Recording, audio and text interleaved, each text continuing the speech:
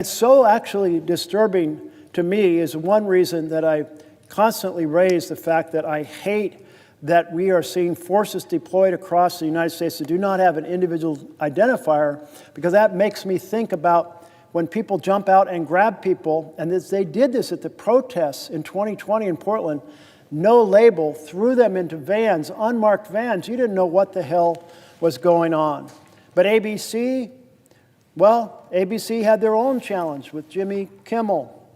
And there was a situation where Nexstar and Sinclair, they own dozens of ABC affiliates. So let me just say that the list is long, including excluding companies or broadcast writers, reporters from the White House briefings. And now, most recently, telling all the reporters at the Pentagon that they have to not ask any questions in the Pentagon or they're going to lose their access to be reporters on the Department of Defense. I thank my colleague for, once again, a great answer. The freedom of the press is at risk, and if the freedom of the press is at risk, so is our entire democracy. I see that my colleague from Massachusetts has come, and I know she will have some excellent, thoughtful, and perceptive questions. So I will yield back to my friend from... I'm so glad that you emphasized the issue of freedom of the press, and amazingly how it's under attack in all these different ways. Here in the United States of America, it's unbelievable. And it's why I'm ringing the alarm bells. The authoritarianism is here now. Thank you, Mr. Leader. And I see that my colleague from Massachusetts is here. Yes. And I would welcome a question if you have one. I do. Mr. President, I'm seeking recognition. Senator from Massachusetts. Thank you very much. My friend Senator Jeff Merkley is ringing the alarm bell. He is carrying the momentum of millions of peaceful protesters at No King's Day directly onto the floor of the United States Senate for all of the spineless Republicans in Congress to see. I want to be clear here. Peaceful protest is patriotic. Holding the floor to protest the Trump administration's lawlessness is patriotic. Standing up for what is right, that's patriotic. And I am proud to join my friend Jeff Merkley in saying this part out loud. Donald Trump is not a king, he will never be a king, and America does not bow down to kings. So thank you, Jeff, for reinvigorating that energy and bringing it to the floor of the Senate today and every day. You are a true patriot. So let's talk for just a minute about what's going on here.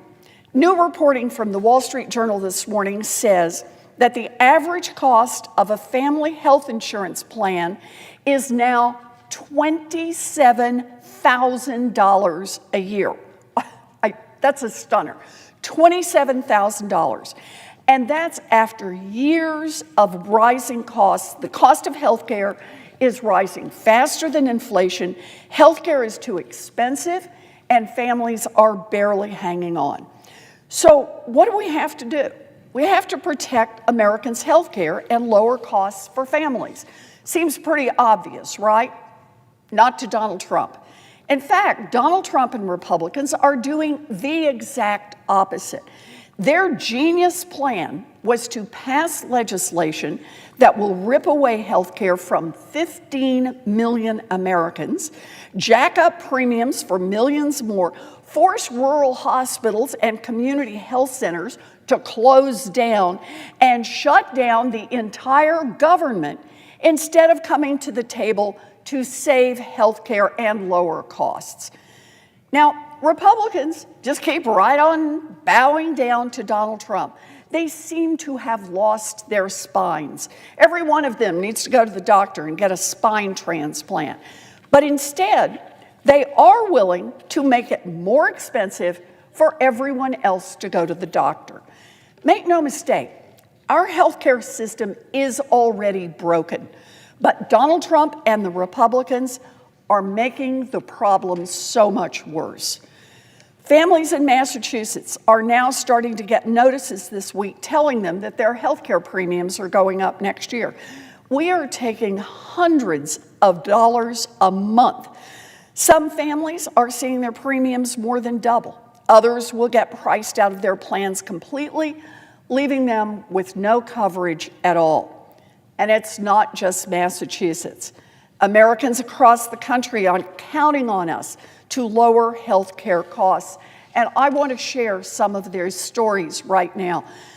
From a family who gets their health care through the health care exchange, quote, "If our premium doubles, we will simply not be able to afford it. Either my husband or I will have to scramble to find a job with benefits in a saturated market, or we will be going without insurance for the time being." So that is the story of a family who could get kicked off their insurance altogether because their costs will go through the roof. More uninsured people means more costs for everyone else, and that is a lose-lose for the American people. Here's another one from a teacher. "My healthcare costs are going up by 39%. How do I even live?" Families across this country are asking themselves exactly the same question. Democrats are here right now fighting for every single one of those families. Here's a story from someone else. Quote, "If my premiums go up, I'd have to cancel my insurance because my check would be gone and I have an autoimmune disease. It would be over for me. How could I raise my 2 boys and care for my parents? I'm the stronghold of the family." You know, that is the reminder that this kind of increase that the Republicans are imposing on American families, this increase in health insurance, it has echo effects. It's not only the person who can't afford insurance for themselves, it's what happens to her 2 children, what happens to her older parents that she's taking care of. Families hanging on by their fingernails cannot afford insurance premiums jumping by hundreds of dollars a month. Those are the families that Democrats are fighting for right this minute. And Republicans won't even come to the table. Republicans are off on vacation. Here's another story I received from a type 1 diabetic. "I have an ACA plan that makes my insulin affordable. Without it, my insulin would be $1,000 a month. Please don't give up this fight, and please continue to stand for people just like me. We will not stop fighting for you." Here's another one. "Ours will go from $1,300 monthly to $3,600 monthly. It is harrowing." Look, $1,300 monthly, $1,300 a month for health care is already too much. But this family will now have to pay nearly triple. For families already struggling with the rising cost of everything, they cannot afford to shell out an extra thousands of dollars every month for health care. So you're hearing all of this right. Americans are struggling to get by. Republicans won't come to the table to fix it and end the government shutdown. And instead of working to lower health care costs for Americans right now, Trump is bending over backwards to dig up $40 billion to bail out his political buddy in Argentina and to help out Wall Street hedge fund investors. $40 billion. So, what could $40 billion do for us at home for a whole year instead? Well, $40 billion could stop health insurance premiums from doubling. It could restore food assistance for families that will be hurt by Trump's cuts. It would cancel a chunk of student loan debt for nearly 4 million borrowers.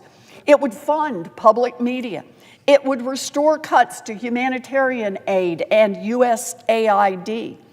And to put it even more perspective, that $40 billion that Donald Trump is sending off to Argentina, it could fund childcare for military families for almost 20 years.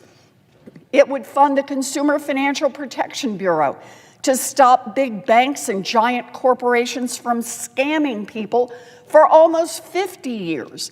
And it could pay for 100 Qatari jets, meaning one for every governor of all 50 states, and a backup plane for each and every one of them.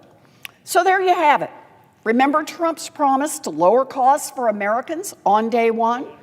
Well, pursuant to the order of 4 February 29, 1960, the work of, what is that word? The hour of 12 noon having arrived, the Senate has, having been in continuous session since yesterday, the Senate will suspend for a prayer by the Senate chaplain.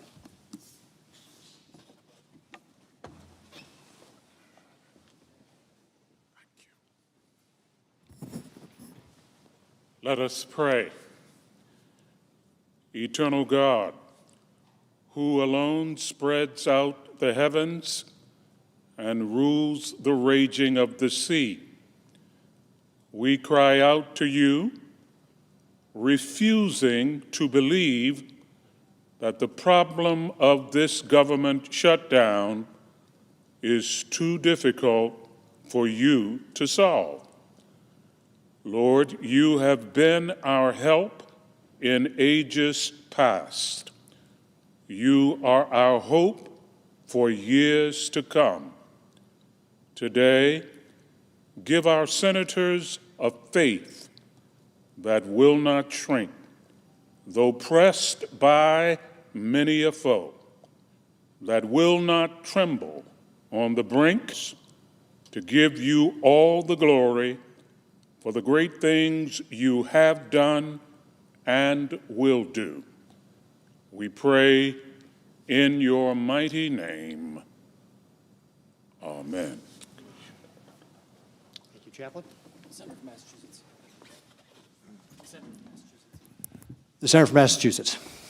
very much. You know, I want to go back to this point as I tee up the question for Senator Merkley here, and that is Donald Trump right now is sending $40 billion to Argentina. And I just want to go through the list again about what could we do with that $40 billion if we kept it right here in the United States. $40 billion would stop health insurance premiums from doubling. $40 billion would restore food assistance for families that will be hurt by Donald Trump's cuts. $40 billion would cancel a chunk of student loan debt for nearly 4 million borrowers. $40 million would fund public media. $40 million. Mr. President, retaining the floor, I yield to the question that's being posed by my colleague from Massachusetts. The Senator from Massachusetts has the floor. The Senator from Massachusetts. I yield the floor. If the Senator from Massachusetts wishes to, oh, no, I think. I yield for a question to be posed by my colleague from Massachusetts. The Senator from Oregon is recognized. Thank you very much, Mr. President. I see that my colleague from Massachusetts is here and has gotten half of a question out. And if you'd like to continue the question, I yield you to, I invite you to give me a question. Okay. Almost there. Am I recognized to do that, Mr. Chair? Or Mr. President? The Senator from Oregon has the floor and has yielded you for a question. All right. So as I was saying, I was talking about what the $40 billion that Donald Trump is sending to Argentina could be used for here at home. And that is to stop the doubling of health insurance premiums, to restore food assistance for families that the Trump administration is cutting, to cancel student loan debt, to fund public media, to restore humanitarian aid and USAID. Or, to put it in a different perspective, that same $40 billion could fund childcare for military families for nearly 20 years. It could fund the Consumer Financial Protection Bureau to stop big banks and giant corporations from scamming people for almost 50 years. And it could pay for 100 Qatari jets, one for every governor in the United States, plus a spare jet for them. So there you have it. Remember Donald Trump's promise to lower costs for Americans on day one? Well, instead, Donald Trump is bailing out his, quote, favorite president, unquote, and bailing out rich Wall Street investors who invested in Argentina debt. The American people are begging us to do something about the skyrocketing cost of living. They are crying out for help. But Donald Trump can't hear them over the sound of the bulldozers that are demolishing a chunk of the White House to build his brand new ballroom. A $250 million ballroom, a monument to Donald Trump himself, paid for by big corporations that are trying to suck up to the administration for special favors. The American people told Donald Trump to cut the cost of living. Instead, he's cutting off part of the White House for his new billionaire's ballroom. Families are missing car payments, but Donald Trump is too busy building his ballroom to notice. The price of coffee is up nearly 30%, but at least Donald Trump will have a fancy new ballroom in the White House. The price of coffee is up nearly 30%, but at least Donald Trump will have a fancy new ballroom where the White House is supposed to be. Farmers are going bankrupt, but Trump is too worried about the construction of his ballroom to help. The cost of baby strollers, or as Donald Trump calls them, the things you carry babies around in, those are going up, but Trump is too busy building his fancy ballroom to notice. So my friend Jeff Merkley is exactly right. We are not in normal times. All of us need to stand up, speak out, and push back. My question for you, Senator Merkley, is how is the fight to lower costs for families all around this country linked to the fight against Donald Trump's authoritarianism? I thank so much my colleague from Massachusetts for the question of how the price of goods around the country is linked to Trump's authoritarian undertakings. And it kind of boils down to this. And a colleague came to the floor and used this term a little while ago, our colleague from New Hampshire. And she said, in an authoritarian structure, the authoritarian believes that the people are accountable to the authoritarian. And in a democracy, the leader believes that the leader is accountable to the people. That's the difference. And so if you are in a situation where you have an authoritarian for the president, first thing they do is try to erode the checks and balances of the constitutions, just concentrate more and more power in the executive. Of course, we see that in all kinds of ways we've been discussing this morning. Then they proceed to try to change the rules for elections so that they can rig the next elections. And then they start to attack any form of dissent, suppress freedom of assembly and freedom of press and freedom of speech and due process. And we see that. And then they say, now we want to free the military. But in all of that is this sense that the people are simply pawns for the authoritarian president. And then in that setting, it becomes just fine to do a bill that savages health care for the people to fund tax breaks for billionaires. It becomes just fine to do a bill that savages child nutrition to do tax breaks for billionaires. It becomes just fine to run up debt over the next 30 years, $30 trillion to fund tax breaks for billionaires. That's the way that the authoritarian personality is connected to the policies that emerge from bills that authoritarian champions. They're not bills by and for the people, they're bills by and for the powerful. I see that my colleague from Connecticut has come to the floor, and I would be happy to yield if you have a question. I am very grateful for the opportunity to ask a question and for the senator from Oregon yielding to me. And first of all, I want to thank him for his leadership, his fortitude and determination exhibited so eloquently over these last 24 hours. He's really providing a model for all of us in standing up and speaking out.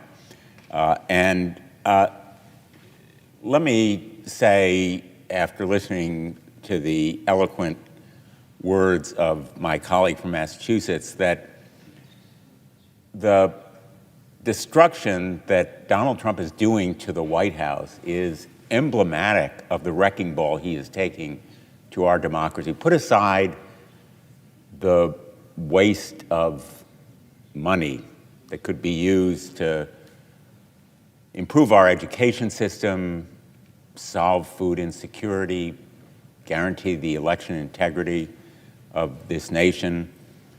The damage that he's doing to this iconic symbol of America is so costly to our image and esteem around the world. The White House is a symbol of America, and he is destroying a part of it. What he intends to build as a replacement to the East Wing is a gargantuan insult to America. And it is, unfortunately, emblematic of a lot of the other destruction that he is doing in so many other areas as we watch the norms and laws that protect our great experiment in democracy erode under his destructive actions. In some ways, it's a little bit like the frog in the pot. The water begins to heat without our noticing it. The acts seem benign when taken individually, but cumulatively, they will boil and destroy our democracy. The president has turned the Oval Office into an auction house. He has put a for sale sign on the White House lawn. Influence and power are the way to a quick profit, whether it's crypto or pardons or many of the other perks of office. He is using it for his own personal ends and weaponizing the Department of Justice against his personal opponents, his political adversaries, a violation of basic norms of the Department of Justice and of our democracy. He is prosecuting political enemies in courts that he's filled with MAGA zealots and a Department of Justice that's run by his personal lawyers, and he's punishing constituents of Democrats by canceling billions in federal programs and firing dedicated public service during a government shutdown when he simply fails to find them worthy. Last week, he announced that the administration is sending $20 billion in bailout money to Argentina, perhaps another $20 billion in private funding. And what he is doing in tariffs has been eclipsed by all the other stuff, but it hits Americans in their pocketbooks. Groceries are skyrocketing in price. Americans are finding it more difficult to put food on the table. And farmers are being crushed by these tariffs as well. Healthcare, the tax credits that make healthcare insurance affordable to millions of America, will end at the conclusion of this year because he has failed to provide leadership in extending them. And that's why the government has been shut down by Republicans, because they have refused to agree to extend those healthcare tax credits. But maybe most alarmingly, as is visible in the streets of Oregon, California, Chicago, Los Angeles, is the deployment of our military, our National Guard. And the senator from Oregon has spoken so powerfully and eloquently to bring a critical lens to this desecration of democracy and the impact on our military itself, because they are being used for a purpose that goes against the fundamental purpose of our military in this country. The Founding Fathers were deeply worried about the use of a standing army, potentially within the homeland. And many were opposed to a standing army because of that concern. And so we have laws, posse comitatus, that forbid the use of the military against American citizens on American soil. The health of our republic depends on the proper use of our military against foreign adversaries and threats from abroad. But the President of the United States, in effect, has decided that he will use our National Guard as a police force, supplanting local and state police. And the damage is done not only to institutions, which should be supported, and we should be providing more resources to local and state police, more training and equipment to them, so they can do the job of keeping order and maintaining our democracy, but also to the military itself, which is demoralized and potentially degraded by the misuse of these resources that are designed to support them in countering adversaries abroad. And of course, to the faith and trust of Americans in the military as they see it misused. And so I want to ask my colleague from Oregon about perhaps his personal experience as he watches this deployment of the National Guard in his state. How are the people of Oregon reacting to the misuse of our National Guard? Is their faith and trust in the military affected by the President's deployment of the National Guard in a circumstance that a federal judge has found is unnecessary because whatever protests have happened in the past weeks and months have been peaceful and without the necessity for this kind of military intervention? Well, I really appreciate the question from my colleague. And we're in an interesting moment right now, because unless there's a decision that has been made while I've been speaking, and that's certainly possible, given the amount of time and the shift, there has not yet been a decision by the district judge to dissolve the second temporary restraining order, and so the National Guard has not been federalized and able to deploy. But it was going to depend upon what happened at midnight last night, in which the judge had said, the district judge had said, I want to see if the circuit court decides to do an en banc panel. And that's a fancy way of saying that instead of 3 judges evaluating the situation, a panel of 12 judges, the Chief Justice and 11 other justices from the Ninth Circuit, selected randomly, would examine the issue. And if that was on the verge of happening, my impression was she was going to hold off.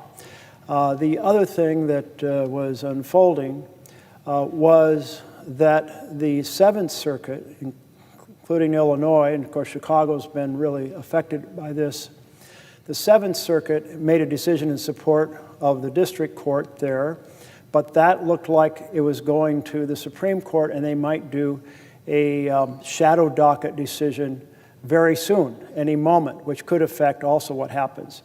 So my guess is soon.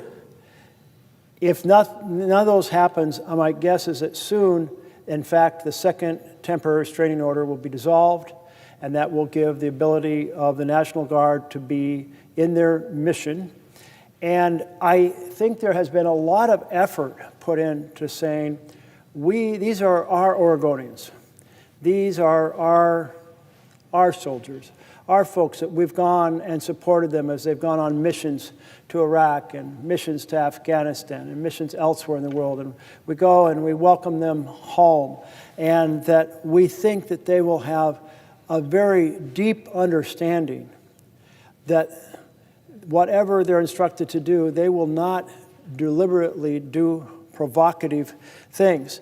The thing that would really sour the situation, and I'm putting up a little picture here that I know you can't see, but it's a picture of one of the federal agents, not the Oregon National Guard, walking up and just spraying a protester straight in the face. She had gotten out of the way as she was requested. She was, giving a, saying she was sharing her opinion in a vocal manner, but not doing it, not in the way of anything had moved as requested. And when people see that, or other things where agents start assaulting peaceful protesters, that's when things get dicey. And so far, the Portlanders have said, this is what Trump wants. He's almost instructed people, these other federal agents, to come and provoke a riot. In fact, they even staged a fake riot last week, which was an extraordinary thing that should trouble every American. They asked the protesters to back up several hundred yards, and they did without conflict. So there was no tussle, there was no breaking the line, there was no throwing things. They backed up. But behind the line of the federal agents, probably Federal Protective Services, were videographers. And the goal was to tape a fake riot. So after they had been backed up, on command, the Federal Protective Services threw down flashbangs, which sound like gunfire. They threw down tear gas, which big pluming smoke, and of course very irritating. And they fired pepper balls at the crowd. Well, that net result of that is the protesters scattered by being videographed so that they could look, the Trump's team could say, look, there was a riot. And I just can't believe that our government would stage a fake riot like that. But it was carefully observed and reported on by Oregon Public Broadcasting. So I have confidence in what I'm saying about what happened. I don't think anything like that will ever happen with the Oregon National Guard. I think they will be extraordinarily careful to execute their mission in a professional fashion. If they're asked to provide a little bit of encouragement for the protesters, get out of the way of the car, I think they'll do that. That's my belief, that our own Oregon National Guard. Now, there's also Oregon National Guard from California. The president said he was going to send some from Texas. That could still be possible. I just hope that they all are well-trained. That is red line, you never attack a peaceful protester. That, so far, the Portland protesters have decided to engage in joy and whimsy. And they have just frustrated the hell out of the Trump team because they want riots. And no, there's the pastries and pajama team, and there's the puppy dogs for peace team, and there's the wedding taking place, and there's the unipiper doing the bagpipes on his unicycle, and there's the folks putting down candles on the ground and flowers in the air, and just basically and doing the cha-cha slide. And I have no idea how to do that, but maybe I'll learn down the road here. But this type of joy and whimsy has been terrific way to respond to Trump trying to provoke violence and failing to do so. And I think the Oregon National Guard will be extremely professional. If my colleague would yield for one more quick question. Yes, I'll yield for questions. And I think he is absolutely right to call attention to the extraordinary professionalism of the National Guard, which hopefully will avoid the provoked violence that President Trump, unfortunately, would welcome, apparently, here.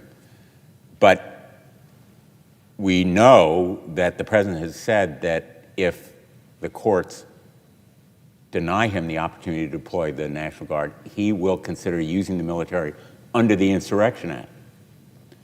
And yesterday, I came to the floor in support of reforms that I have proposed to the Insurrection Act that would reduce the unbridled and unchecked powers that he has right now. The Insurrection Act makes modifications to the posse comitatus law in ways that potentially provide him with unbridled authority. And so my reform bill would require accountability, would enable use of the military in the event of a claimed rebellion or insurrection for a limited amount of time, require the president then to come to Congress and make the case and Congress to approve a set of reforms that would protect the American people against misuse of the military in the event that he could not deploy the National Guard in this way. And so I want to ask my friend from Oregon, and I believe I know the answer because he has supported reforms in the past, whether these kinds of reforms to the Insurrection Act are important and necessary to protect the American people and the military itself against the kinds of misuse of powers that could occur. The reforms that my colleague speaks of are incredibly important because we have a standard under Title 10. Under Title 10, which is the federalization of the National Guard, the standard is there has to be a rebellion or there has to be an invasion. A rebellion, a sizable group, well-organized, well-armed, seeking to overthrow the government. An invasion, a significant military force coming across to attack us. They're well-understood terms. Even with that Title 10, I am very nervous because even though the law does not say give deference to the president in Title 10, two judges said you should give deference to the president, which I find absurd because what it means is these standards that were crafted in legislation here, I'm sure broadly and intensely debated and said, no, it has to be a rebellion or it has to be on the verge of a rebellion. And the understanding what that would look like. And to say it's a rebellion just if the president says there's one when there's nothing, like that type of deference, that's just throwing open the gates to say an authoritarian president can roll out the military under Title 10. That's scary as hell. But the Insurrection Act, in a way, is even scarier because it does have an explicit deference to the executive. And so while it has a standard, it says in interpreting that standard, there should be deference. And I have read a number of analyses that say there is no way that the Supreme Court's not going to essentially say if the president interprets what's happening given the language that exists there. I mean, that was written with the belief we would always have a capable, responsible defender of the Constitution in the Oval Office, and we don't. So reforming that act and closing that loophole, absolutely incredibly important to save our republic. I thank the senator from Oregon, and I yield back now to my other colleague from Oregon. I note that my colleague from Oregon, following proper protocol here, has arrived on the floor, and I would be happy to answer a question should you have one.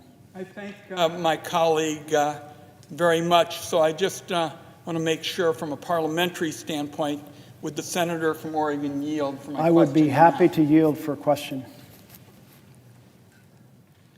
Mr. President and colleagues, I want to start by commending my partner from Oregon, who has now been on the floor for close to 18 hours.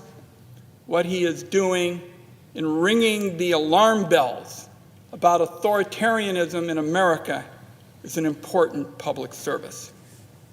Let me begin by saying the Wyden family certainly knows a thing or two about watching a democracy slide towards authoritarian rule. I wrote in my book about how the courageous women in my family, in the face of the Nazi takeover of the German Republic, recognized the very real threat of the growing authoritarianism in Germany. They pushed the rest of the family to recognize what was happening to their democracy. when some of the men didn't want to face reality. Because of the vigilance of women, I am standing here today in the Senate.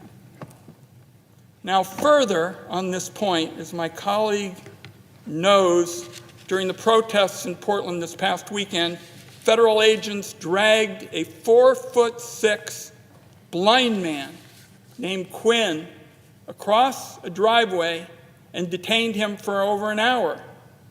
Apparently, they thought he didn't move out of their way fast enough. It's hard to imagine, it's been reported in publications in the Oregonian and the like, how anyone could see Quinn as a threat. As he put it, I think they wanted to make a point, so they picked the weakest person they could find and make a big show about it. What Donald Trump and the Vice President are offering us is indeed an authoritarian playbook. Attack the weakest in order to intimidate the rest of us. And that is why it is the obligation of all Americans to pay attention to all of the discussions on this topic and to speak out and not yield. The American abolitionist told me that eternal vigilance is the price of liberty, to keep the powerful from stealing from the many for the few.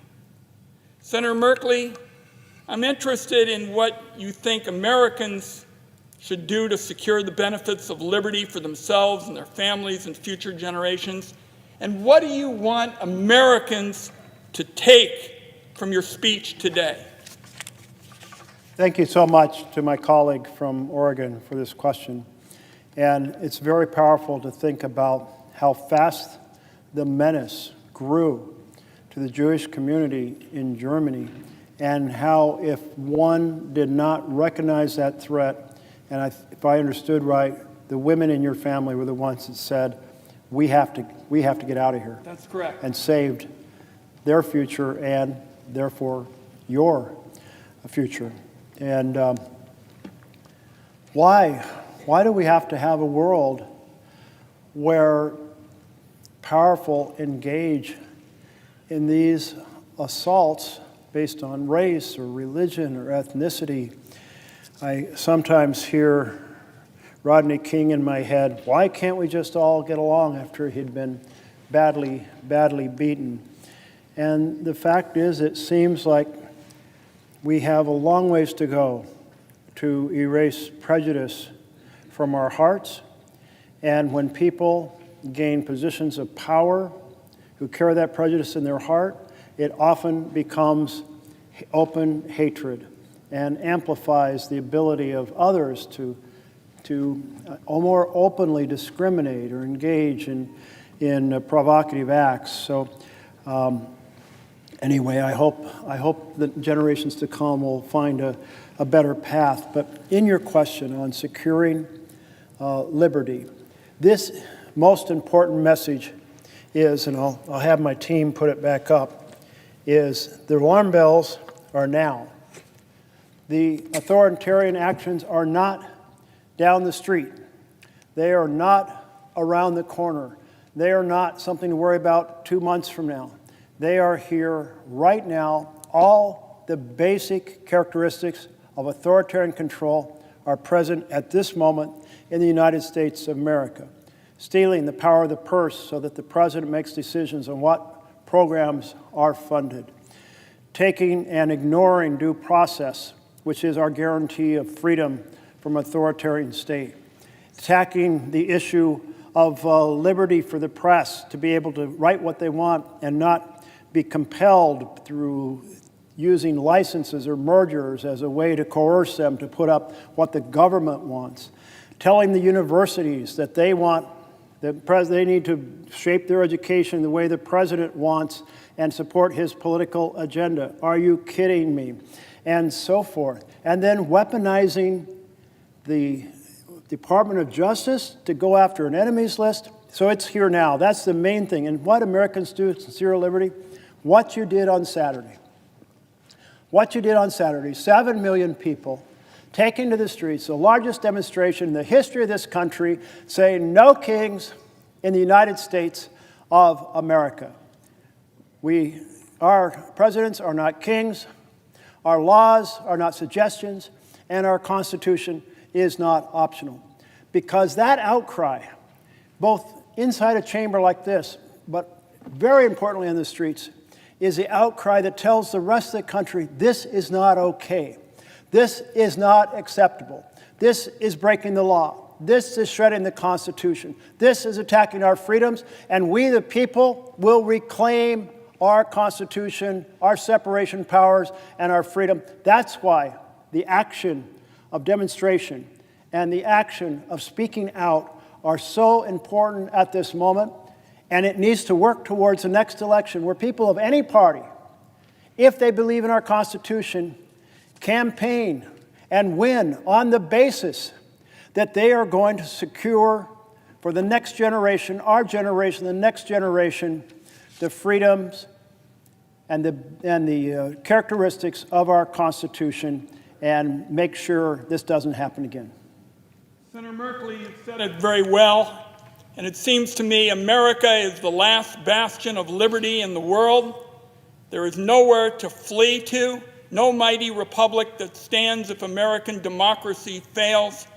I want to commend my partner from Oregon for taking this exceptionally important stand. And this is a message particularly for all of America. And it's high time it be made on the Senate floor, and I commend my colleague. Thank you so much for my colleague from Oregon. And I so appreciate so many folks coming down to echo and amplify that we have to ring the bells now of the alarm bells so the American people will be very clear what is going on. And I see my colleague from Rhode Island, and I'd be happy to yield to him for a question. Will the senator yield for a question? I think you will, sir. I will indeed yield for a question. Thank you very much. First, let me say that you are demonstrating incredible courage and conscience today and last evening as you stand here and point out the grave situation this country faces. You have clearly indicated, and I believe you're right, that the direction of this administration is towards authoritarian rule. Step by step, unfortunately, we seem to get closer. One of the great ironies of the administration is President Trump loves to sort of fake people out, if you will, while he's doing something he doesn't like or we wouldn't like. For example, for 56 times he's talked about the deep state, While at the same time, it appears he might be building such a deep state. For example, the Washington Post reported that the former chief data officer for Social Security Administration has said that Elon Musk and his Doge gang copied a mainframe database containing the personal information of hundreds of millions of Americans, including names, birthday, addresses, and more. In fact, if you step back, Doge has pilfered information in every federal agency. And we're in a situation where I believe Trump is prepared to weaponize that information against the American people in so many different ways. And I just asked, did you fear my distress that Trump could use this information to attack his opponents? Could he use this information to disrupt the elections in 26 as a path to further authoritarian influence in the United States? I say to my colleague from Rhode Island that when an authoritarian president starts collecting data in this fashion, they probably have a plan for it. And that plan is not going to be one to enhance liberty for the American people. One of the things that I'm deeply concerned about, and I'm not sure if this is the same database you're referring to, but it's a collection of voter registration databases. Is that the same? Yeah, from across the country. And yes, I will yield for a question. DOGE, in my observation of the activities, has pilfered information from every major federal organization, and the Social Security Administration, a former employee, has indicated they've taken the most critical files that have detailed information on every American. And I think you're right. There's only two things you really do with this kind of data. You sell it or you weaponize it, or you do both. And the concern I think we both share is weaponization. In addition, I believe that the administration has sought from secretaries of state throughout the United States information about their voting rolls, which is specifically directed perhaps at electoral interference, but I shall wheel back. That clarification of the question. And it is absolutely concerning. You can imagine the many ways it can be weaponized. Like any hostile agent from outside the United States can use that data in all kinds of ways. What happens if suddenly your Social Security benefits aren't there, or the files regarding your disability benefits, or your age and birth records, or who knows what all could disappear or be modified, or banking records possibly included if you've had banking transactions in paying your taxes, or it could be incredible amounts of stuff. And we have had fairly protective practices of these databases, which is why when DOGE went in with laptops, there was a lot of resistance, and some people who provided that resistance, got moved aside physically to enable DOGE to access. And then there's this other database effort, which is the voting registration database effort. And the idea of collecting that, and they've been pushing the Secretary of States. Many states have said no, they're going to court, they're resisting. Well, thank goodness they are, because a national registration voter database can be used just like a state could purge names from it, which several states have done, saying, oh, these names look the same. Maybe it's like you got two Jack Ryans, or more commonly, it's done to Hispanic names. Or said, well, hey, there's the same name in Georgia as there is in Mississippi, so we'll purge this name. I mean, hostile purging that people don't know that they're no longer registered until they go to the poll to vote, and it's often too late. So I'm very, very concerned. I want our states to maintain their own independent voting registration databases, because that would be a phenomenal way to manipulate the next election. I used to, and I say used, like months ago in February, when people in my town hall would say, aren't you worried about an effort to postpone the next election or declare an emergency? And I said, no, I just can't imagine that taking place. Now I can imagine that taking place, because we've seen emergency measures abused. We've seen the president assume powers he does not have. For example, the tariff power is not delegated to the president. It's always been done by law here in this chamber and down the hall. So when the president is that authoritarian, taking powers the law doesn't grant, arguing in court, the court's giving him more power, consolidating information on voting, I am very, very worried about that. And I want to encourage the Secretary of States in every state, whether you're a blue state or a red state, hold on to your data, protect it, back it up, double secure it, and tell the feds to keep their hands off. Well, I concur. If I may raise one very brief question, that is... Yes, I yield for additional question. You see firsthand what's happening in Portland is outrageous. The situation has been completely distorted by the president to suggest that there is major civil upheaval, and that's not the case at all from the reports I've heard. And it also, by suggesting that military personnel can enforce the laws of the United States, violates the Posse Comitatus Act, which has been a barrier to police powers by the military since the 1870s. And I know, like myself, I assume you are particularly disturbed that he is, again, not only weaponizing data, he's weaponizing our military forces to go in and carry out civil laws.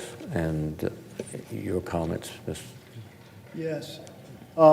In regard to your question, I am extremely worried about the Trump administration's effort to pave the path with the courts and with the discipline of the military to have them in the practice of being deployed to, if you will, to, well, in theory, quell unrest. But the law on Title X is very clear. You need to have a rebellion or you need to have invasion. And it's very clear you don't have either of those. But even then, 2 judges on the 3-judge panel in this court said, well, let's kind of give a little more flexible definition of rebellion. And by the way, maybe you should give more deference to the president's evaluation. After all, they run the building. And I'm like, once you say the president can simply declare there's a rebellion, then the standard set in law means nothing. You're just throwing open the doors to a authoritarian president deploying troops against the American people. And we've already seen with the provocative actions of assaults on peaceful protesters how dangerous that is. And then, of course, the Insurrection Act, as an exception to posse comitatus, is extremely scary because it explicitly has in the law a certain interpretation by the president, or deference to an interpretation by the president. The core assumption was that a person in that position would always be a person who had high regard for the Constitution and for the boundaries and for the liberties and for the freedom and would defend it like with their whole heart, mind, and soul. But that is not a person we have in the Oval Office today. So I do support efforts that a number of folks, and I believe you might be well involved in, striving to plug some of those loopholes so that that power does not get deployed. Thank you very much, Senator. Thank you. Thank you. And I note that we have a senator from Wisconsin, and I would be happy to yield for a question if she had one. Will the senator yield for a question? I will happily yield. Thank you. Thank you. Senator Merkley, you and I are both members of the Senate Appropriations Committee. And I have a question for you about how critical a functioning Congress and a functioning appropriation process is to our separation of powers, our checks and balances, and therefore to our very democracy.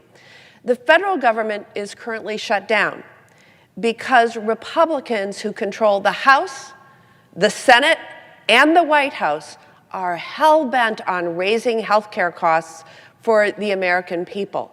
In fact, 22 million Americans are about to see their health insurance costs potentially double, triple, or more. And the only way for us to get out of this mess is for Democrats and Republicans to sit down together and negotiate a solution. And so far, Republicans refuse to come to the table. The House has been out of session for over a month, out of town. And President Trump is leaving the country again at the end of this week. The longer this Trump shutdown continues, it appears more likely that our Republican colleagues will totally give up Congress's power, which of course is the power of the people, in the government funding process. In fact, this morning, reporters are circulating the Capitol, speculating that Congress will give up on passing fiscal year 2026 appropriation bills and instead attempt to pass a full-year continuing resolution. And this would be a failure on the part of the House and the Senate majority, controlled by Republicans. And really, it would be a failure on the part of President Donald Trump. And it would be a failure that undermines one of Congress's core democratic functions, setting priorities through the power of the purse. So my question for you, as you hold the floor to shine a light on the ways in which this president continues to undermine our democracy and disregard the Constitution, how is Donald Trump undermining Congress through his attacks on the bipartisan appropriations process? And when he does that, and the majority, the Republicans in Congress, allow this to happen, how do the American people lose? I so appreciate the question from my colleague from Wisconsin.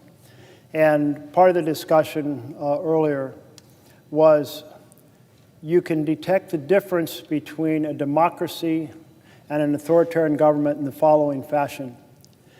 Are the decisions about which programs are funded, how they will operate, and how they are funded decided by the Congress or by the President? That is the power of the purse. And it's so clearly laid out by our founders that you put it in Congress's hands, because if you put it in the President's hands, you have a strongman, one person, not 100 people in this chamber bringing their diverse life experiences, their knowledge, their particular interests, and saying these things are important to our various parts of the country. You just have one man from New York deciding what's important, one man who hangs out with a group of billionaires deciding what's important. So incredibly essential distinction between a democracy and authoritarian government is that the decisions about the programs, their design, and their funding are made by Congress.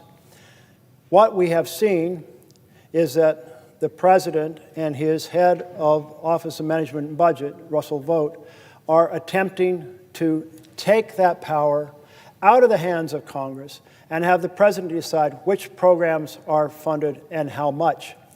Every time you hear the President say, I canceled these grants because they're out of sync with the priorities of the President, that is an authoritarian statement, because it's not the President's prerogative to decide how to spend that money. It is the power of the people through their elected representatives in the House and Senate.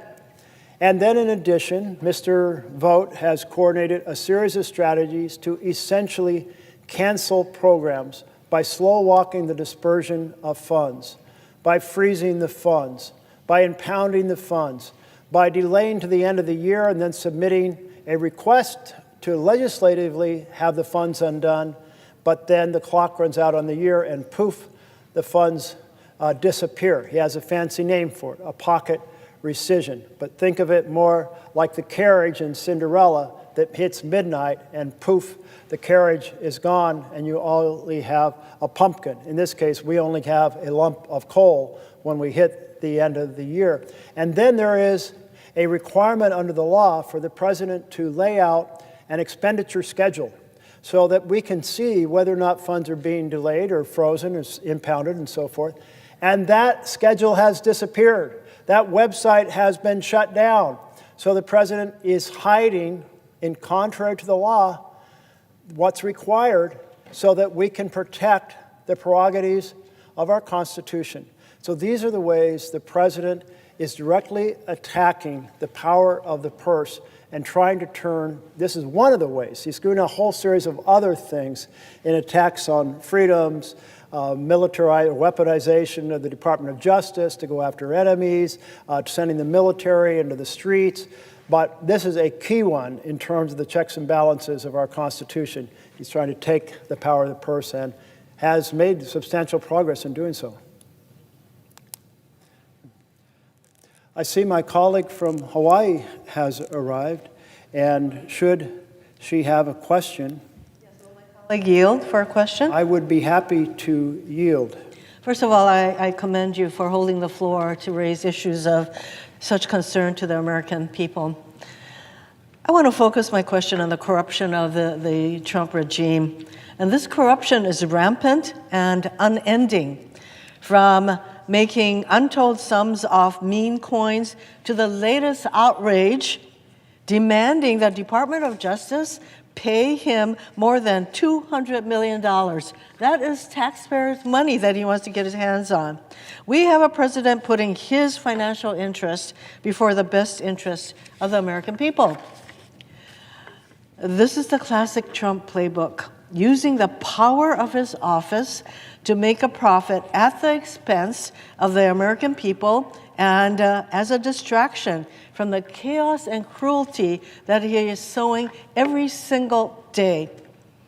It's a classic authoritarianism, using the tools of government to enrich himself, reward his friends, and punish his enemies.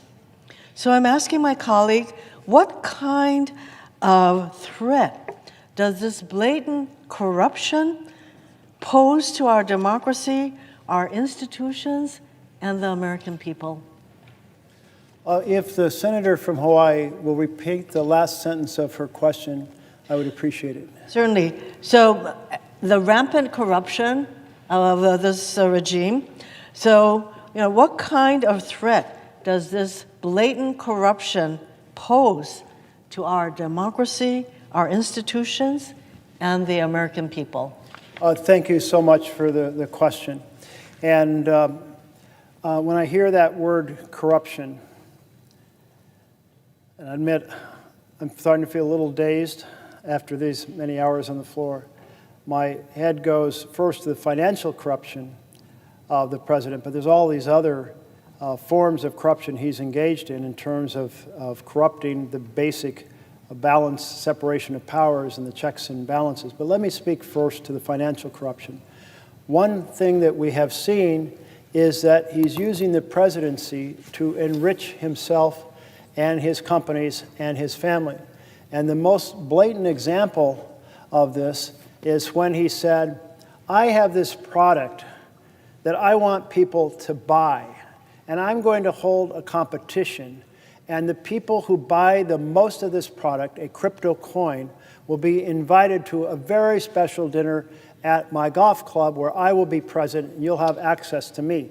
So he sold access to the presidency to the people who bought the most of his crypto coins. And in that case, it was a meme coin. And that means basically the coin is a collectible. It basically has no value. But then he engaged in another form of crypto corruption, and that involved saying, we're going to have a stable coin, and a stable coin means you give me $1 and I give you a crypto token that you can use in international transactions. And then there was a transaction involving I hope I still have this right, the United Arab Emirates, and they basically bought several $billion of these coins, and what happens then is the president can hold those dollars until the coins are redeemed and benefit from the interest earned on those several $billion. And meanwhile, there was a desire by the foreign government to get access to highly capable AI chips.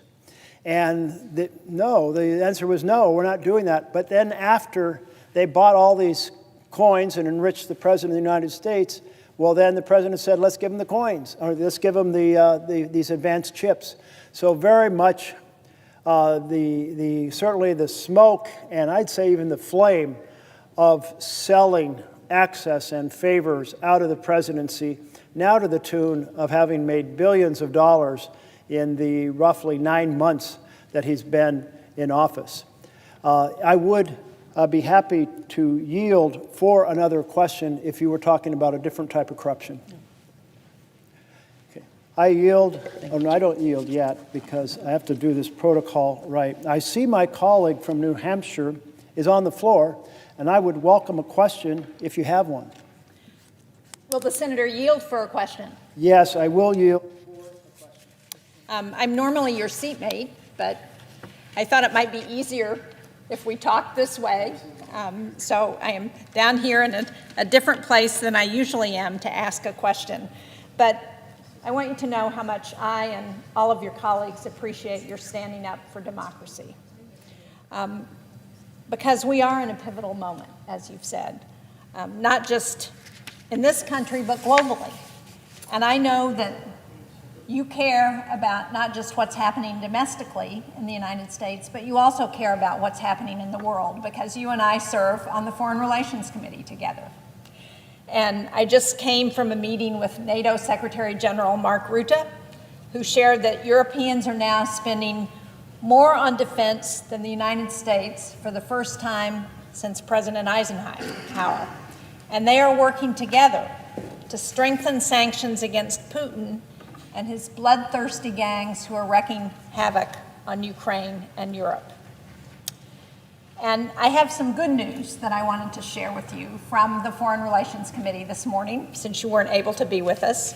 And it applies to what's happening in Ukraine and Europe. Because this morning, in the Senate Foreign Relations Committee, the committee considered 3 bipartisan bills to address Russia's continued expanding aggression for the first time in this Congress. So the first time since the beginning of the year, we have actually taken action in the Foreign Relations Committee, action that you supported with your proxy votes, and I appreciate that, to take action against Russia's aggression in Ukraine. One bill will designate Russia as a state sponsor of terrorism because of what they've done to kidnap Ukrainian children. One will stop Chinese entities from supporting Russia's brutal war machine against Ukraine. And the final one will authorize a continued quarterly transfer of Russia's foreign assets that have been seized in the United States to support Ukraine. So I think all of these bills passed. They were bipartisan. They passed unanimously out of the committee. And I think it's a critical time in history for this Congress to be taking a stand on Ukraine. So, Senator Merkley, given this important moment in history, what more can we do in the Senate to support our allies and to protect the Ukrainians from further bloodshed from Vladimir Putin? I so much appreciate the good report and question from my colleague from New Hampshire, and appreciate her leadership on the Foreign Relations Committee as the top Democrat, working hard to partner across the aisle for the common cause of international security. And every time I think about Ukraine, I think about how fiercely, including the Orange Revolution, in which they did so much to say, no, we will not be taken over by Russia. We will not be put under the thumb of Russia by one of our presidents. They have said, we see the system to our north where there is no freedom, where people are not in charge of their own destiny because they are ruled by a dictator, and we reject that and will fight with our lives. And so many have, in fact, perished on the battlefield to defend our freedom. That inspires me every time I think about it. And at the moments in which President Trump has been less supportive of Ukraine and more supportive of Russia, I have tried to send him magical vibes. No, understand the difference between standing with a nation fighting for freedom and snuggling up with a dictator. We are a light to the world when we fight for democracy and support democracy. So I'm really pleased to hear about these 3 bills passing. And I hope that other factors can be worked out in the international community that will help slow down the Russian war machine. They are an incredibly large country, and they have built huge factories to produce cruise missiles. And so nightly, Ukraine is hammered with hundreds now. And so it just means more resolve by the United States, more resolve by Europe. I am surprised to hear that the Europeans collectively are spending more on defense than the U.S. I'm like, if that had been a trivia question, I would have failed. But there it is. And that certainly has been partly to recognize the threat from Russia. If Russia is willing to slice off a piece of Georgia, as they were in 2008, I believe, if they're willing to throw thousands of soldiers into a fight in Ukraine, really with no consideration, I mean, it's just like fodder to the war machine. And then we're seeing that they're overflying some of the other European countries. And these are incredibly provocative. So I think all of that goes towards hopefully forging a unity of purpose between Europe and the United States. Something you may not know, one of the skeletons in my closet is I spent a rotation working at NATO in Brussels when we were trying to develop a treaty for intermediate range missiles because of the nuclear threat, to stabilize the threat, so the middle of the 1980s. And the United States and Europe worked so closely together. That is a type of partnership. It's the type of partnership that has taken some hits in the last few years. We want to restore that vision of that careful, detailed, determined coordination so that we advance the best strategies. And of course, battlefield strategies are also changing dramatically as we go, being able to adjust to this changing world. So that's my hope, that building on the work that the committee did today, and hopefully those bills will be here on the floor, hopefully they'll be on the president's desk, that we can continue to strive to a peaceful conclusion with security for Ukraine and not allow the war machine of Russia to overwhelm it. Thank you. Thanks. You should have notes there. That's it for Nobody else. no, right now. Well, Mr. President, for the first time in several hours, I don't have a colleague who's asking me a question, and so I'm going to return to the conversation that I was holding forth on regarding the Department of Justice. And I have here this page called Justice Connection, urgent message from recent Department of Justice alumni decrying attacks on the Justice Department. I believe I asked unanimous consent to have this put in the record, but if I did not, I'm asking it now. Without objection. Thank you very much, Mr. President. And here is how that reads. We are 282 former career employees who proudly served our country at the Department of Justice. From prosecutors, special agents, and intelligence analysts to immigration judges, grant managers, civil rights attorneys, and more, we all carried out our duties faithfully, regardless of who occupied the White House, until we no longer could.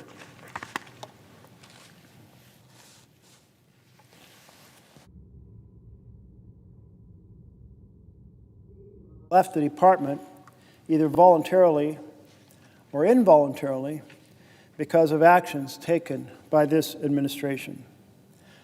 Our fidelity to the Constitution and our dedication to our country did not end when our jobs did. Now that we left the department, we believe it's our duty to sound the alarm about this administration's degradation of DOJ's vital work and its assault on the public servants who do it. It is incumbent on all of us to fight for the Justice Department before it's too late. DOJ's mission is to, quote, uphold the rule of law, to keep our country safe, and to protect civil rights.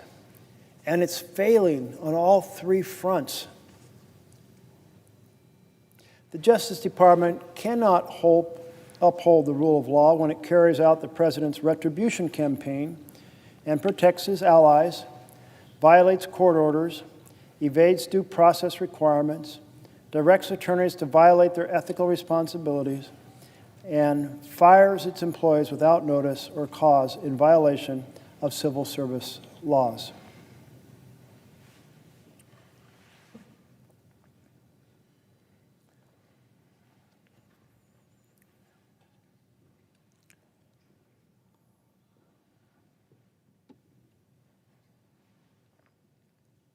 It also cannot keep our country safe when it ousts FBI employees, prosecutors, national security experts, and ATF officials, shutters offices that prevent community violence, and dismantle drug trafficking operations, purges the attorneys who enforce the laws that protect the environment, and shifts highly trained special agents away from counterintelligence and counterterrorism.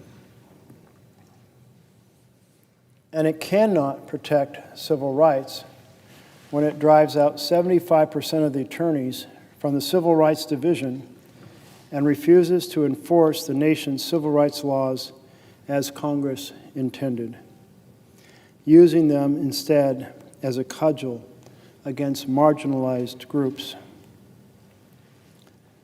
The administration is taking a sledgehammer to other long-standing work the department has done to protect communities and the rule of law. Its plans to eliminate the tax division, which saves the country billions of dollars by pursuing tax evaders, will lead us poorer. Gutting the public integrity section and FBI public corruption squads has paved the way for government graft. Canceling hundreds of millions of dollars in grants has left at-risk communities less protected and crime victims less supported. The list could go on.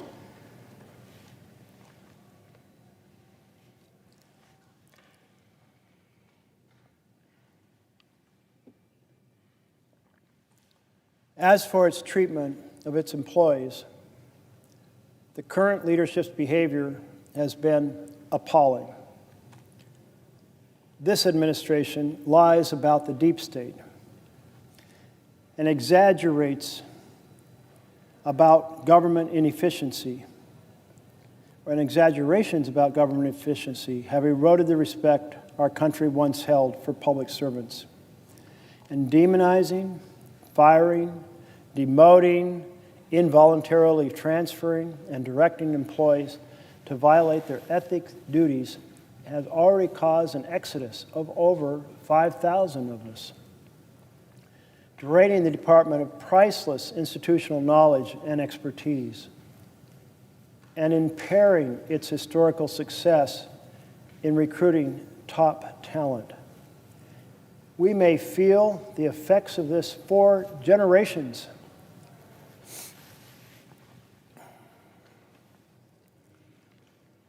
The Justice Department's backbone has always been its career workforce, and those who were part of it are best positioned to explain why the current leader's actions are catastrophic for the nation.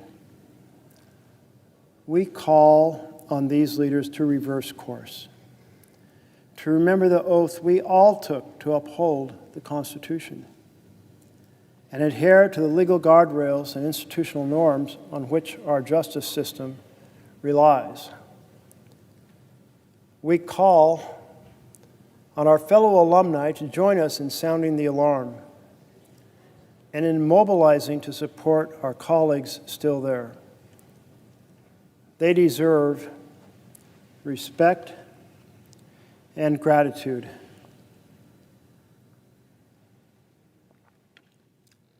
Neither of which they're getting from the administration. We call on Congress to exercise its oversight responsibilities far more vigorously. Members in both chambers and on both sides of the aisle must provide a meaningful check on the abuses we are witnessing. And we call on all Americans whose safety, prosperity, and rights depend on a strong Department of Justice to speak out against its destruction.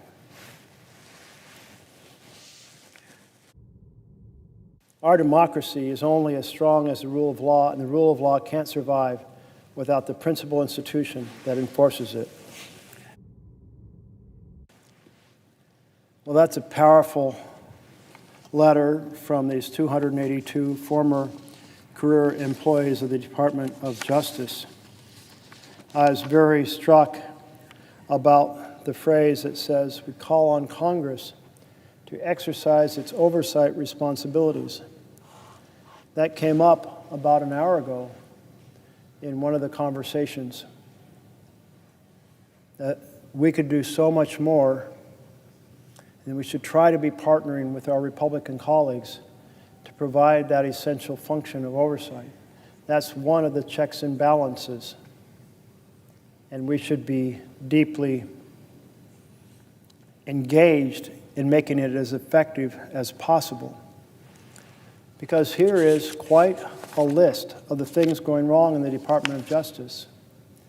These things beg for hearings to be held, for issues to be understood, for the press to be able to report, for solutions to be able to be found, for lines that prevent unacceptable conduct to be clearly delineated.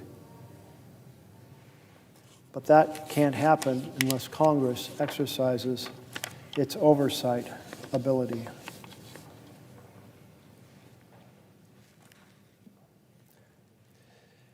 Do we have one more chapter?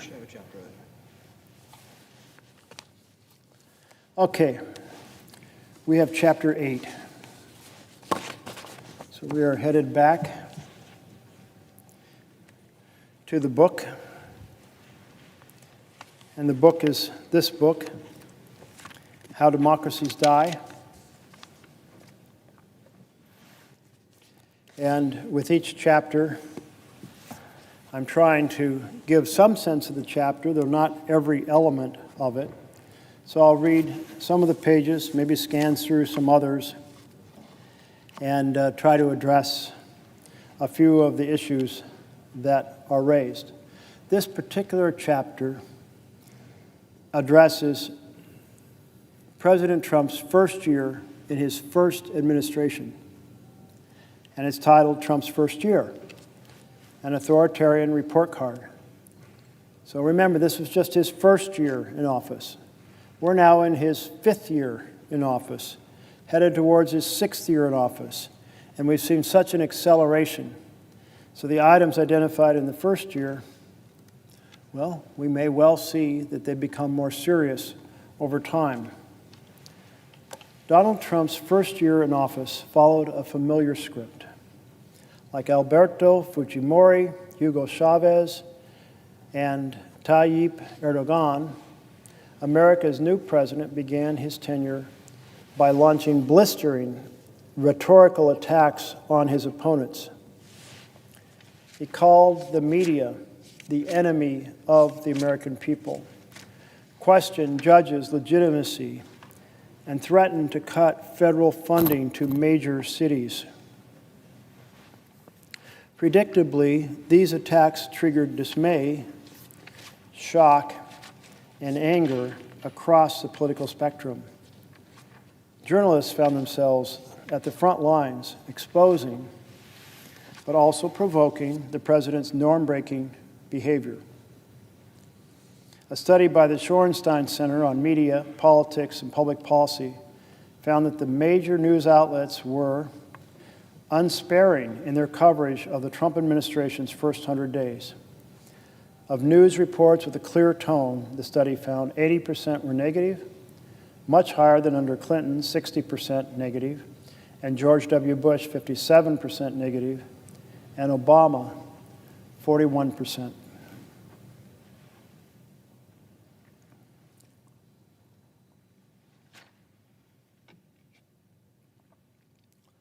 Soon, Trump administration officials were feeling besieged Not a single week went by in which press coverage wasn't at least 70% negative. And amid swirling rumors about the Trump campaign's ties to Russia, a high-profile special counsel, Robert Mueller, was appointed to oversee investigations into the case. Just a few months into his presidency, President Trump faced talk of impeachment. But he retained the support of his base, and like other elected demagogues, he doubled down.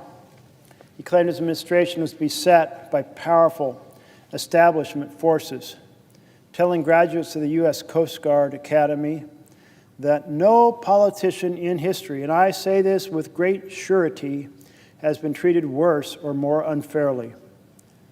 The question, then, was how Trump would respond.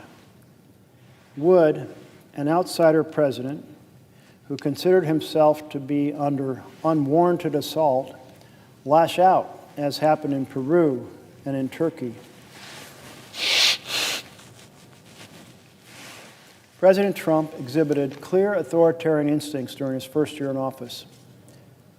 In Chapter 4, I'm just reading how the authors are presenting this. In Chapter 4, we presented 3 strategies by which elected authoritarians seek to consolidate power: capture the referees, sideline the key players, rewrite the rules to tilt the playing field against opponents. Trump attempted all 3 of these strategies.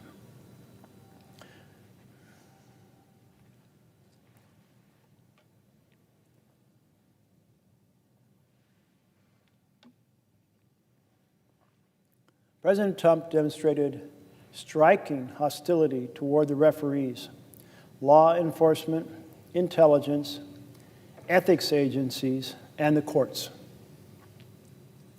Soon after his inauguration, he sought to ensure that the heads of U.S. intelligence agencies, including the FBI, the CIA, and the National Security Agency, would be personally loyal to him, apparently in the hope of using these agencies as a shield against investigations into his campaign's Russia ties.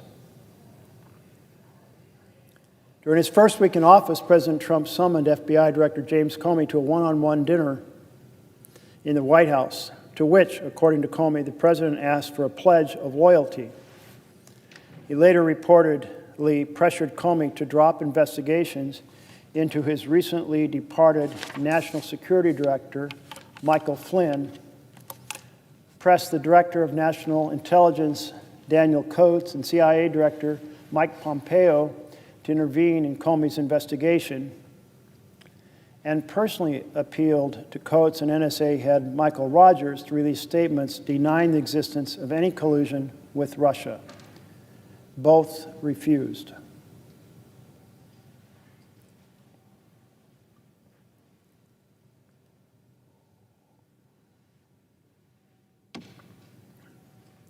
President Trump also tried to punish or purge agencies that acted with independence. Most prominently, he dismissed Comey after it became clear that Comey could not be pressured into protecting the administration and was expanding its Russia investigation. Only once in the FBI's 82-year history had a president fired the Bureau's director before his 10-year term was up. And in that case, the move was in response to clear ethical violations and enjoyed bipartisan support. The Comey firing was not President Trump's only assault on referees who refused to come to his personal defense. Trump had attempted to establish a personal relationship with Manhattan-based U.S. Attorney Preet Bharara, whose investigations into money laundering reportedly threatened to reach Trump's inner circle.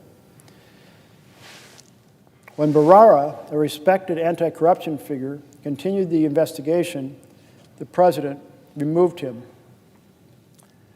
After Attorney General Jeff Sessions recused himself from the Russian investigation and his deputy, Rod Rosenstein, appointed the respected former FBI Director Robert Mueller as special counsel to oversee the investigation, Trump publicly shamed Sessions, reportedly seeking his resignation. White House lawyers even launched an effort to dig up dirt on Mueller, seeking conflicts of interest that could be used to discredit or dismiss him. By late 2017, many of Trump's allies were openly calling on him to fire Mueller, and there was widespread concern that he would soon do so. So in this section, we're hearing about all of the attack on the referees during Trump's, and this is just a classic part of an authoritarian government. Attack the referees. And of course, we saw in year 5, this year, immediately Trump took out the special investigators of the various agencies and did so in order to make sure that there wasn't the type of oversight that would point out to the public or to Congress where things were going wrong. Take out the referees. That is the authoritarian strategy being laid out here. President Trump's efforts to derail independent investigations evoke the kind of assaults on the referees routinely seen in less democratic countries. For example, the dismissal of Venezuelan Prosecutor General Luisa Ortega, a Chavista appointee who asserted her independence and began to investigate corruption and abuse in the Maduro government.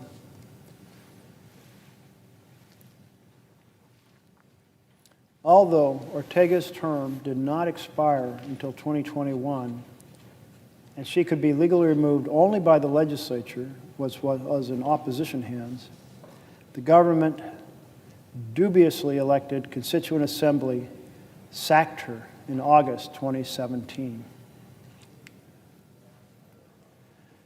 President Trump also attacked judges who ruled against him after Judge James Robart of the Ninth Circuit of the U.S. Court of Appeals blocked the administration's initial travel ban. Trump spoke of, quote, the opinion of this so-called judge, which essentially takes law enforcement away from our country, end of quote. 2 months later, when the same court temporarily blocked the withholding of federal funds from sanctuary cities, the White House denounced the judgment as an attack on the rule of law by an unelected judge. Trump himself responded by threatening to break up the Ninth Circuit.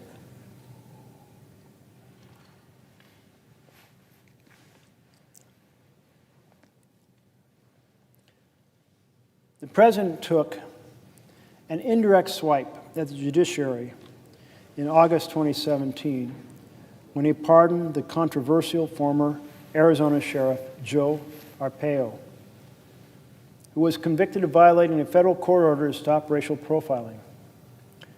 Arpaio was a political ally and a hero to many of Trump's anti-immigrant supporters. And as we noted earlier, the chief executive's constitutional power to pardon is without limit.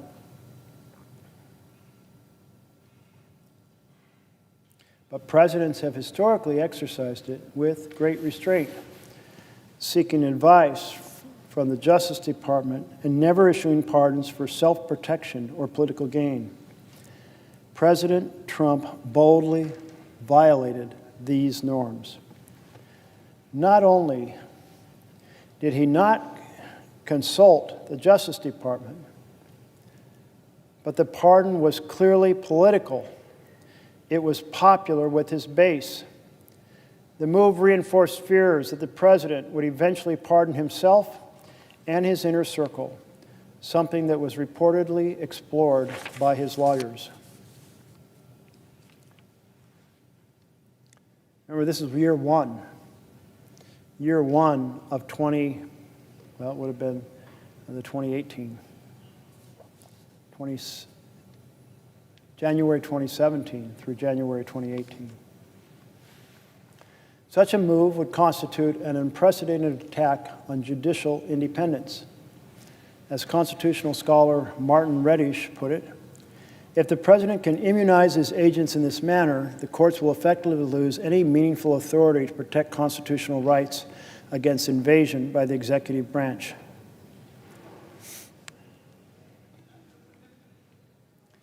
You know, this discussion over pardoning himself and the risk it creates of misbehavior is an interesting prelude to the fact that essentially the Supreme Court pardoned Trump, saying that the president cannot commit a crime. If you can't commit a crime, then you can do whatever, and you don't have to be pardoned because you haven't committed a crime. So the Supreme Court essentially gave him the same protection and created the same risks for an authoritarian state that Trump pardoning himself would have resulted in. The administration responded by launching attacks on the OGE, Office of Government Ethics. House Oversight Chair Jason Chaffetz, a Trump ally, even hinted at an investigation of Schaub. In May, administration officials tried to force the OGE to halt investigations into the White House's appointment of ex-lobbyists.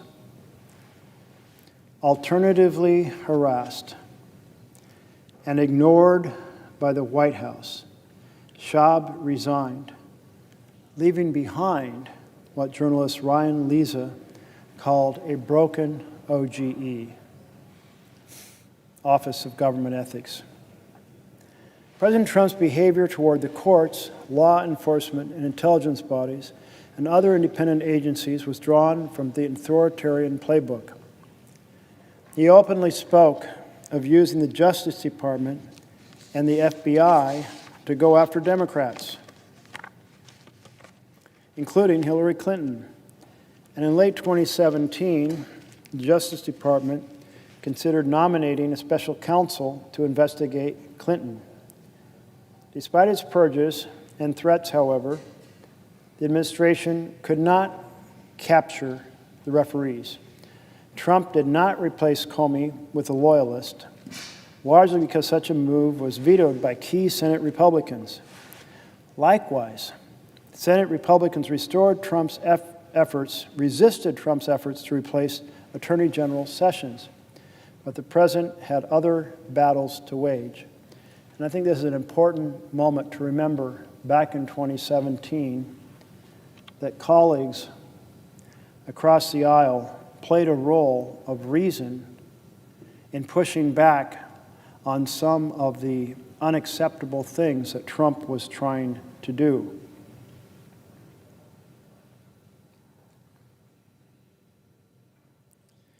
They protected Comey. As it said, Trump did not replace Comey with a loyalist because such a move was vetoed by key Senate Republicans. Likewise, Senate Republicans resisted Trump's efforts to replace Attorney General Sessions. And early in the conversation, we were talking about the importance of one of the checks and balances of the Constitution, which is for the Senate and the House to hold hearings on what's going on. The two-page letter from the 283, I believe it was, 282 former career employees of the Department of Justice, they laid out a host of things that are going wrong. It's essentially an invitation. Please hold hearings because a lot of bad stuff is happening inside the Department of Justice. And so I encourage colleagues on both sides of the aisle who serve on the Judiciary Committee to take them up on that invitation, to bring these former members and others to share what's going on, because that is our responsibility under the Constitution, to provide that type of spotlight, insight, and hopefully advice to help the administration, more effectively and legally pursue the enhancement of the American system of justice. Of course, this whole litany of the way Trump attacked the referees was a prelude to the absolute assault on the referees that occurred during this year in such a systematic fashion, in such an expanded fashion.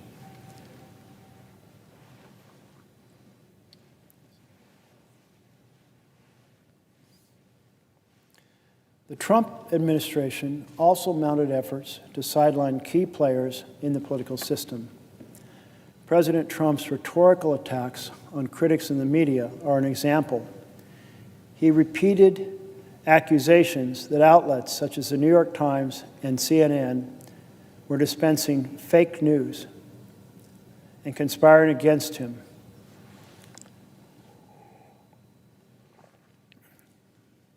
These comments look familiar to any student of authoritarianism. In a February 2017 tweet, he called the media the enemy of the American people, a term that critics noted mimicked one used by Stalin and Mao. Trump's rhetoric was often threatening. A few days after his enemy of the people tweet, Trump told the Conservative Political Action Committee, or CPAC, "I love the First Amendment. Nobody loves it better than me. Nobody. But as you saw throughout the entire campaign, and even now, the fake news doesn't tell the truth. I say it doesn't represent the people. It never will represent the people, and we're going to do something about it."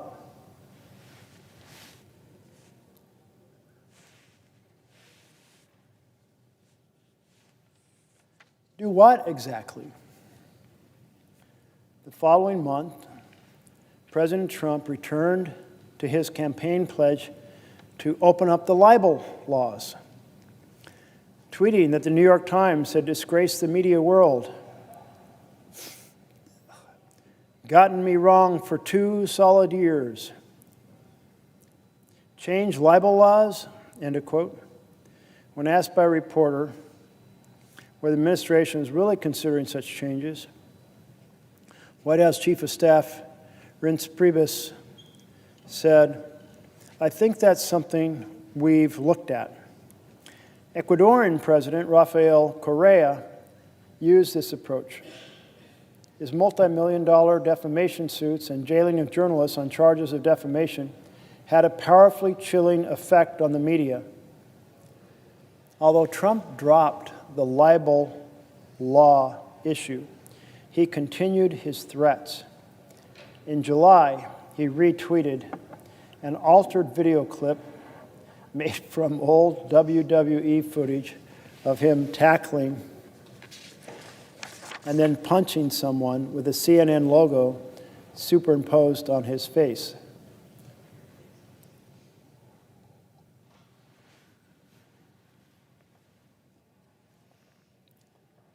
President Trump also considered using government regulatory agencies against unfriendly media companies.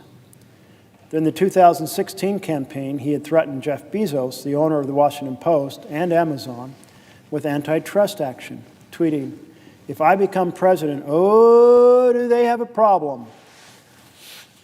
He also threatened to block the pending merger of Time Warner, CNN's parent company, and AT&T. And during the first months of his presidency, there were reports that White House advisors considered using the administration's antitrust authority as a source of leverage against CNN. And finally, in October 2017, Trump attacked NBC and other networks by threatening to challenge their license. This is written in 2018, but you see the strategies as they're reporting on January 2017 through January 2018. You see how the strategies were being explored that have been so fiercely pursued this year. You see that here he was threatening a merger which is something he did with CBS. You see that here he was threatening libel law changes, and while he didn't do that, apparently, what he did in the most recent year was to do a lawsuit, a $10 billion lawsuit against the Wall Street Journal, because he didn't like something that they said. He also attacked, of course, 60 Minutes over them and how they edited an interview with Kamala Harris. So the strategy of attacking the press in 2017 continues up Trump re-entering office in 2025. See if we can get any more down.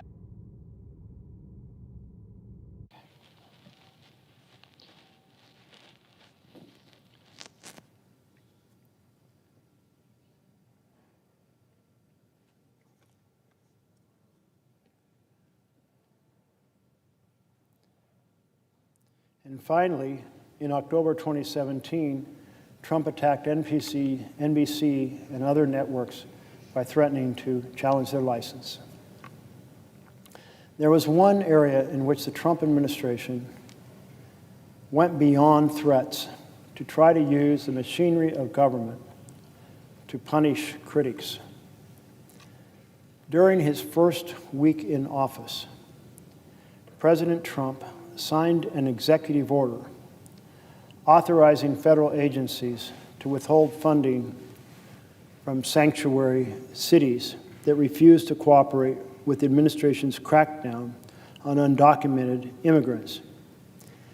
If we have to, he declared in February 2017, we'll defund. The plan was reminiscent of the Chinese government's repeated moves to strip opposition-run city governments of their control over local hospitals, police forces, ports, and other infrastructure.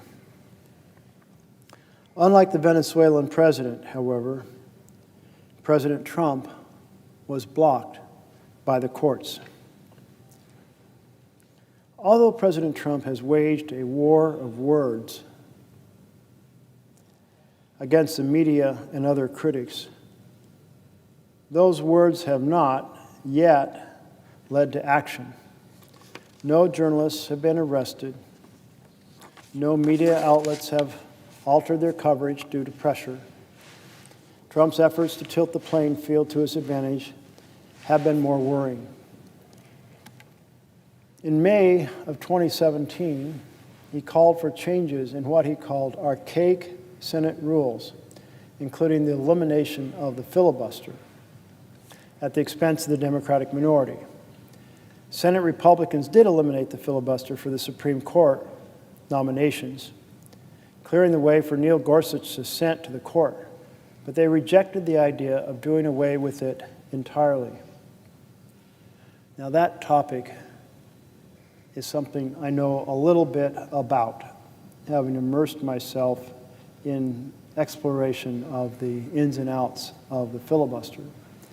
And one may wonder, why did the Senate Republican majority not proceed to eliminate the filibuster? Well, here's the reason why.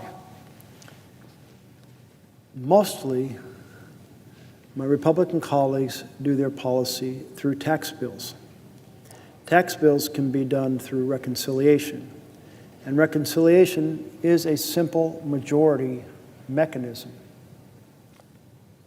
So, therefore, they largely don't need to dump the filibuster because they can do their policy by simple majority already. You saw that this year with the so-called Big Beautiful Bill that we called the Big Ugly Betrayal, done solely on a party line. And if I recall right, although this is a 53-47 Senate, I think we ended up with a 50-50 vote broken by the vice president. So it passed by the narrowest of margins, but it was done entirely on simple majority by one party. Meanwhile, Democrats tend to like policy ideas, and policy ideas require a supermajority. So if you are a Republican leader, you can pursue your objectives by simple majority through a tax bill. And then when you're in the minority, you can block the Democrats' policy bills using this supermajority requirement. So it's essentially heads, we win, tails, you lose. That's a pretty good arrangement. Who would want to mess with that? Now, Trump didn't understand that. I'm sure if he was asked, he couldn't explain it. But that's why it doesn't make no sense for Republicans to get rid of the filibuster, because it's inherently advantageous for them, given the difference in how Democrats and Republicans pursue bills.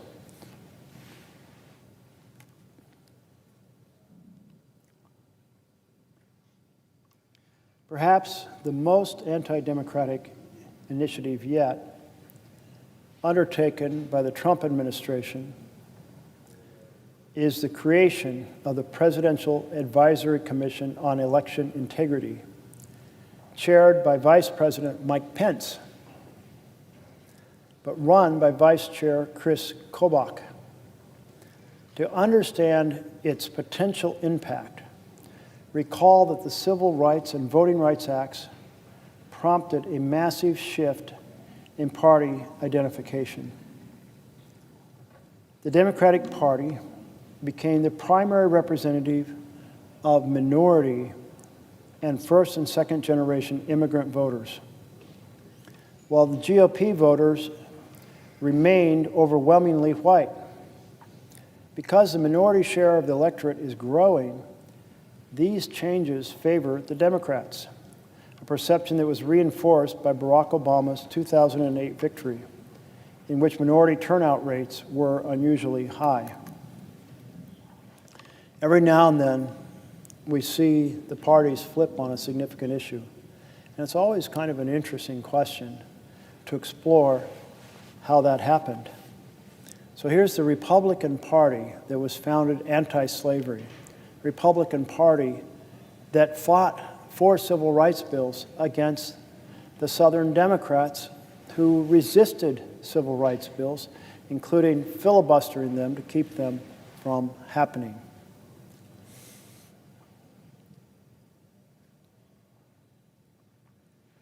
So you would think that in that situation, once civil rights were actually conveyed by the Voting Rights Act, it might be the Republican Party that quickly absorbed the new voters, since the Republican Party had been the premier champion for civil rights.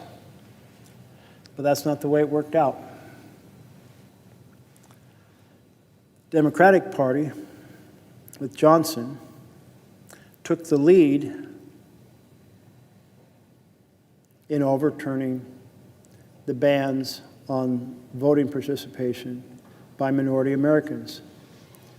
The Democratic Party, although being the party that had long oppressed and suppressed civil rights, became the party that pushed through the 1964 Civil Rights Bill and the 1965 Voting Rights Act. And it's the Democratic Party, despite its long history of suppressing civil rights, that became the welcoming party for newly enfranchised minority voters.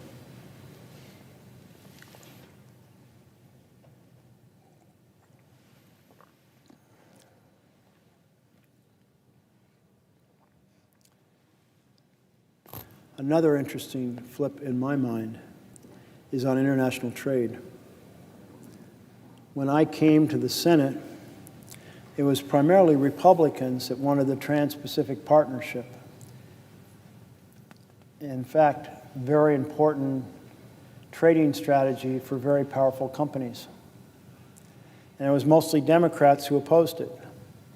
Not purely, but that was certainly the weight.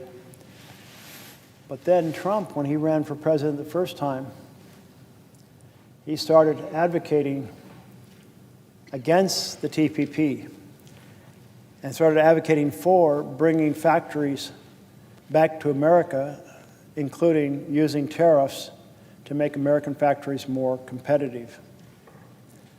And so the Republican Party, after his election, became the party that was driving against the TPP, and it was more the Democrats who still had folks who were supporting it. Anyway, another flip worthy of thinking about as over time special events take place that change the direction.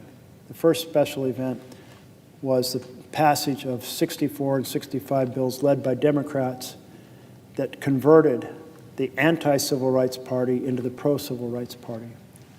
And the flip on the Trans-Pacific Partnership being driven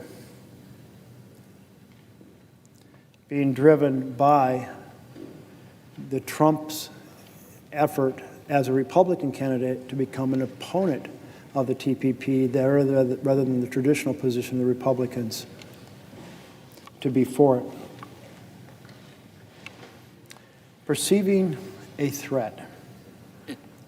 Some Republican leaders came up with a response that evoked memories of the Jim Crow South.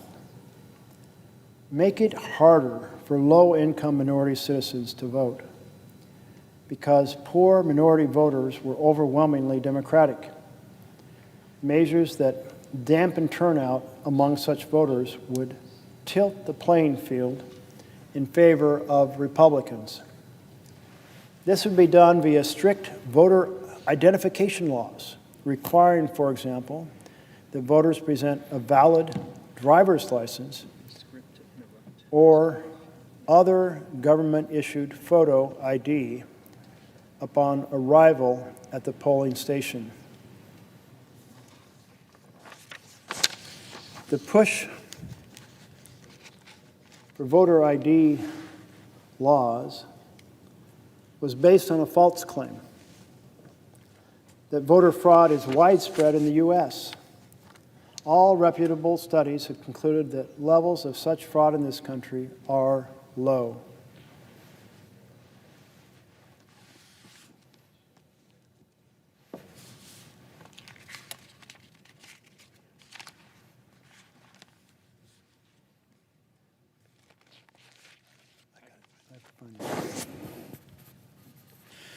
Will the senator yield for a question?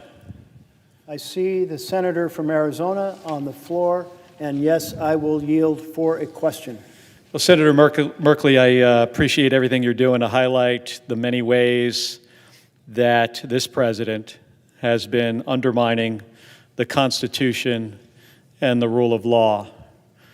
We've now experienced about 9.5 months of this presidency. And I'm going to ask you a question about one thing in particular, and it's about the U.S. military and the leadership of the U.S. military. But I want to kind of set the stage here a little bit. The United States has the most lethal military in the history of the world. The president presiding right now has experienced that as a U.S. Navy SEAL. You know, I myself, as a pilot flying off of an aircraft carrier in the first Gulf War, no nation, at least today, matches the combat capability, the professionalism, the effectiveness of the United States Navy, Air Force, Army, Marine Corps, and now Space Force. And I'll include the Coast Guard too, because we like to count the Coast Guard, especially when they partner with us on things that really matter to the United States. You One of those I'd like to discuss, where we should see more involvement from the Coast Guard, is what we are currently seeing in the Caribbean with regards to drug trafficking, which is a problem and presents a clear and present danger to the citizens of this country. And it's something we need to do more about. I was on one of the cable shows last night talking about this specific issue. So to date, there's been about 6 or 7 strikes in the Caribbean that have killed 32 people. And, some of those were trafficking drugs. Those routes, by the way, Senator Merkley, are used generally to traffic cocaine and marijuana through the Caribbean to Caribbean islands and onto Europe. They are not the routes that traffic fentanyl to the United States. And over the last 6 weeks or so, we have conducted kinetic strikes against these boats without what I recognize as the legal authority to do so. It's not something I've seen in my experience in the United States Navy. I spent 25 years in the U.S. Navy that I've seen during my career. I'm now retired. But during my career, I never saw a president command the Department of Defense to do things that I felt were outside the boundaries of what we would consider legal action against, illegal action against people. We have traditionally done this with the United States Coast Guard, sometimes in conjunction with the United States Navy, where in a partnership, they do what we would call law enforcement. And members of the Coast Guard come aboard Navy ships. We interdict drugs that are coming through the Caribbean, or more often on the Pacific side, on the western side of Mexico, up into California. And we interdict those drugs, and then we prosecute those individuals. And in my view, I think the administration has not made a case to the U.S. Congress and to the American people as to why this is a legal action. A couple of weeks ago, when we were being briefed on this, I felt that they were pretty much tying themselves into a knot in trying to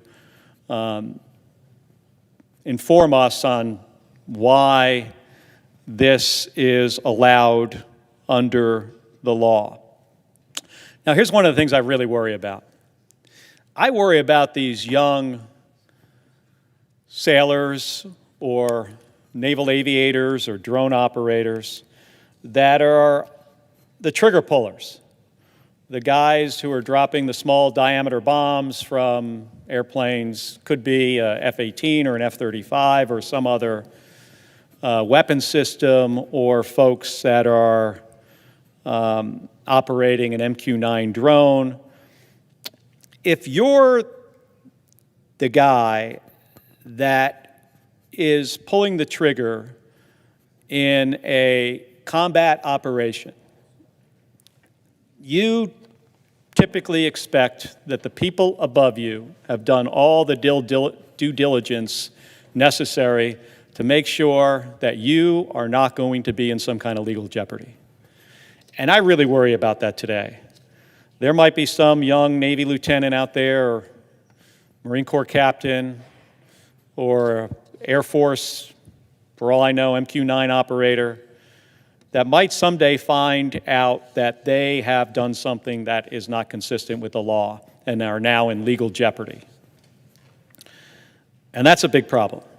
I never saw that during my 25 years in the United States Navy. The 2 ships I sunk in the Persian Gulf, not for 1 second did I feel like I was getting some bad information from the battle group or from anybody above in the chain of command, whether it was General Schwarzkopf or Colin Powell or the President of the United States, George Herbert Walker Bush. It was not a concern of ours. It is a concern today. And I can tell you, as I watch this from my vantage point on the Intelligence Committee and on the Armed Services Committee, there are members of our military that are now in some sort of potential future legal jeopardy. And it's because we have a president that I believe doesn't do his homework, doesn't follow norms, and possibly is making decisions that are not legal. We've seen the politicization of the United States military over the last 9 months that really disturbs me. The speech in Quantico,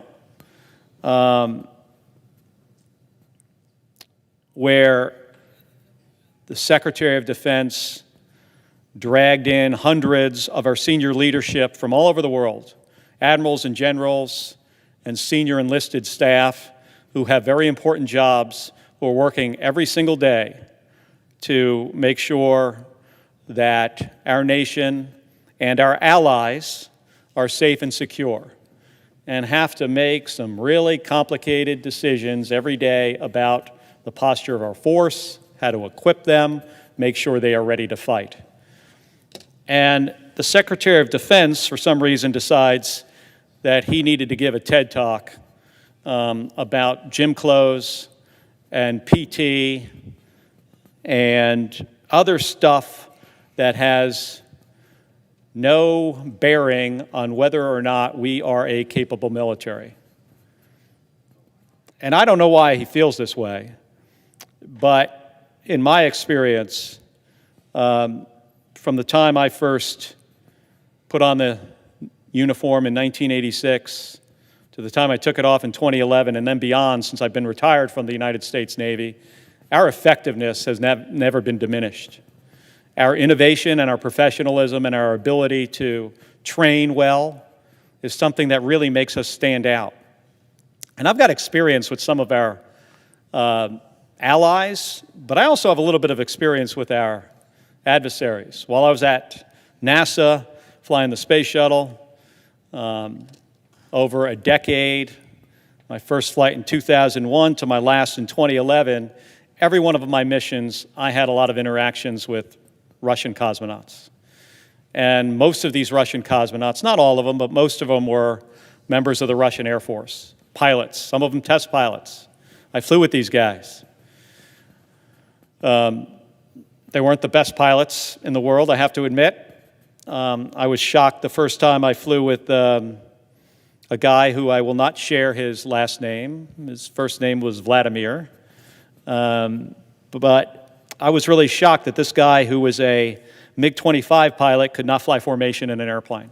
Something so fundamental and basic to a military pilot, that they did not train enough to be capable enough to do something that was so fundamental to be an effective fighter pilot.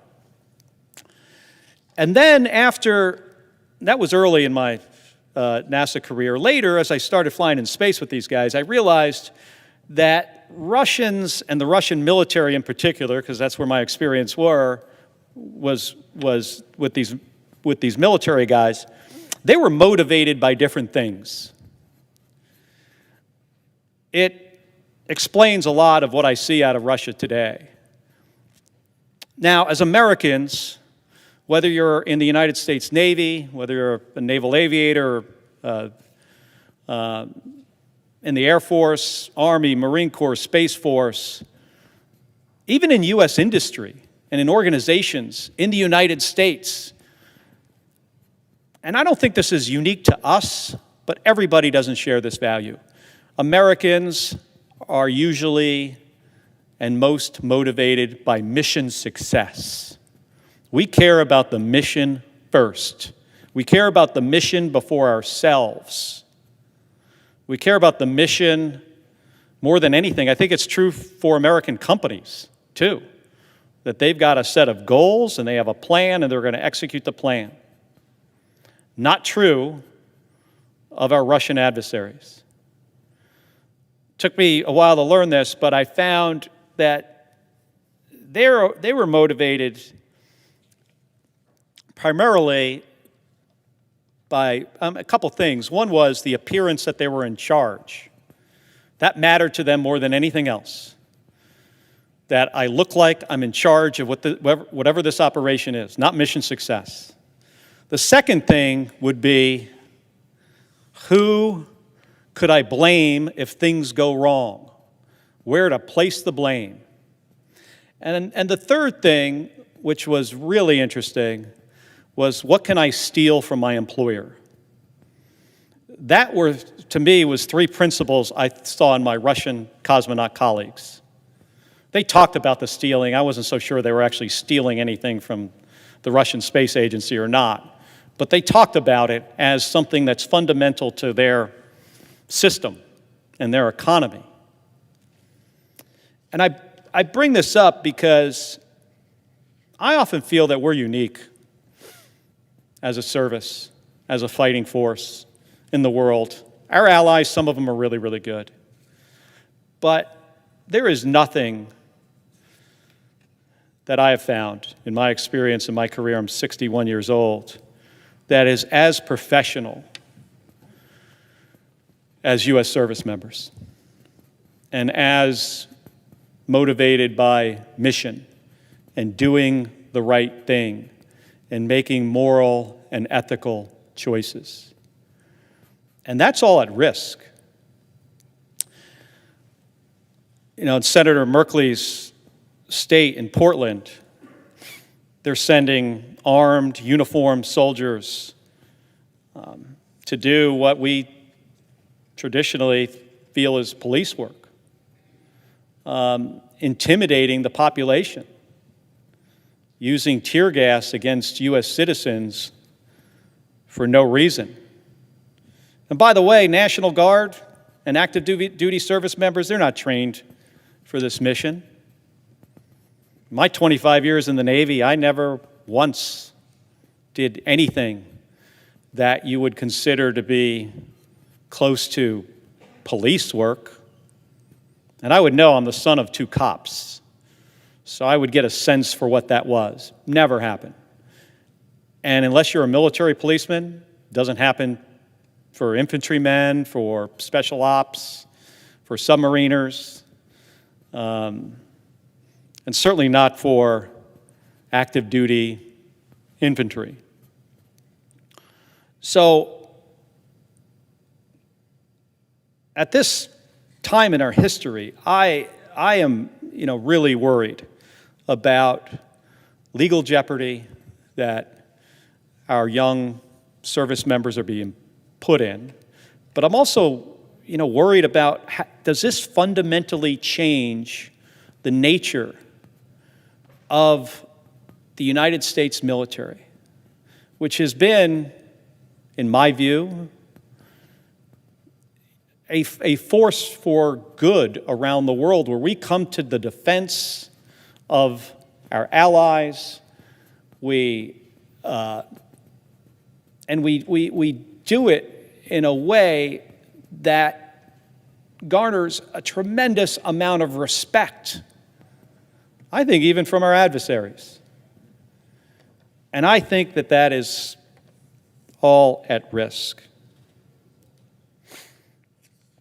So I wanted to ask Senator Merkley, you've been here, 16 years now in the United States Senate. You've got tremendous experience at this. And my understanding is you've got a very close relationship with the people you represent in Oregon. How worried are you about the changes that could happen to the United States military? And also I'm interested in, what are you hearing from your constituents about this. They've been the focus and have been highlighted by this administration, not just this year, but in Donald Trump's first presidency as well.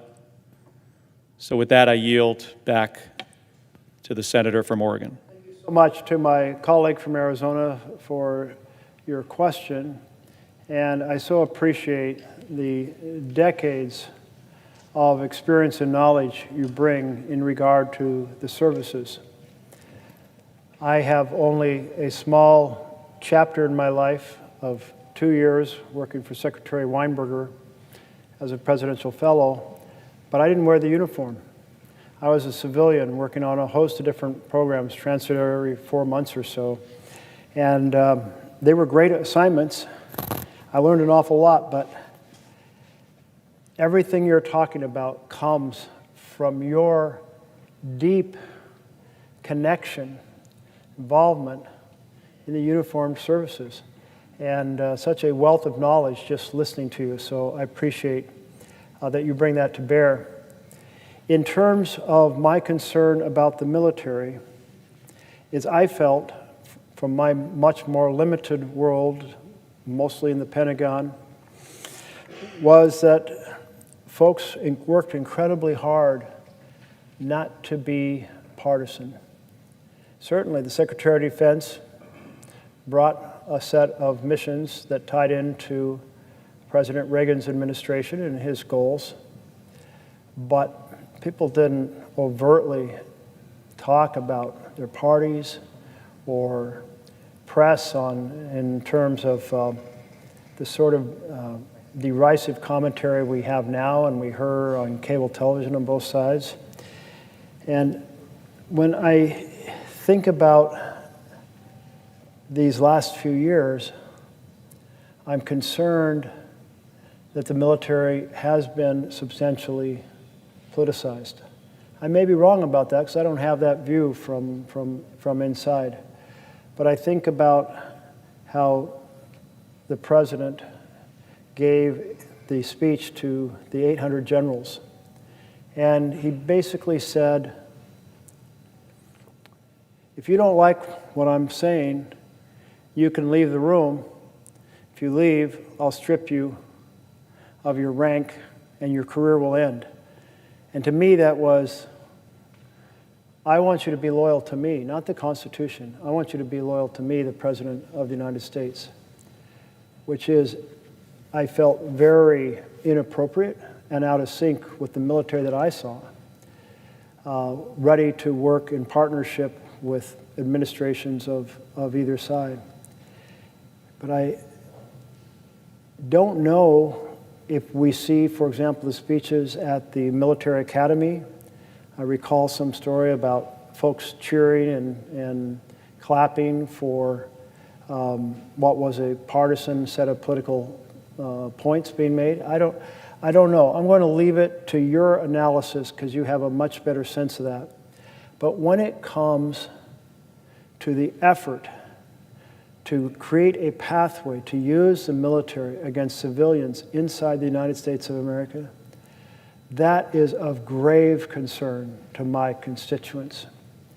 And they look at the current dynamic now in which President Trump said, Portland, it's a war zone, it's war ravaged, it's a complete chaos. And while he was saying that, there might have been 2 or 3 protesters outside of the ICE building conducting themselves peacefully. There had been weeks with no arrest. And it's like, whoa, that's a real invention. And when our governor talked to President Trump, she pointed out that, and I gather he was like, well, I've seen the tapes. Well, I don't know what tapes he was watching, maybe 2020 tapes when we did have actual conflict in the city. But here you have Portlanders who have been so restrained, even when they have suffered being hit by pepper balls, being tear gassed. They've not engaged in the scuffles with police, and they've been protesting with joy and whimsy. I mean, it is a strange feeling to see people bringing their pets down and having keep your paws off Portland signs, or folks handing out pastries in pajamas, or otherwise proceeding to celebrate their joy as a way of saying to President Trump, there's no riot here. Don't use anything that you have said as a foundation for deploying troops to our city. And in fact, the district judge simply said that the president's description of the city is untethered to the facts. So there's huge concern that the president is striving to get the courts to have decisions that will open the doors and say there will be deference to the president so he can deploy under Title 10, well, the National Guard, the federalized National Guard, against peaceful protesters.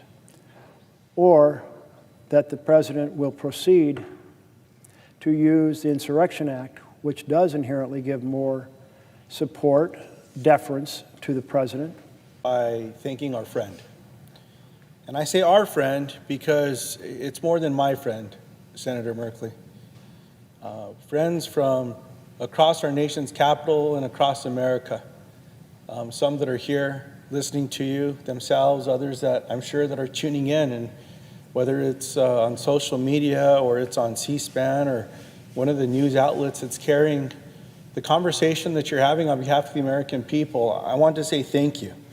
Thank you for your courage, for your conviction, and your tireless leadership in speaking up today on behalf of all that's going on across America, around the world, but especially impacting your constituents.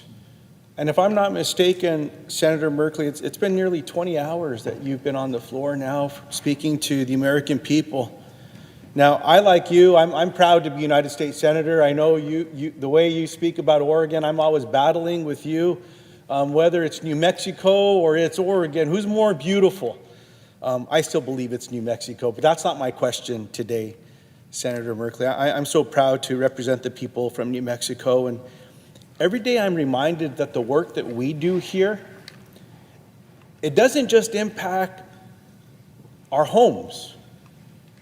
The work that we do here touches every corner of the United States of America. Now, for the last 3 weeks of this Republican shutdown, and the reason I say that is the American people know that the House of Representatives is a majority of Republicans. The Speaker of the House is a Republican. The majority in the United States Senate is controlled by Republicans. The majority leader's a Republican. And the President of the United States, a Republican. Now, as I visit with constituents from across New Mexico, and last night, Senator Merkley, I had a town hall, a telephone town hall. We had thousands and thousands of New Mexicans that were on this call. They all told me that they were worried about what will happen if their health insurance premiums double, even triple. Every news article I read this morning and those that I saw on television or on social media today had similar stories from constituents about concerns about maybe losing their health care. Now, Senator, you know as well as so many people across New Mexico and a few across America that 3 years ago, I survived a stroke. When someone has a heart attack or a stroke or some other chronic episode like that, you learn that time is not on your side. You're not thinking about how expensive those hospital bills may be. All you're hoping is that you can get to see a medical professional that might be able to save your life. And by the grace of God, by the love of my family, Senator Merkley, I'm here. I'm alive today and I healed. It's quite miraculous. But a big part of that was because I was fortunate to have health insurance. I was fortunate to get to a facility quick enough. On the way there, a local paramedic and an EMT from Santa Fe County Fire Department, they helped to prepare me before I got to the emergency room. They helped save my life. Well, right now across the country, it's not just the concern of health insurance premiums doubling or tripling where millions of people could lose coverage under this thing called the Big Beautiful Bill, my Republican colleagues here said, well, we're going to have the largest cut in Medicaid funding since the program's been created. In addition to that, how about my Republican colleagues saying, well, let's also go after food programs, and the largest cut to food programs across America were included in that bill.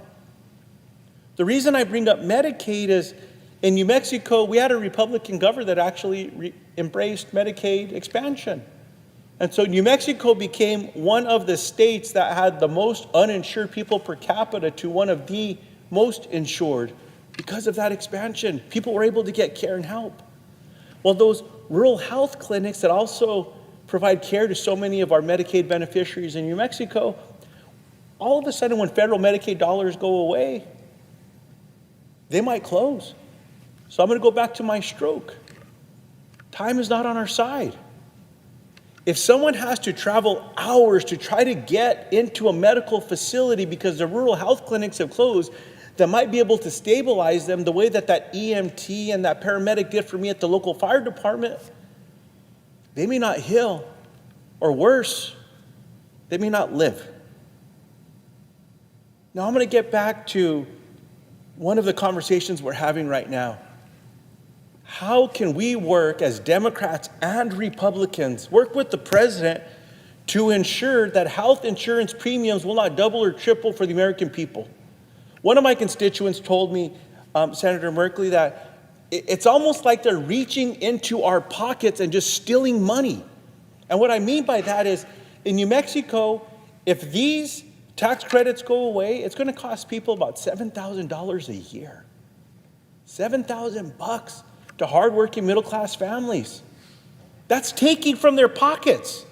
In addition to that, when they go to the grocery store, well, let me even back up a little there. Remember this president said when he was running as a candidate that on day one he would lower prices for the American people, just like that. Well, at the grocery store, things are getting more expensive. Everything seems to be getting more expensive. Well, that's taking money out of the pockets of the American people. Our constituents, hardworking families, just trying to get by, trying to leave a better life for their kids than they had for their own if they're blessed to have children.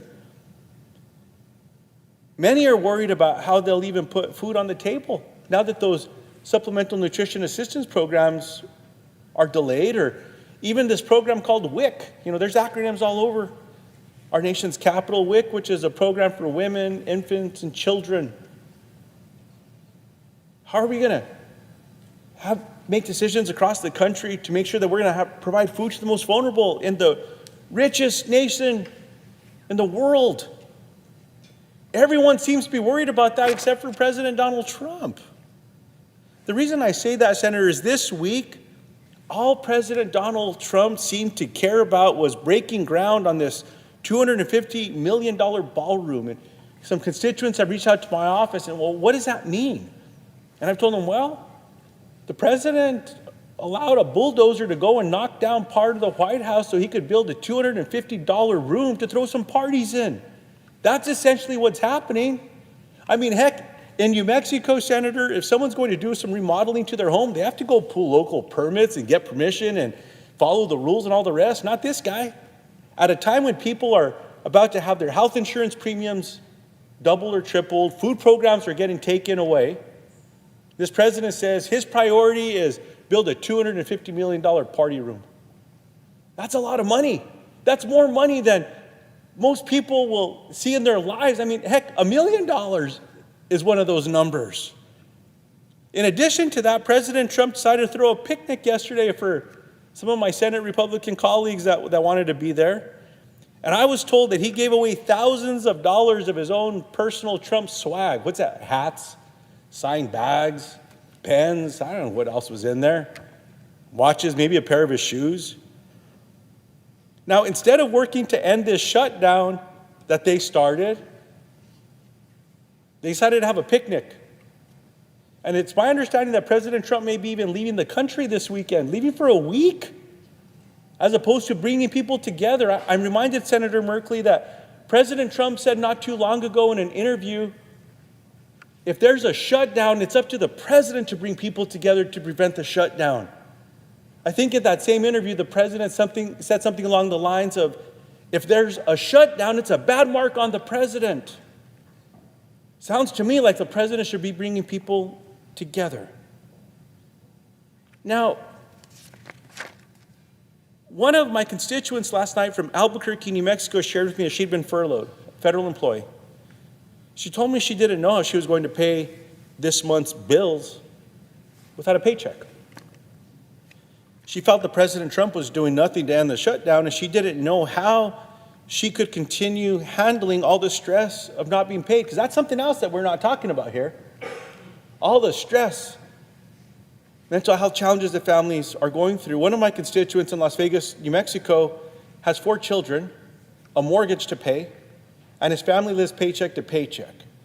He said with all the stress and hurt that is being caused by the Republican shutdown, he doesn't know if people will be able to afford their health care if it's taken away. This week, people across America are watching Donald Trump tear down the east side of the White House, making room for that $250 million ballroom. And then there's a story that I just saw coming in, Senator Merkley, that said President Trump, it looks like he's trying to shake down the Department of Justice to get $230 million for himself. And here's the kicker.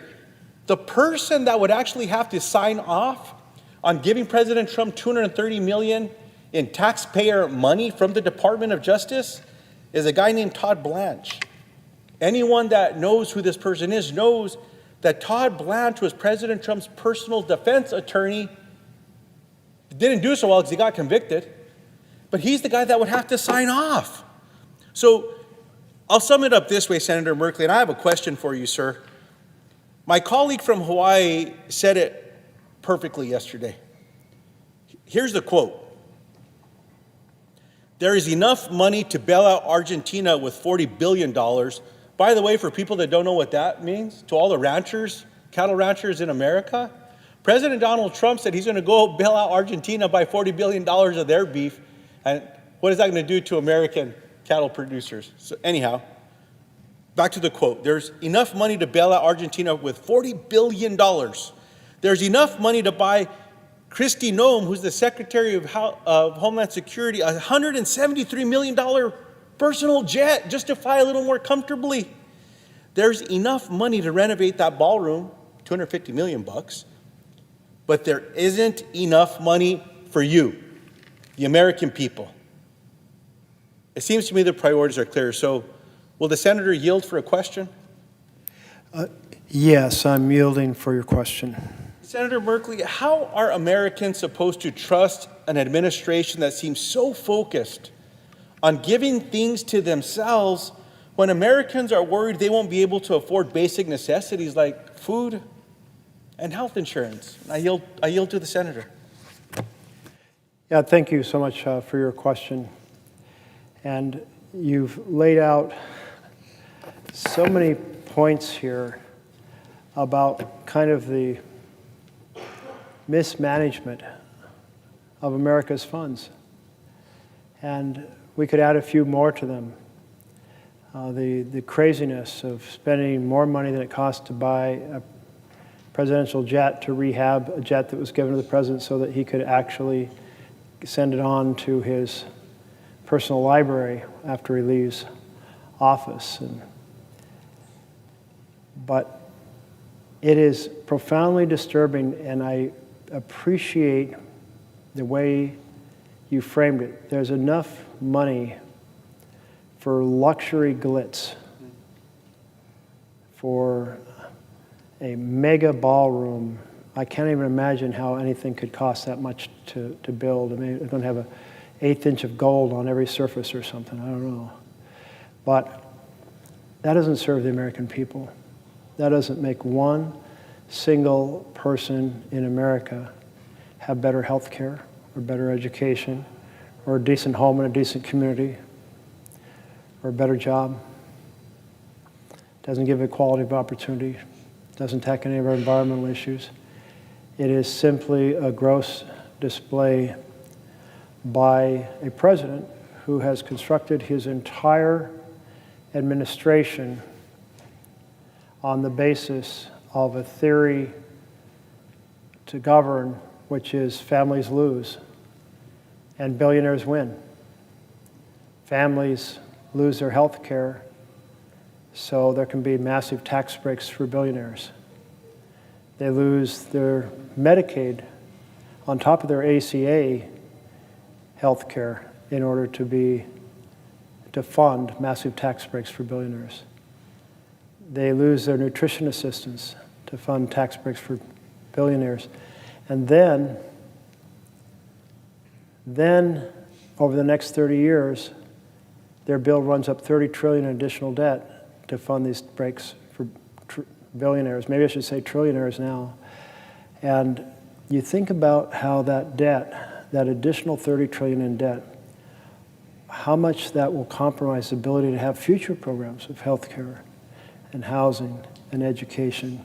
I mean, the folks in my state are looking at the same thing as the folks of your state. We had last Wednesday the information come out a week ago so people could look on the exchange and see what their policies were going to cost. And we don't have a new comprehensive analysis. The pre-analysis, the projection, was that the average cost would go up not 5% or 10% or 15%, but about 68%. And that's because the premium goes up, the tax credits come down, and you're massively more expensive. Now, maybe a lot more because the average across the country is that premiums payments will go up 114%, more than double. But how do you explain to anyone that you slashed their health care affordability to fund a giveaway of $20 to $40 billion to Argentina, or to fund that new ballroom? I mean, that's insane. I mean, that is, well, just like the rich rubbing our nose in it for ordinary Americans, that you won't be able to afford health care, but wow, we got that new jet, the jet you talked about for Nome. I hadn't heard about that one. We got the new ballroom. We got the tax breaks for the richest people. This government buying for the billionaires, and it ties in to the authoritarian perspective. Because if you're a regular leader of a democracy, you feel you're accountable to the people. And you would never, ever pursue a bill that defunds health care for ordinary families to put more dollars in the pocket of the already richest Americans. But if you're an authoritarian, and the entire time I've been on the floor has been to ring the alarm bells. Ring the alarm bells. Authoritarianism is here now. And I'm told that each time I say this, lots of bells are posted online. So just for my team's fun, ring the alarm bells. I want that to be heard all across America, that we are way off track. This is the wrong way to go. In a democracy, you want to have the foundations for families to thrive because you're accountable to the people, and the people run the operation. But in an authoritarian government, boy, that's not the case at all. Instead, it's like the leaders feel like the people are accountable to them. So if they have to do without, well, too bad. As the phrase goes, let them eat cake. If they don't have bread, oh, let them eat cake. And so there we are. And our responsibility is to say to the American people, the way to stop this authoritarian takeover is to have a very significant, robust demonstrations across America like we had on Saturday, that the citizens have to make a big deal, protest outside our offices, write to us, phone us, give us a hard time, tell us we should be doing more. It's that feedback that really caused me to say I need to try to do more to ring the alarm bells about where we're headed, and thus to be up here all night and now through the morning and into the afternoon. I'm getting a little unsteady on my feet, but if we collectively, through this dialogue, are bringing attention to people and saying, yes, 7 million people were out there in the streets. Next time we need 10 million. Or do your local demonstration with those who went, hear about what they did, and spread the word that this is not normal. This destruction of our rights, this weaponization of the judiciary to go after political enemies, the effort to open the doors so that the president can deploy with court's approval the military into our cities when there is no rebellion, no insurrection, and no invasion.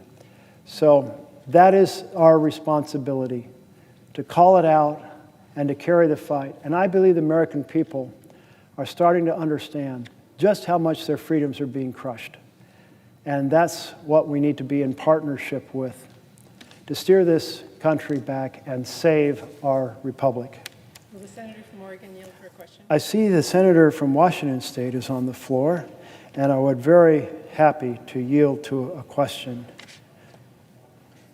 I thank the senator from Oregon, and first let me just commend you for what you are doing here throughout the night, throughout today, calling attention to a really critical issue in this country. So many people come up to me, and you know, because we go back and forth to the West Coast all the time, how many people walk up to us and say, what can I do about this?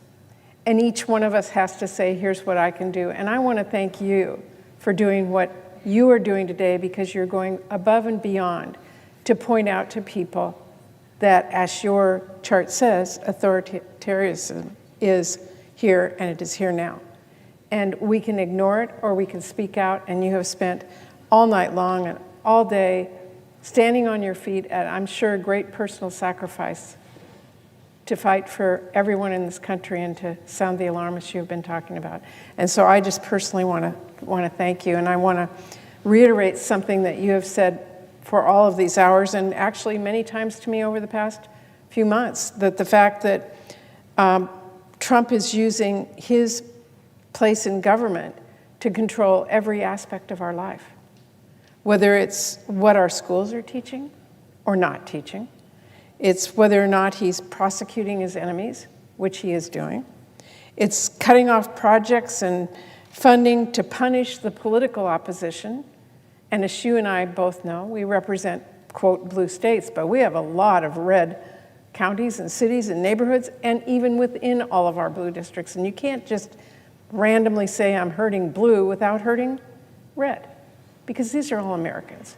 But he is using his power to do that. We are seeing him, as you know well, in your home state, deploying troops to intimidate Democrats. And I listened to you late last night talk about what is happening in Portland, and the misuse of this kind of power should be frightening to every single American. And we need to stand up and we need to call it out, which is what you are doing today. And even dictating what late night TV hosts is doing is part of this whole picture that you've been describing. But I came to the floor today as your partner on the Appropriations Committee.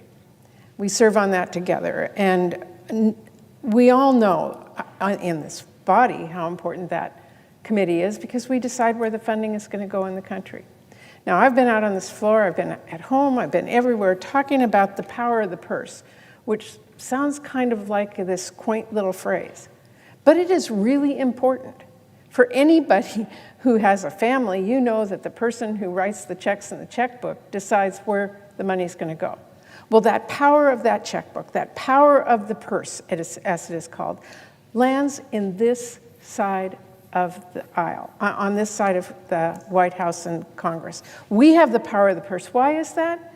Because we represent our constituents from across the country. I'm from Washington State, you from Oregon, people from Illinois and Alabama and Florida, all come here to be a voice for their constituents on where their taxpayers are going to go. And within this country, the power of the purse means we have the ability to decide where the money is going to go, because we represent our constituents. That's what they call on us to do. And I am seeing Trump do an all-out assault on Congress's power of the purse. So I wanted to come here today and ask you your thoughts on how this president is undermining the power of the purse and how it plays into your ringing the bells about authoritarianism. Ringing the alarm bells for the authoritarian takeover. And the power of the purse is one of those fundamental ways that, in fact, the president is concentrating his power. The difference between a democracy, in a democracy, the legislature says, here are the programs, here's how we want to run them, and here's how we're going to fund them. And it brings together the collective wisdom of a large group that comes from every portion of the nation, like we do here, our 100 senators from 50 states. And we not only bring our geographic differences, we bring our life differences and our life skills, and all of that helps us form a pretty complex set of decisions about the programs that need more support because of the challenges we're facing as a nation at that moment, and those that can do with less support. And that's our responsibility, but all those voices together are just so central to that. In an authoritarian nation, all of that responsibility, design the program, fund the program, choose whether the program will live or die, is all transferred to the executive. So if we're thinking authoritarians over here, power of the purse with the executive, democracy over here, power of the purse with the legislature. So Russell Vought, the current head of OMB, he's a well-trained, clever man, and he's saying, well, let's see how we can actually take the power of the purse. You passed a bill for fiscal year 25, and now we're not longer in fiscal, but let's say we were.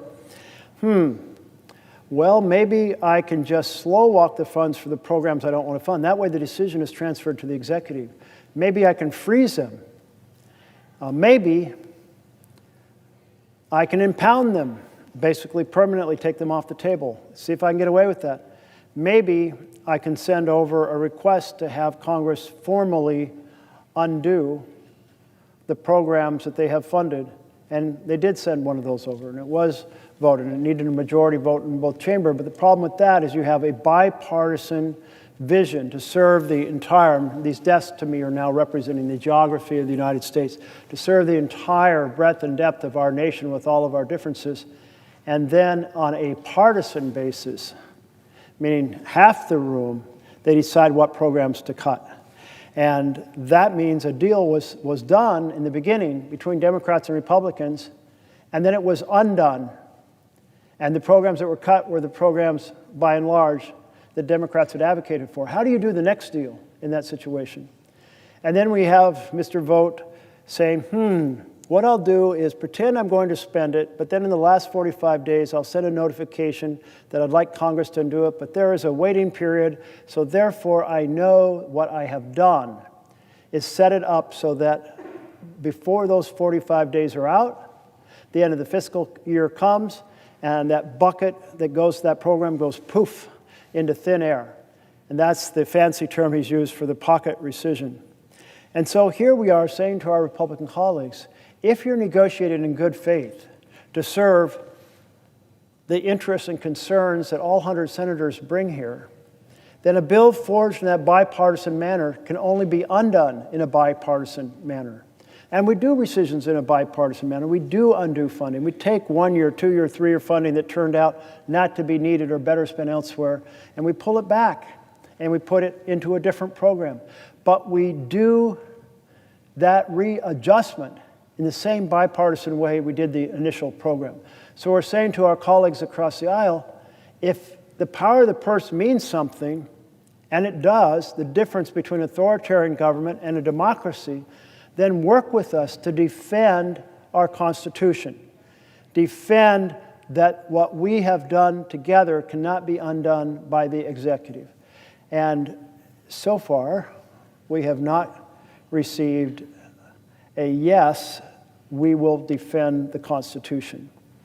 And what I hear is mainly, yeah, President Trump would never go for that. When you hear that, you know you're trapped in an authoritarian because the vision of our nation is that we, the Congress, will forge these programs and decide how to fund them, how much, and when it's like, can't do that because Trump would be upset. Well, that just confirms we are in authoritarianism now, and it's not just the power of the purse, of course. It's attack on due process. It's attack on free press. It's attack on freedom of speech. It is the weaponization of the Department of Justice. It is the ignoring the laws that apply to the executive completely, like firing all the IGs, getting rid of all the referees. In the book that I really spent the night trying to use as a framework in order to say, hey, experts who have studied how democracies die, they don't die with people with guns anymore. They die, people get elected, and then they follow the authoritarian playbook on how to basically undo the checks and balances and amplify the power. And another piece of that we should be very concerned about in the Northwest right now, more Portland, but who knows what happens in Seattle, is trying to carve a path in which Trump has court decisions that say he can put troops into the street whenever he wants. And that is a massively dangerous amplification of authoritarian power. And that's why what we do this year makes such a difference, that we have to protest and say this is not normal. We have to ring the alarm bells. We have to praise the 7 million people who got out there and said, no kings in the United States. And that's such a beautiful short way of saying no authoritarianism. We want our republic back, and we're willing to fight to make that happen. And we want our voices to be heard. That's what you're doing, and I thank the senator from Oregon for all he's been doing for so long, for so many years, but especially for the last 20-plus hours that you've been on the floor. Too many. Too many hours on the floor, reminding us all of why this is so critical. I note that my colleague from Delaware is on the floor. I would welcome a question if you have one. Will the senator from Oregon yield for a question? I will yield for a question. First, let me say thank you, Senator Merkley, for your tenacity, your energy, your compassion, and your love for this country. I mean, really, that's what this is about. That's why you have been standing on this floor for over 20 hours. And I want to say thank you on behalf of the American people. And I want to say, Mr. President, we are now 21 days into this Republican shutdown and well over 200 days into the Trump administration. Costs for housing are up, food prices are up, energy costs have gone up, and we are about to see our health care costs skyrocket for millions of Americans, all while the president pushes this country to a literal brink of a constitutional crisis. So let's recap. The Department of Defense is trying to censor the press. This administration is offering deals to universities to teach Trump priorities, taking away independence and academic freedom. They tried to push dissenters off airwaves, but this is America. And Senator Merkley, you and I know here the people have the power, and the power of the people matters. Here the voices of our communities hold weight, and that's why I stand with you as you ring the alarms. The people are standing up, they're speaking out, and they're saying enough is enough. What does that look like? It looks like journalists from MSNBC to Fox News handing in their DOD press badges, choosing to stand up for their First Amendment rights rather than bowing to the whims of the Secretary of Defense. It means universities are refusing to play ball, declining the offer. It means Americans use their power of their purses to say, you will not silence someone like Jimmy Kimmel, and he was reinstated. But it doesn't stop there. It's an unprecedented move by federal judges appointed by Democrats and Republicans alike that are speaking out on an impending judicial crisis over the Supreme Court's emergency orders. State governments are joining compacts to protect access to public health for citizens as this administration rips away access to vaccines. Airports across America are refusing to play this administration's propaganda videos. And perhaps most importantly, millions of Americans from across our country have made their voices known and heard. 7 million Americans did what I think was truly a part of the American spirit by using their voices in a peaceful way, assembling, doing it in a way that was both joyful but also patriotic, and demanding that we in Congress also stand up. So we are standing up for our communities, and thank you again, Senator Merkley, for doing so. And we are fighting for families across America who are about to see their health care coverage go up or maybe even be eliminated. In this moment, we don't need a king. The people need a president for all of the people. Not a $20 billion bailout for Argentina, not a new White House gold ballroom when people can't even afford to pay their rent or to buy a home on their own, and not a Justice Department bailout. All while November 1st is fast approaching and tens of millions of Americans face this healthcare crisis.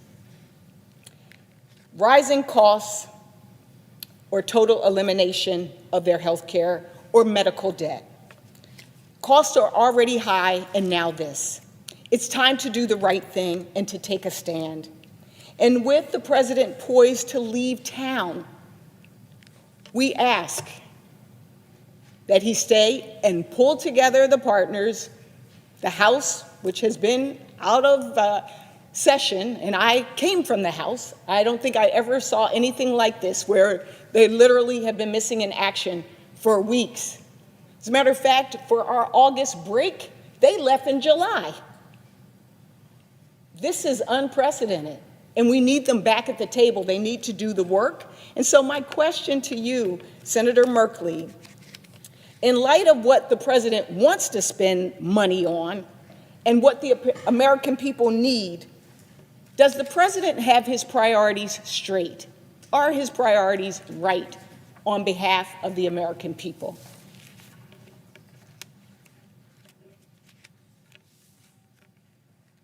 Thank you so much to my colleague from Delaware. And the question rather answers itself after listening to all the points you were making, which are right on. How can it possibly be the right priorities if you're spending your money on tax breaks for billionaires while cutting the tax credits that enable families to buy insurance at an affordable price? How can it possibly be the right thing to do that you're cutting child nutrition while you're spending a huge amount on a ballroom, undoubtedly Trumpian gold-style ballroom? How much was it, 200 million or 300 million? Some crazy, crazy sum. I can't even imagine how you could spend that much on a room. And you mentioned this $20 billion bailout, 20 billion with a B, bailout for Argentina. Now, that one came out of nowhere. I don't remember a bill on the floor here saying that we're passing a spending bill that has in it 20, and the president said it may be as much as $40 billion bailout. Is there some authority I don't know about? Maybe, I don't know. The books are complicated, but I doubt it, because what this president is doing as an authoritarian, it's just saying, I'm going to do what the hell I want. I'm in charge. The bank account of America is mine. Hell, I'm going to, build a glitzy ballroom, and I'm going to try to refurbish a jet for an Air Force One that will only be workable for a few months, if that, before I send it off to my presidential library. Huge waste of our money. And this bailout, though, for Argentina, earlier talking to a colleague from Washington State who said, a lot of soybeans are shipped through Washington State, but they're normally bought by China.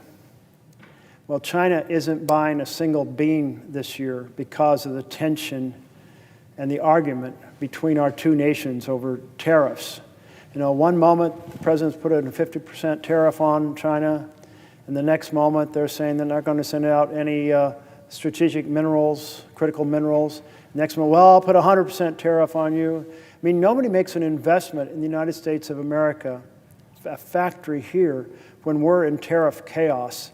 There's nothing about this that does anything except throw people up and down, and everyone gets hurt.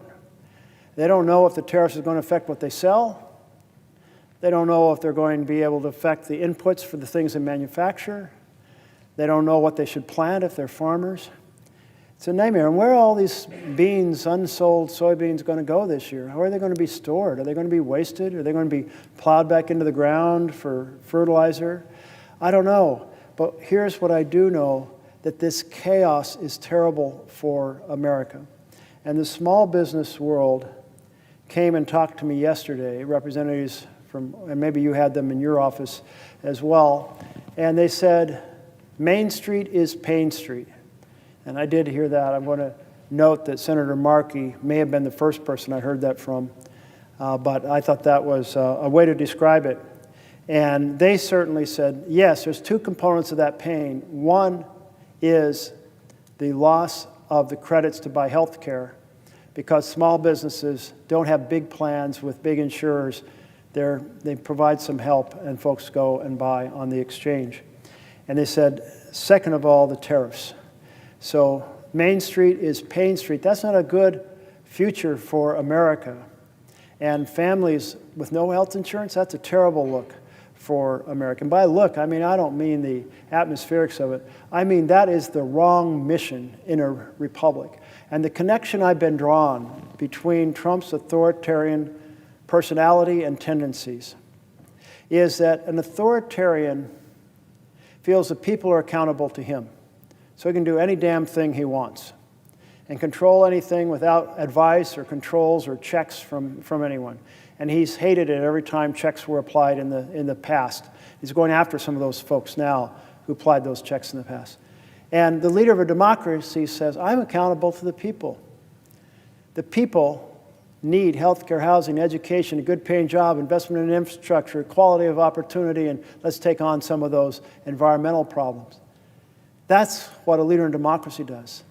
So here we have this authoritarian president crushing our freedoms, trying to steal the power of the purse from Congress to concentrate it in the executive, proceeding to spend money wherever he wants, that $20 billion. I'd love to see it not be a court. I'd rather have all of the senators right here say, let's pass a bill right now, and say, hell no.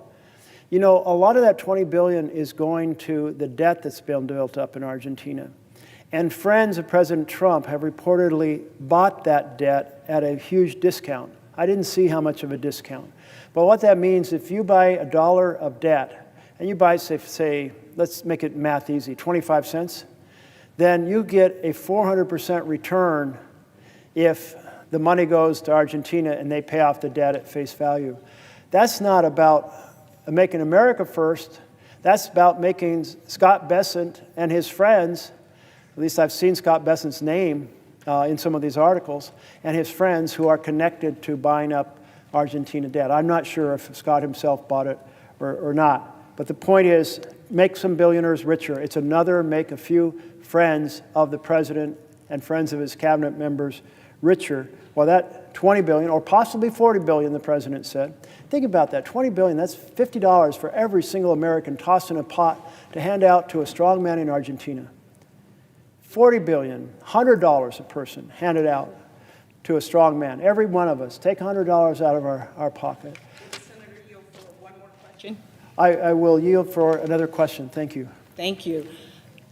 As you talked about the small businesses, Senator, I was reminded that as we look at who is actually purchasing this health care in the marketplace, a lot of people don't even know they're on ACA and receiving the tax credit, that Half of them are small businesses. I come from Delaware. We are urban, suburban, rural, and coastal. And so we also know that a quarter of farmers and ranchers are getting their health care this way. And then we think about the fact that this issue is disproportionately affecting red states, not just blue states.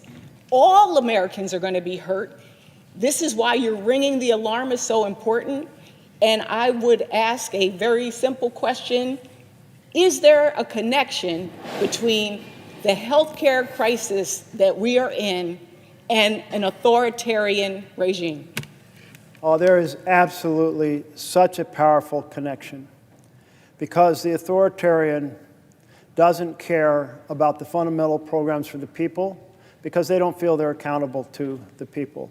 So just as our authoritarian president is weaponizing judiciary to go after his opponents, is using the power of the government over licenses and mergers in order to try to control what our broadcasting does, an attack on freedom of speech, trying to compel what our universities teach by threatening the collapse and threatening taking away the research grants and telling them they can't have foreign students that are essential to their revenue stream. All of those authoritarian pieces, the stealing of the purse, but then there's this piece, the philosophy.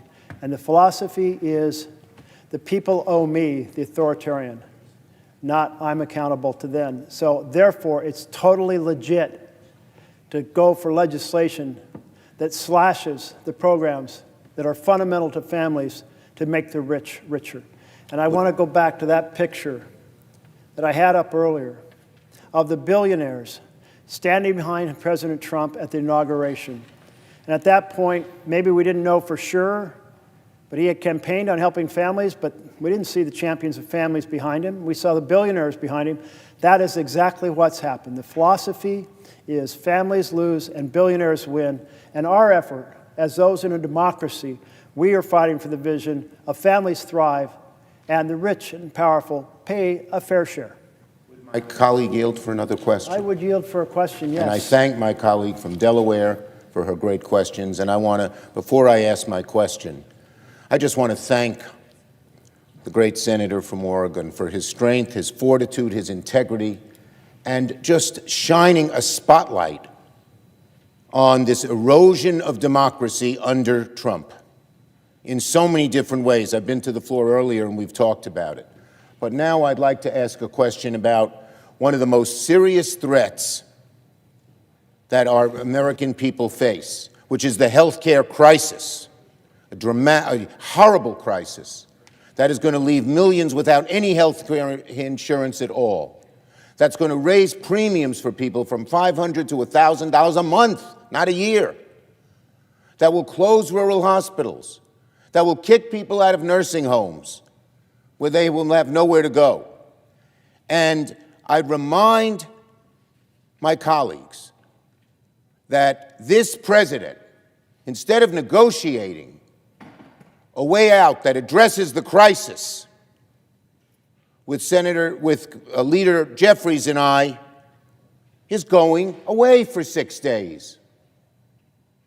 It's outrageous for him to leave on a foreign trip while the American people are suffering, and we get closer and closer and closer to the time, starting November 1st, when people are going to have to make that awful decision. Do I leave my family with no health care at all because I can't afford it? It's a horrible, horrible decision. And yet Leader Jeffries and I asked the president to meet with us before he left. He refused. The reporting is that Johnson and Thune and he were on the phone and agreed they wouldn't even talk to us. And instead he's going away while people are suffering. He ought not to do that. And what is he spending his time on instead? Eroding our democracy. Doing these faux ads.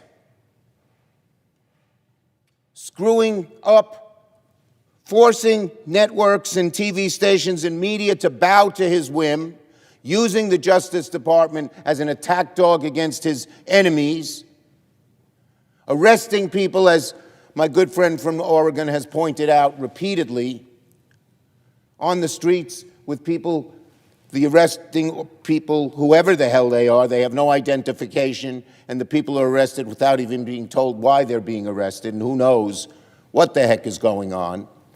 He is spending all his time on eroding democracy, taking away our rights. The people expect him not to go on a foreign trip. This president who fancies himself a king, but instead to do the people's business and help us, sit down with us, negotiate a way out of this health care crisis. We all know, I think, and I'd ask my colleague, he knows, I believe, that before Donald Trump leaves the country, he should at the very least sit down and negotiate in a serious way and address the health care crisis that affects the American people.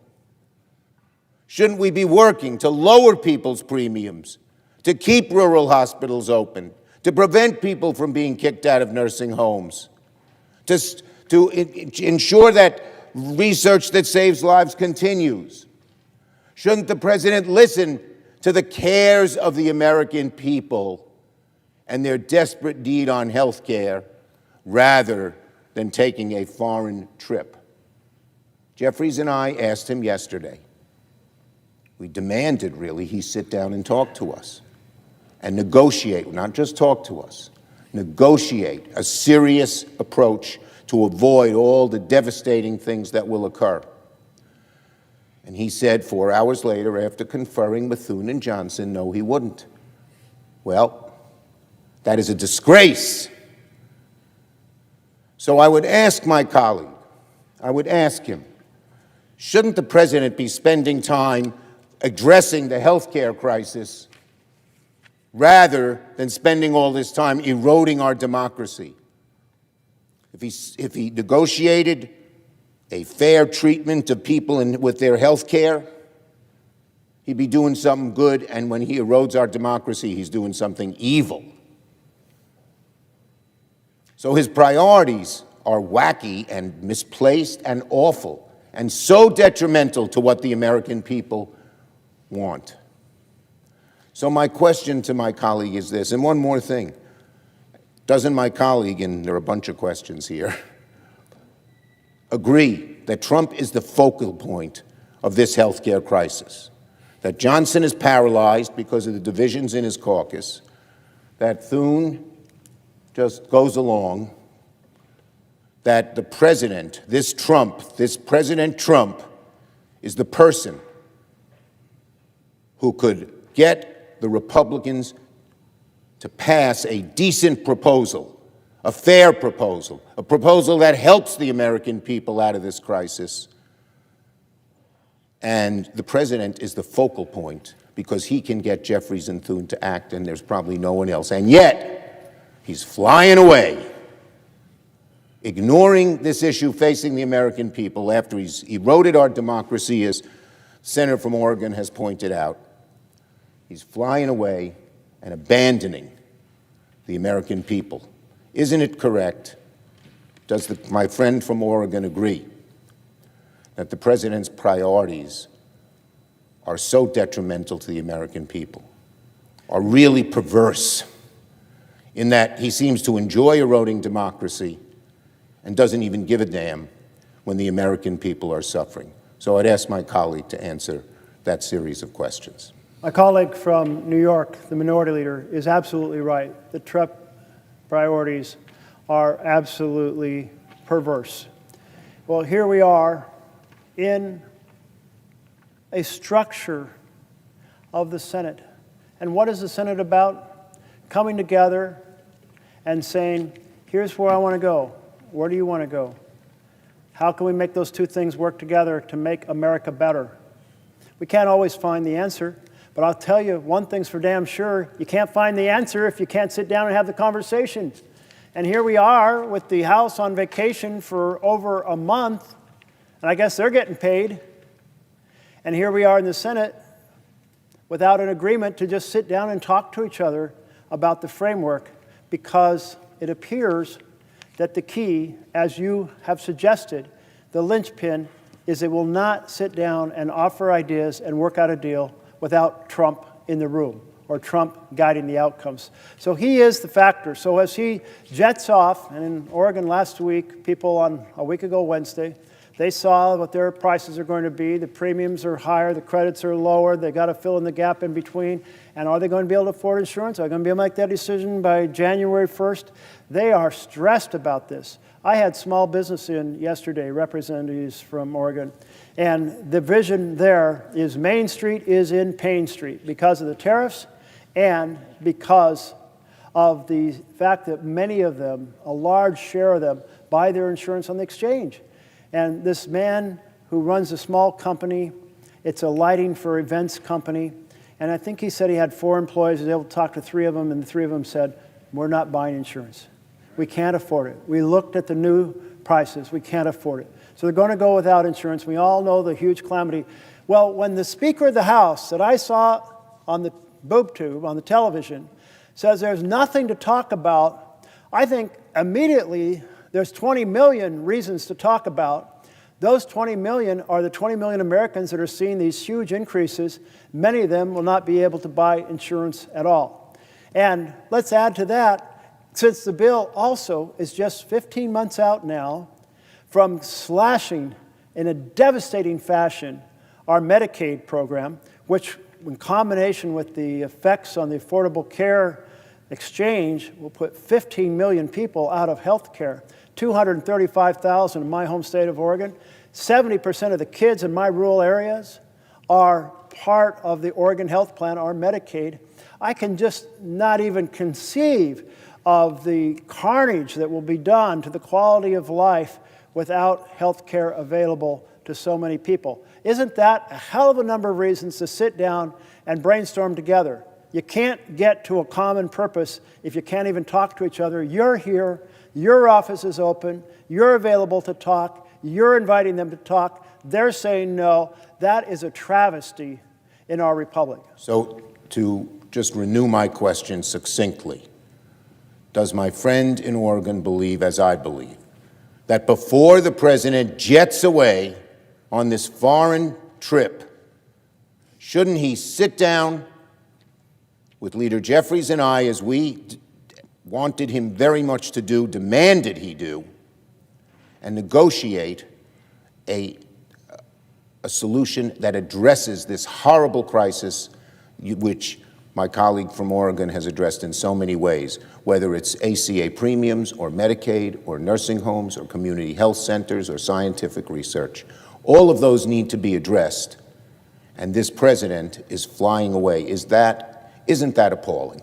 That is horrific that he's flying away. He absolutely should be sitting down right now and holding a conversation with you about how we solve this problem for millions of Americans. Let me thank my friend from Oregon for his amazing, strong, persistent efforts. I yield back to the senator from Oregon. I see my colleague from Vermont on the floor. I'm going to take a question if he has one. Will my colleague yield for a question? I will yield for a question. Well, let me thank Senator Merkley for today pointing a finger at one of the great crises our country, one of the greatest crises our country has faced, I think, since the Civil War. And that is that every day we have a president who is moving this country into an authoritarian form of society. You know, as a nation, what we have always expected in our democracy is that if you disagree with me, we debate the issue. You don't think I'm a good senator? Run against me. You think I'm wrong on an issue? Write a letter to the editor. Do a podcast. Be critical of me in any way you want. But what very few people in America believe is that we should give more and more power to a megalomaniac who sits in the White House, who disrespects every day the Constitution of the United States and the rule of law. And what saddens me very much is when we think back on the history of this country, going back to the extraordinarily brave men and women who put their lives on the line and sometimes died during the Revolutionary War. Tens of thousands of Americans took on the greatest military power on earth, led by the King of England, in order to say, we are tired of your rule. We want to rule ourselves. And then in 1789, these brilliant people came up with a constitution, and the essence of that constitution, having learned their lesson from the King of England, who had absolute power, is what they said: we are going to create a constitution that will never give absolute power to any one person or one entity. So they created an executive branch, the president, legislative branch, Congress, House, and the Senate, and a judiciary whose function is to provide checks and balances on each other. Rather extraordinary document, 1789. And since then, we have had so many millions of men and women putting their lives on the line and sometimes dying in order to defend that Constitution, to understand that what freedom is about is the right to disagree, that we do not have to live under the control of one person. And in an unprecedented way, and I know my colleague from Oregon has been talking about this, every day there is another attack on basic American freedoms. The First Amendment, not the second, not the third, First Amendment to the Constitution is freedom of the press. And that was not an accident. They understood that in order to maintain a free society, you had to have the right of people to express their point of view, to write what they wanted to do, to rally people around their point of view. And yet we have, in an unprecedented way, a president who has sued one major media after another, ABC, CBS, Meta defunded PBS, defunded the NPR. This is a president who does not want to be criticized. Well, guess what, Mr. President? In a democracy, you will be criticized. I will be criticized. Senator from Oregon will be criticized. That is what a democracy is about. And if you don't like criticism, get out of the White House. Get out of politics. We're not going to sit back and allow one media after another, intimidated, frightened that if they stand up tomorrow and run a story critical of the President of the United States, oh my God, they may be sued. And you got an FCC chairman, I think, I say to my friend, during the Jimmy Kimmel episode, was now threatening to rescind licenses of networks if the White House did not like some of the content that was coming out. That's not the America that we love, not the America that we are prepared to defend. But it's not just the media. You got a president who was suing law firms. And what was the crime of these law firms? What did they do that was so terrible? Well, they had clients who went to court against the president. Gee, last that I heard, that's what happens in a country. You know, people go to court. And we don't then try to blackmail and intimidate law firms by saying, we're going to sue you. You better not have clients who are going to attack me. We have a president now who's going to war against universities, trying to break freedom of speech, freedom of dissent on college campuses. You stand up, you protest, hey, we're going to take away money from you. We don't like the content of your courses. We don't like your teachers, your faculty, the president of the university. Your views on Gaza? Sorry, you're not going to get federal funding. We have a president who's usurping the powers of the United States Congress. Every fourth grader understands Congress has the power of the purse. President, if he likes it, signs the bill. But when you sign that appropriations bill, that money goes out. You don't have the right to say, oh, California, New York, Vermont, you voted against me. You ain't going to get the money that was appropriated. That is not what this country is about, and it is not what the Constitution is about. A few minutes ago, Senator Blunt Rochester asked, I thought, a pretty profound question, and that is, what is the relationship between authoritarianism and the healthcare crisis that we're in right now?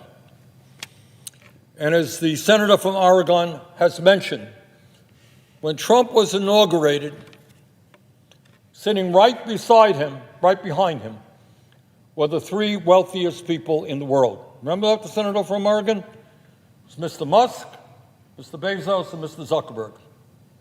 And right behind them was some 14 or 15 other billionaires. Oh, there's, all right, thank you, Senator. All right, there's Mr. Zuckerberg, Mr. Bezos, Mr. Musk, and a couple of other billionaires there as well. And I was thinking, I was at the inauguration, kind of up front, and as I listened and I saw what was going on, heard Trump's speech, I was thinking about Abraham Lincoln in Gettysburg and one of the pivotal battles of the Civil War to end the abomination of slavery. And Lincoln gets up a few days, I think, after that terrible war, blood still on the ground. And he says to the American people, a few days after that battle, he said, these brave soldiers, in so many words, did not die in vain. Because they died in order to maintain a government of the people, by the people, and for the people, not as Trump would have us, a government of the billionaire class, by the billionaire class, and for the billionaire class. And when Senator Blunt Rochester asked the question, what is the connection between authoritarianism and healthcare? Well, I'll tell you what the connection is. Right now, under the Trump administration, the billionaire class has never, ever had it so good. These guys, sitting right behind Trump and his organization, are now combined hundreds of billions of dollars richer. They donated to Trump's campaign. They've given him gifts since. They are doing phenomenally well, while at the same time, 60% of our people, working class people, low income people, are struggling to put food on the table, pay for childcare, send their kids to college, pay for the basic necessities of life, pay for housing, etc. Billionaire class under Trump never, ever had it so good. And then we got a working class in America struggling to survive. And in particular, let us never forget, and I know the senator from Oregon has mentioned it many times, that the reason that Trump and his Republican friends made $1 trillion in cuts to Medicaid, to throw 15 million people off the health care they currently have, and studies, by the way, suggest that when you throw 15 million low-income and working-class people off of their health care, some 50,000 people a year will die unnecessarily. So why did Trump and his friends do that? Well, the answer is obvious. In that same terrible bill, they gave $1 trillion in tax breaks to the 1%, to the people sitting right behind the president when he was inaugurated. Does anybody in America really believe that it makes sense to give $1 trillion in tax breaks to the richest people in America and at the same time throw 15 million working class people offer their health care, and then, as the senator from Oregon indicated, right now in Vermont and all over this country, people are receiving notices from their insurance companies. In my state, a few days ago, southern part of the state, it wasn't a doubling of their premiums, it was a quadrupling of their premiums. So at a time when we are already paying the highest prices in the world for health care by far, people are going to look at these bills and say, it's insane. And again, in Vermont, we're seeing now families going to be paying 45, 50%. I say to my friend from Oregon, 50% of their incomes on health care. How do you survive? When you're spending 50% of your income on health care, what do you have left for food or for anything else? What the connection is between authoritarianism and oligarchy is that these billionaires not only don't want to pay their fair share of taxes, they want tax breaks. Not only do they want to, with impunity, be able to break unions and throw workers out on the street, but they want, in many ways, what existed in the 1700s, what our forefathers fought against. They want the divine right to rule. All right? King of England thought that they had a God-given divine right to rule. These guys think that as multi-billionaires, they have the right to do anything. No accountability.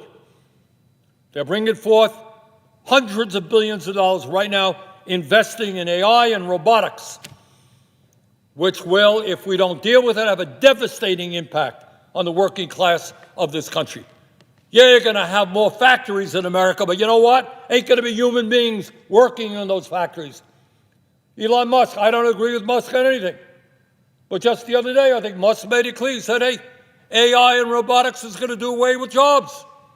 Not going to be any jobs. You don't need any jobs in America. Well, that's great if you're worth a couple $100 billion, but you don't have a job and you're a working class person. How do you feed your family?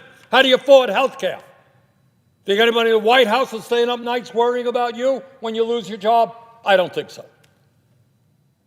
So we are in an unprecedented and difficult moment in American history. And I want to thank the 7 million people just this Saturday all over this country who came out and said loudly and clearly, no more kings. And we're going to keep that movement going. And I don't care if you are a conservative, a progressive, a socialist, a Democrat, whatever you may be.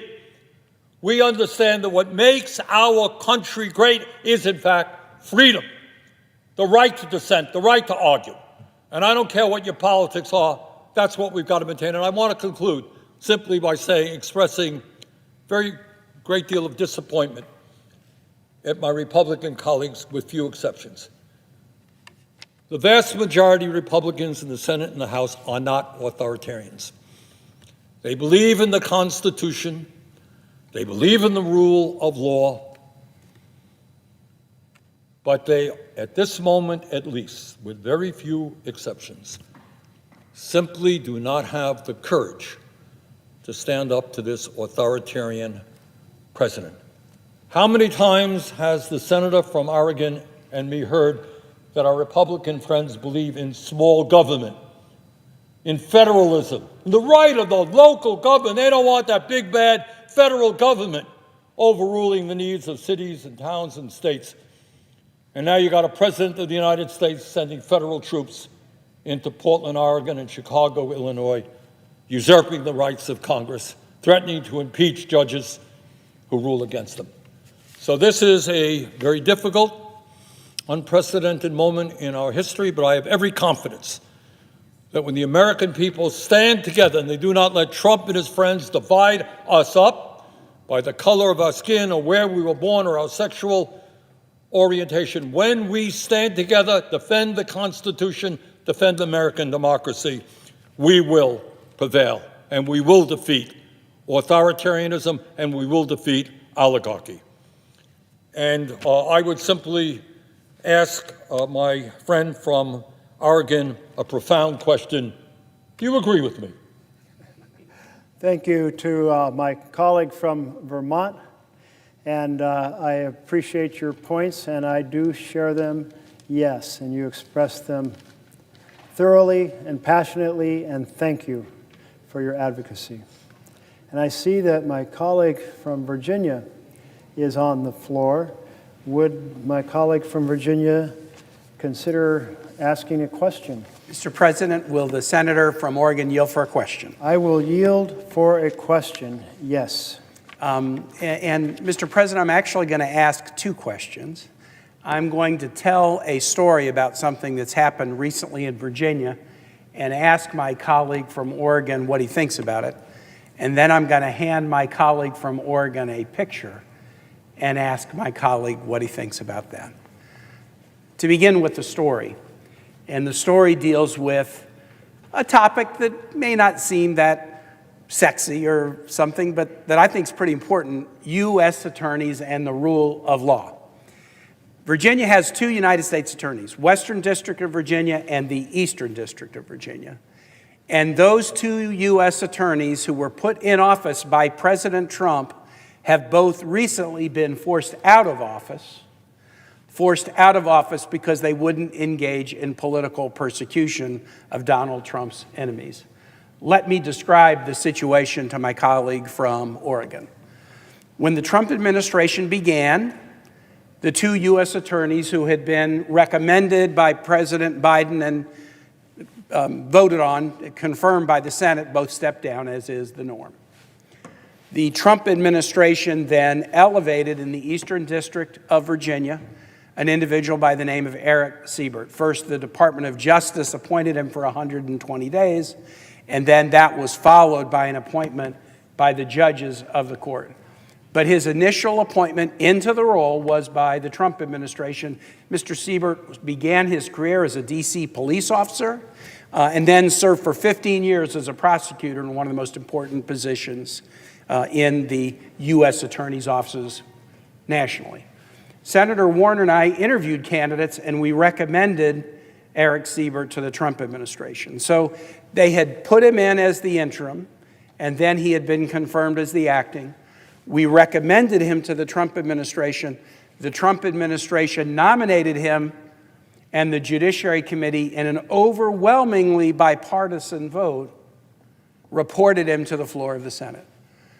But before the Senate could act on that bipartisan vote by the Judiciary Committee, Eric Siebert was forced out of office. And he was forced out of office because he refused to prosecute, to indict former FBI Director Jim Comey and New York Attorney General Letitia James. He said there was no evidence to support an indictment in the case, and so this individual who had been put in office by the Trump administration was forced out.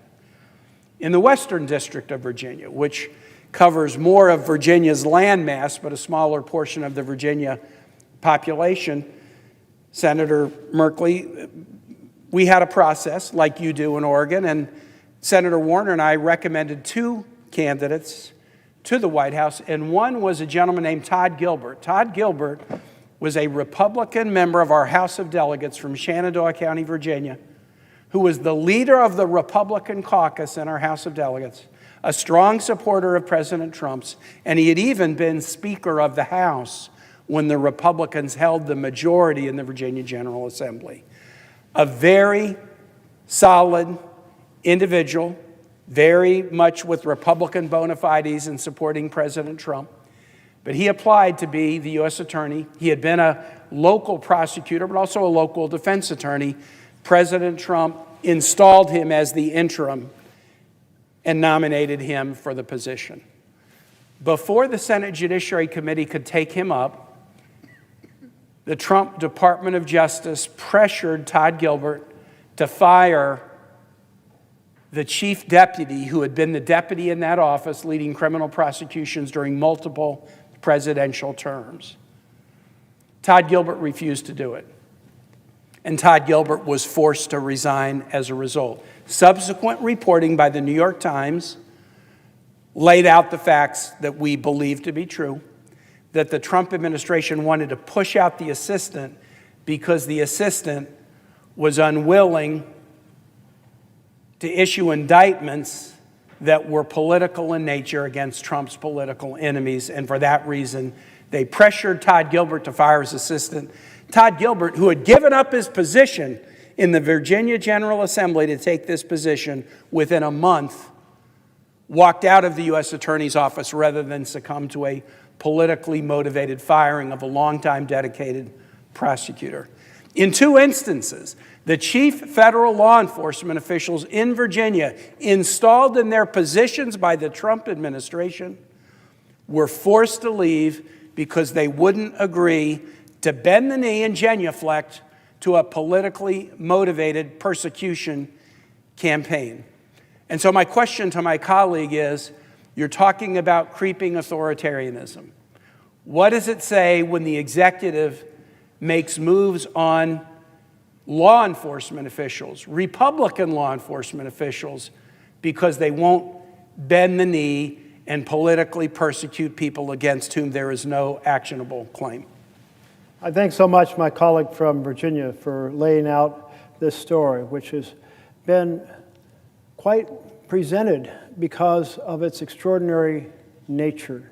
To have U.S. attorneys basically fired on short order because they stood up for the principle of the rule of law, rather than agreeing to be part of a political persecution or prosecution team.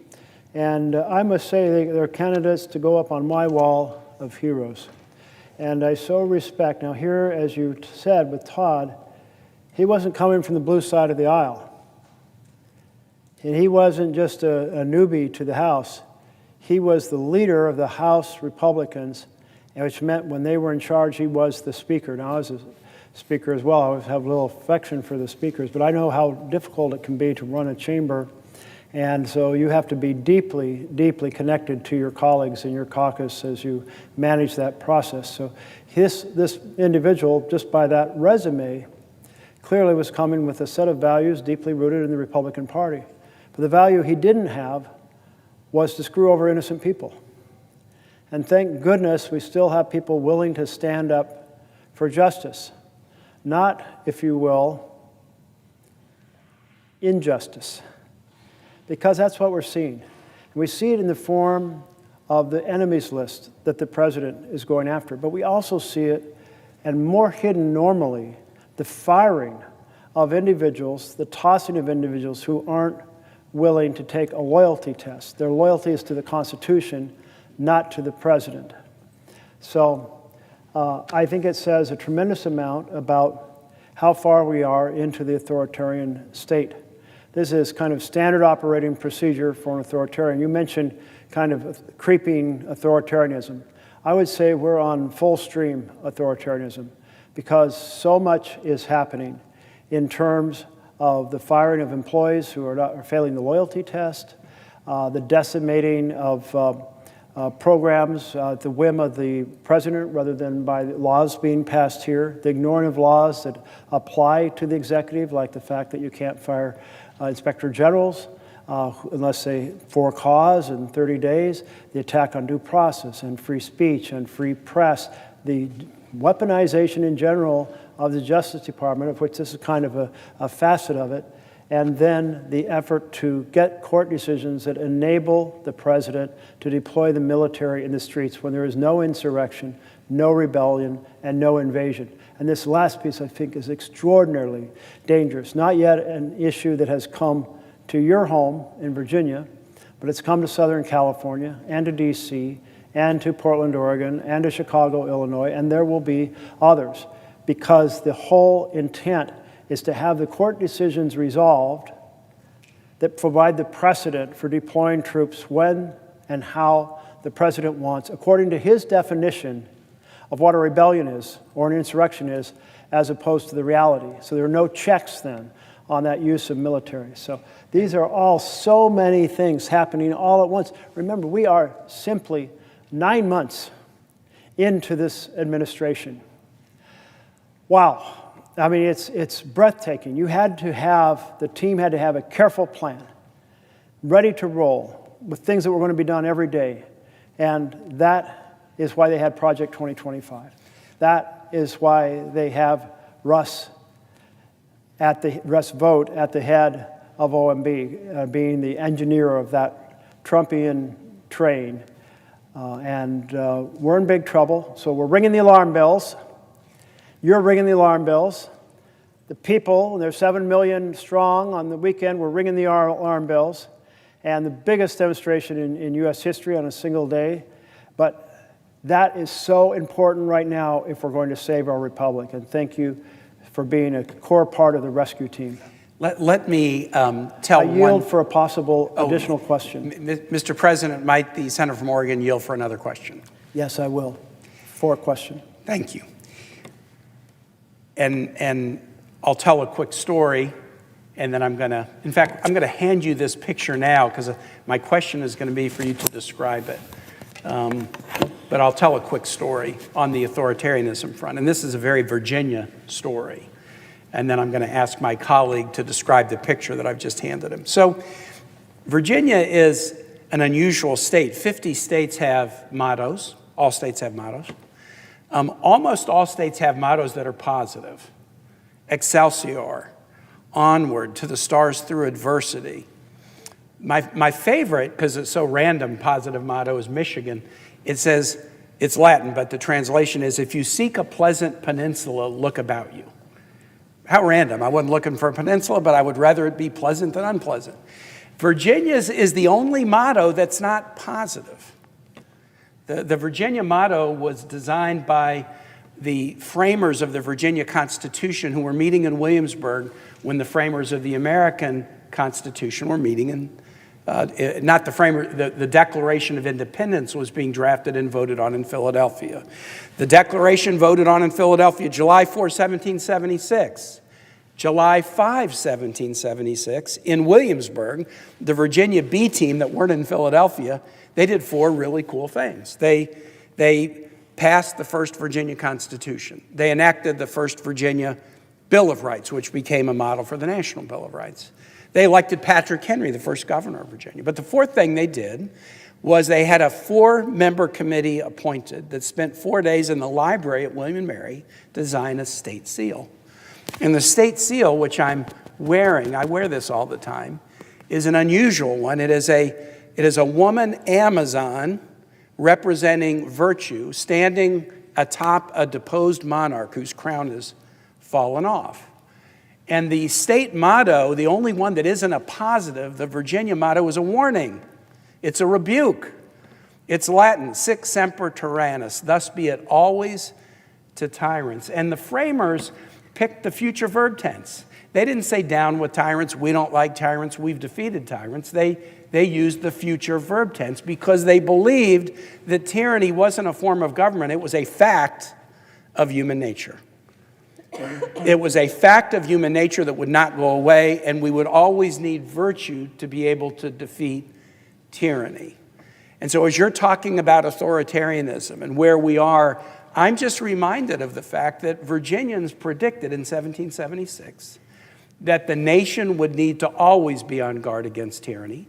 And in the formation of the Constitution, and my colleague has done a great job of looking at provisions of the Constitution, we invested a lot of power in the hands of an executive, but then we put checks, Congress, the courts, a free press.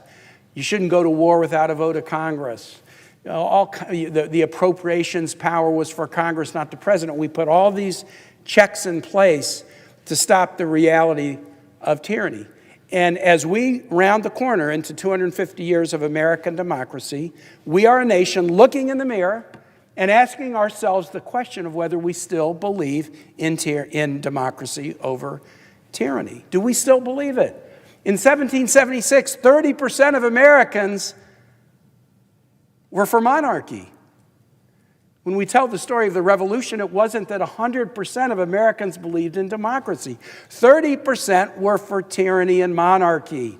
It was what they knew, or they had a financial tie, or a family tie to England, or maybe they were worried that democracy would be too messy. It wasn't a foregone conclusion that democracy would be the choice. Every generation has to answer the question for itself.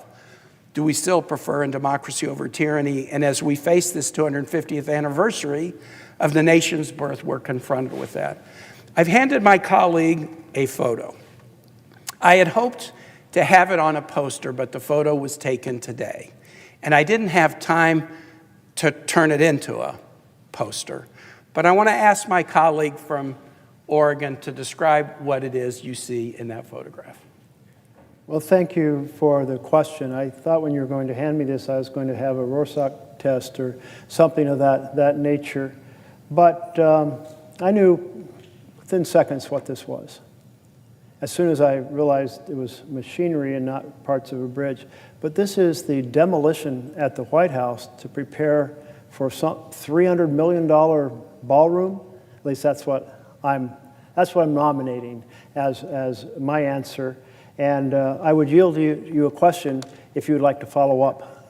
I would love to ask a follow-up question if the senator would allow. I will indeed. Question. You know what a metaphor is.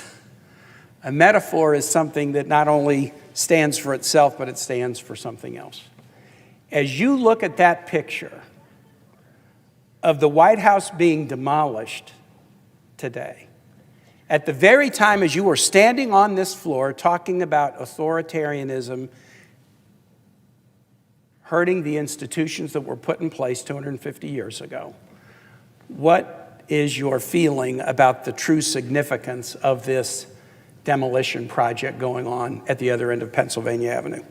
You're asking such a cerebral and philosophical question here as I'm in the 20-whatever hour days. But here we have evidence of the president tearing down a symbol of our republic and building a symbol that is really a symbol about authoritarian power, about a government that serves the rich. Just the fact that we're spending money on a $300 million ballroom, which I can't even imagine how it could cost that much, when at the same time the president will not come as requested by the minority leader in the House and the minority leader in the Senate and sit down and work on, and I'm sure they're willing to go to him, and sit down and work on the fact that we are facing 20 million people who are going to have their health care costs doubled. But instead of addressing that, the president's tearing down part of the symbol of our republic, a president, and building a symbol of a king. With that, Mr. President, I yield, and I thank my colleague from Oregon for this important conversation and for your stamina and patriotism. My stamina is getting a little shaky. Oh, and I see my colleague from California standing behind me, so I will get out of the way. And I would ask if you would care to ask a question. Yes, would the senator yield for a question? I will yield for a question. Thank you. I thank the gentleman for yielding and for your extraordinary speech and all that you have elucidated today, and for your powerful advocacy on behalf of our democracy. I think there are any number of signs of when a democracy is in trouble, when a country is descending into a kind of dictatorship. And books have been written about this subject. No one account, I think, can comprise all of the elements of the deterioration of a democracy, but there are certain telltale signs that I think we are seeing all too clearly. And my question goes to some of the things that we are witnessing that I think are hallmarks of the decline of a democracy, and that ought to be sounding a three-alarm fire for the American people. And let me begin with a few of them. First is the misuse of the military at home and abroad. When a president begins to use a military for impermissible purposes, when a president deploys American forces in violation of the law to American cities, when a president assembles top leadership, flag officers, generals, admirals, and tells them that our cities are to be military training grounds, that there is an enemy within, it is as sure as anything a sign of a democracy in trouble, of a democracy in decline. When troops are repelling from Black Hawk helicopters, not in Somalia, but in Chicago, it is the most visible sign of a democracy in trouble. This is, as we all know, in violation of the law which prohibits the use of our military for domestic law enforcement purposes. Likewise, the misuse of the military abroad without the authorization of Congress, another sign of the deterioration of our democracy, when a president arrogates to himself the power to blow ships up in the Caribbean or now in the Pacific without any authority, in violation of law and Constitution. It is another sign of the president arrogating the military power to himself, to the person of himself, not to the Constitution, not to his core responsibilities, but to himself. Number two, among the dozen or so most virulent signs of the decline of our democracy, of the risk of an authoritarian regime taking hold in this country, are the attacks on our universities. We see this in Hungary and elsewhere, when rulers start to attack the independence, the academic freedom of our universities. It is a sure sign of a democracy in trouble when a president tries to dictate by withholding federal funds, the lifeblood of research universities, withholds those funds unless an academic institution agrees to adopt its cultural agenda or to fire certain faculty or to allow it to have some kind of a monitor, some kind of a big brother overseeing what takes place in our universities. It is a sign of a democracy in decline. Number three, when an administration, when a ruler goes after the right of representation by attacking lawyers, law firms, legal professionals, and saying, "Thou shalt not represent this cause which is deeply unpopular to me. You shall not take on this client who is antagonistic to me. You shall not hire this lawyer who is a personal enemy of mine." That is antithetical to the history of our democracy and all democracies. John Adams, prior to becoming president, took on one of the most unpopular cases in American history, representing British soldiers who participated in the Boston Massacre. And why did he do that? Why take on such an unpopular cause? Because he understood the importance to a democracy of the right of representation. Number four of the signs that our democracy is in deep, deep trouble is the abuse of the Justice Department to go after the president's enemies and to protect his friends. It is in actions like in the state of Virginia, the firing of a U.S. attorney who believes that a prosecution is not warranted, notwithstanding the personal injunction of the president that thou must prosecute these people. That prosecutor is fired and another brought in to implement the president's will to go after his enemies. But it is also likewise a sign of the loss of democracy when the powers of the Justice Department can be used to protect the president's friends. When a Justice Department can be told, "You shall not look further into the $50,000 in bribe money taken from a top White House official. Close down that investigation. You shall look no further into the corruption of the mayor of New York. Close down that investigation because that mayor is useful to the administration politically." That is as sure a sign as anything that we no longer have an independent Justice Department, but one in the thrall of the White House. Number five, suppression of free speech. Suppression of free speech. Something not just in any amendment, but in our First Amendment.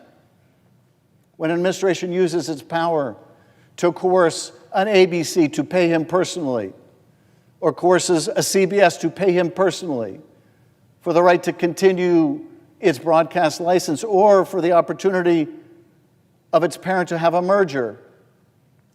These are overt efforts to censor the press when it uses its regulatory power and threats to try to take off the air a comedian or two comedians. It is a sure sign of the loss of press freedom. And equally, we see in other repressive regimes an effort to concentrate power, to concentrate the media itself in the hands of friendly oligarchs, or to create a kind of state-run media. which we are deeply at risk of, and we see in the development of TikTok and the coercive power of the government to decide who the future owners of TikTok will be, to make sure that they are of the same political persuasion as the president, or we see reflected in the oligarchic control of Twitter, now X, or we see in organizations that are buying up stations like Sinclair and using its mass power for the purpose of censorship.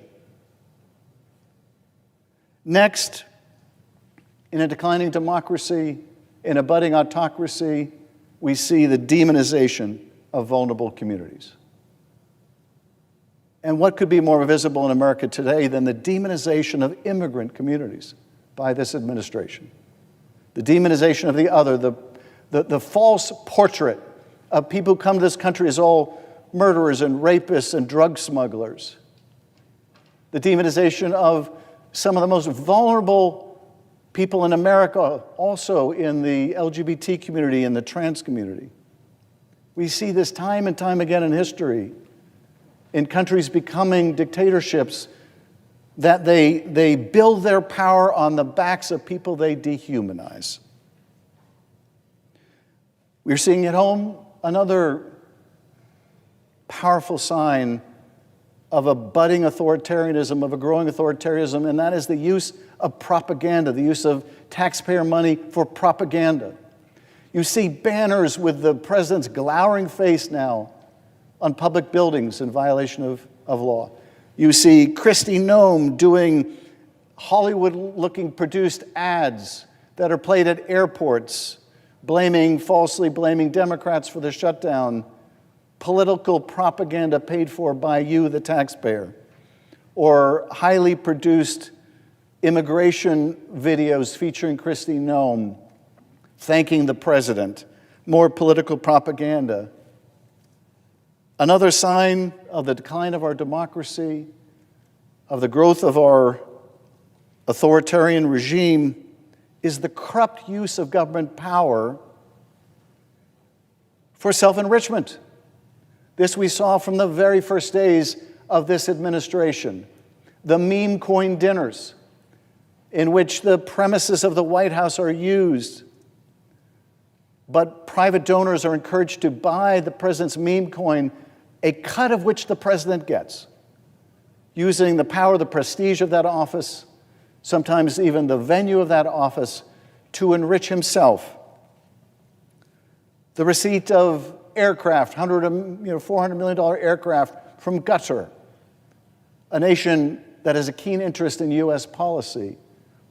The president acquiring a plane in plain violation of the Emoluments Clause, soliciting private donors for ballrooms, the real estate deals in the Gulf, the rampant conflicts of interest, the crypto money coming in from the Gulf to the first family, the use of government power and position for corruption and self-enrichment. Another powerful sign of a democracy in decline is the usurpation of Congress's power of the purse. The illegal withholding of funding, the impoundment of funding, the illegal rescission of funding, the illegal termination of grants, and I would say beyond that, the mass firing of federal employees, the lawless firing of federal employees, the use of Congress's power to appropriate money, one of the most important powers, arguably the most important power we have, now taken by the administration, and without a fight in this body. Certainly not a bipartisan fight. That is surely a sign that we are losing our democracy. The unending of elections and voting. Another key ingredient in dictators around the world cementing their position in power is the undermining of the foundational right to vote. We see it in its various forms now. We see it in this push to engage in gerrymandering around the country, but we see it in closing down of polling stations in urban areas. We see it in efforts to suppress the vote of certain communities. We see it in the purging of voter rolls. We see it in affirmative efforts to discourage people from voting. We see it in the demonization of election workers, the interference with election boards. And finally, although the list is much longer, I would end with this: the attack on truth itself, the attack on facts, the attack on science, the purging of people from our scientific agencies, the rampant falsehood, the fire hose of falsehood coming out of the White House and our agencies, daily provable, palpable falsehood, eroding the very idea of truth and fact. If you can persuade people that nothing is true, then what are we to use to decide who should govern? If there is no shared experience, then how do we decide what policy should be? How do we avoid just falling back on political tribe or worse, political violence? If there is no truth, if there is no fact, if there is no accountability. And so, Senator Merkley, I thank you for shedding a light on the risk, the risk to our precious democracy, the risk to this incredible inheritance from our founders. Because part and parcel of saving our republic, part and parcel of saving this country is to understand the dangers so that we can confront them. Future generations are going to ask what we did in this hour when our democracy was most vulnerable, when our parents and their parents went off to world wars to protect our democracy. Our task is far easier on the one hand, but no less important on the other. And so I ask you, are you seeing these same signs I'm seeing of the danger to our democracy, of the degradation of our democracy? And what do you feel we can do to save this inheritance? Well, I so appreciate the question from my colleague from California. And I must say this was a pretty comprehensive list you put forward. And I was checking them off in the order that issues that I've been raising over the many hours through the night last night. And but I think the one that I didn't have that I actually agree with very much is your final point, the fire hose of falsehoods. Because we are just adrift in a sea of misinformation and disinformation. And added into that toxic brew is a whole lot of just basic propaganda in a place that doesn't belong. And that we see, if you go out to the Portland airport, you will not hear the tape that Noam once played, because she wanted it played in airports all around the country, and a group of airports, led first by Portland, Oregon, said, no, it's breaking the law, it's breaking the Hatch Act, it's breaking the Anti-Lobbying Act, it's breaking some other act on the list. And in this situation where the administration does not care what the law says, the philosophy is we are the unitary executive, we're in charge, and we can do whatever the hell we want, take us to court if you don't like it, attitude.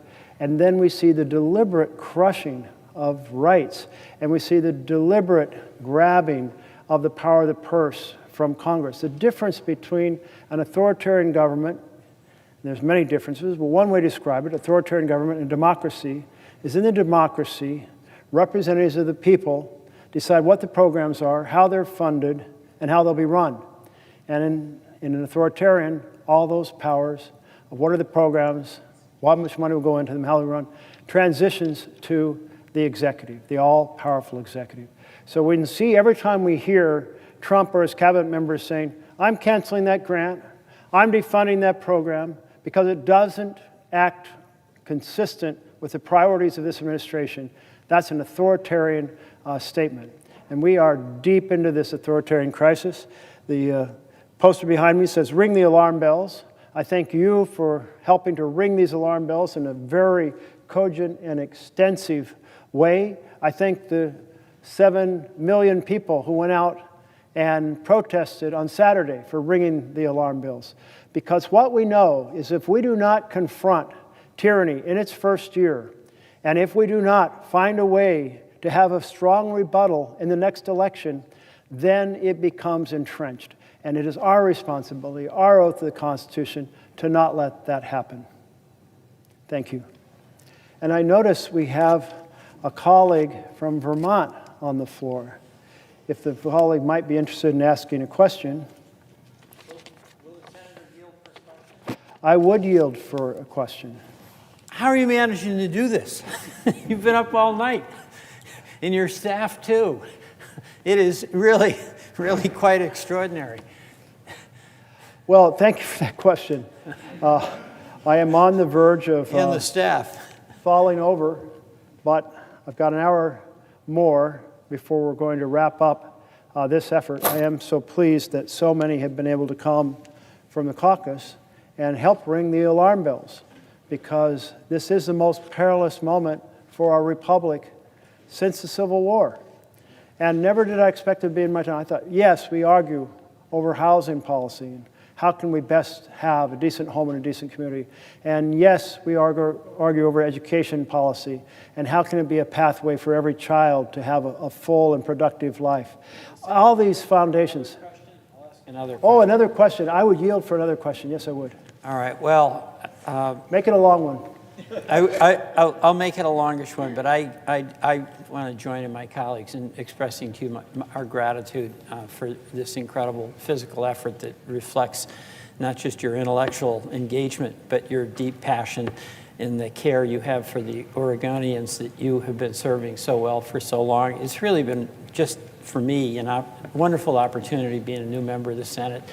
Along with Senator Schiff, I know you feel the same way, to be working with somebody like the senator from Oregon, who's just honest and true and totally grounded in your commitment to the people that you serve, in the Constitution that all of us serve. It's just a gratifying experience for us to be your colleague.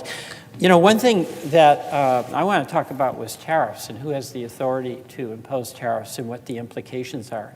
Because what I'm seeing is that our farm economy is really being devastated by tariffs. And let's talk about Midwest farmers. They're proud folks, like the dairy farmers in Vermont. And they used to have markets. The thing they love to do is have purchasing power that they earned by tilling the land, family farm operations that would be passed down from generation to generation. They really didn't want a lot of government involvement or interference, so they wanted to be able to grow their crops.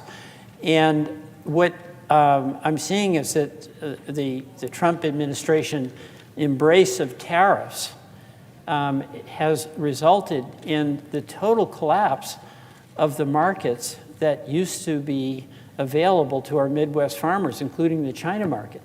And you know, last year, our farmers sold about 30 or 40% of their soybean crops to China.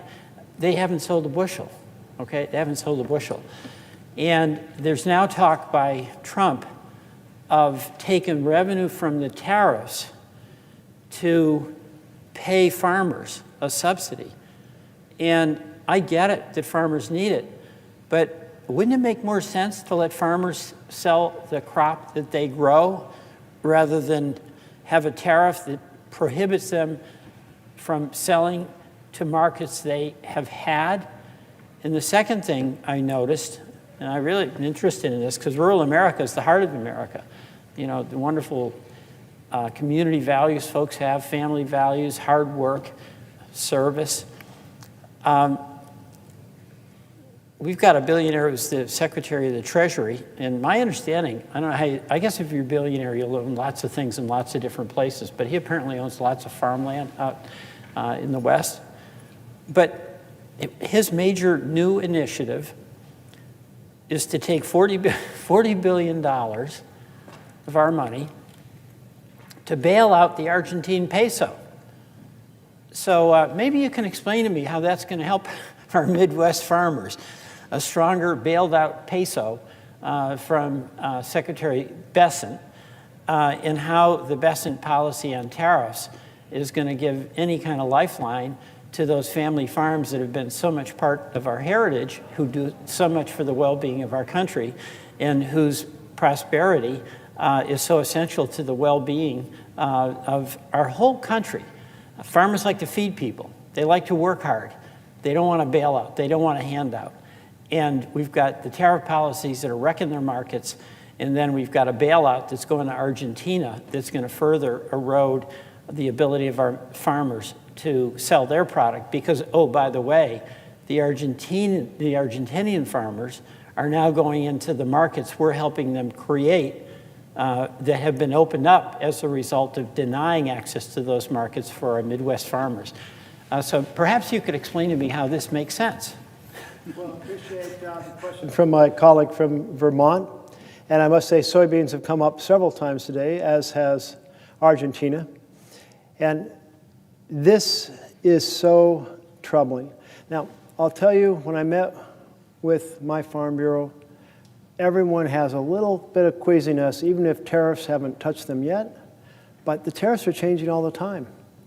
And how might it suddenly affect the market if another tariff changes, or the input, or so forth? And everyone in the agricultural world is terrified that if they lose their market, even temporarily, those relationships deteriorate. New relationships are forged. It's hard to get people back. If you've let people down once, then what happens next? And so this situation, this double deal, I guess I'll call it, with Argentina, where by us, well, having a trade war with China, so China doesn't buy a single bean. You said not a single bushel, and I've heard, yep, nothing, nada. And so Senator Murray of Washington was down here saying, we've got all these beans that normally travel through Washington State to get exported. Where the hell are they going to be stored? I don't know.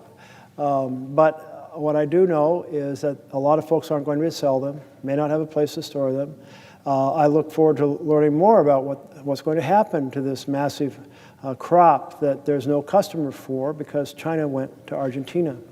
And then you mentioned the second part of the Argentina deal, that the president says, you know what, I want to bail out this far-right government down there because they're in trouble, and we don't want to let a far-right government be in trouble. And $20 billion and maybe $40 billion. Think of how much money that is. That's $100 for every single person in the United States of America. You know, if I went door to door in Oregon and personally asked everybody, would you like to give $100 to Argentina? You know how many takers I'd have? I think I would get 0 takers.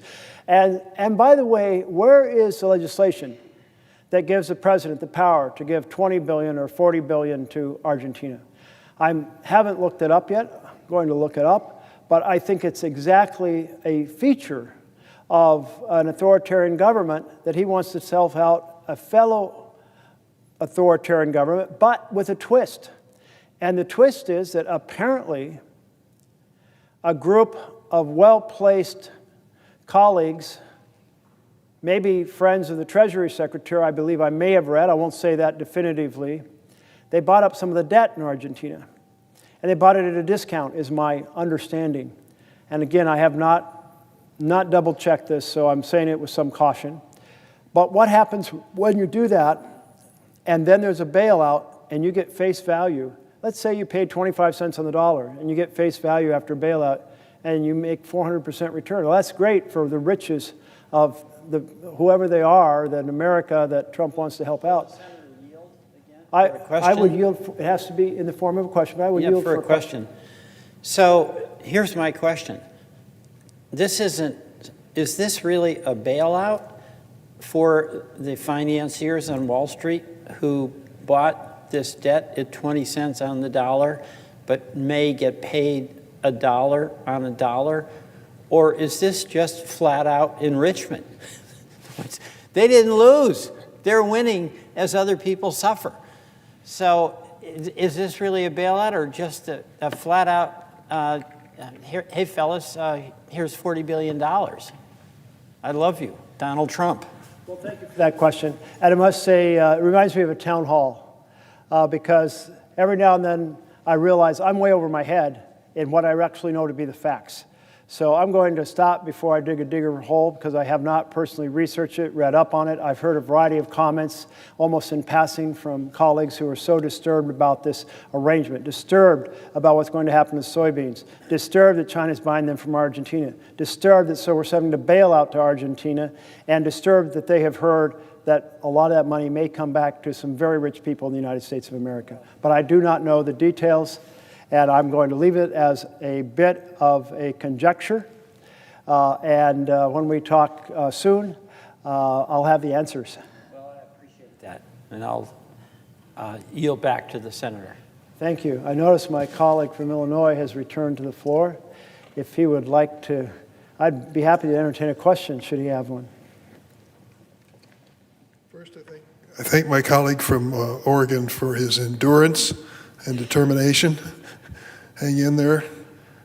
You're bringing up a critical issue and subject for America at a critical moment.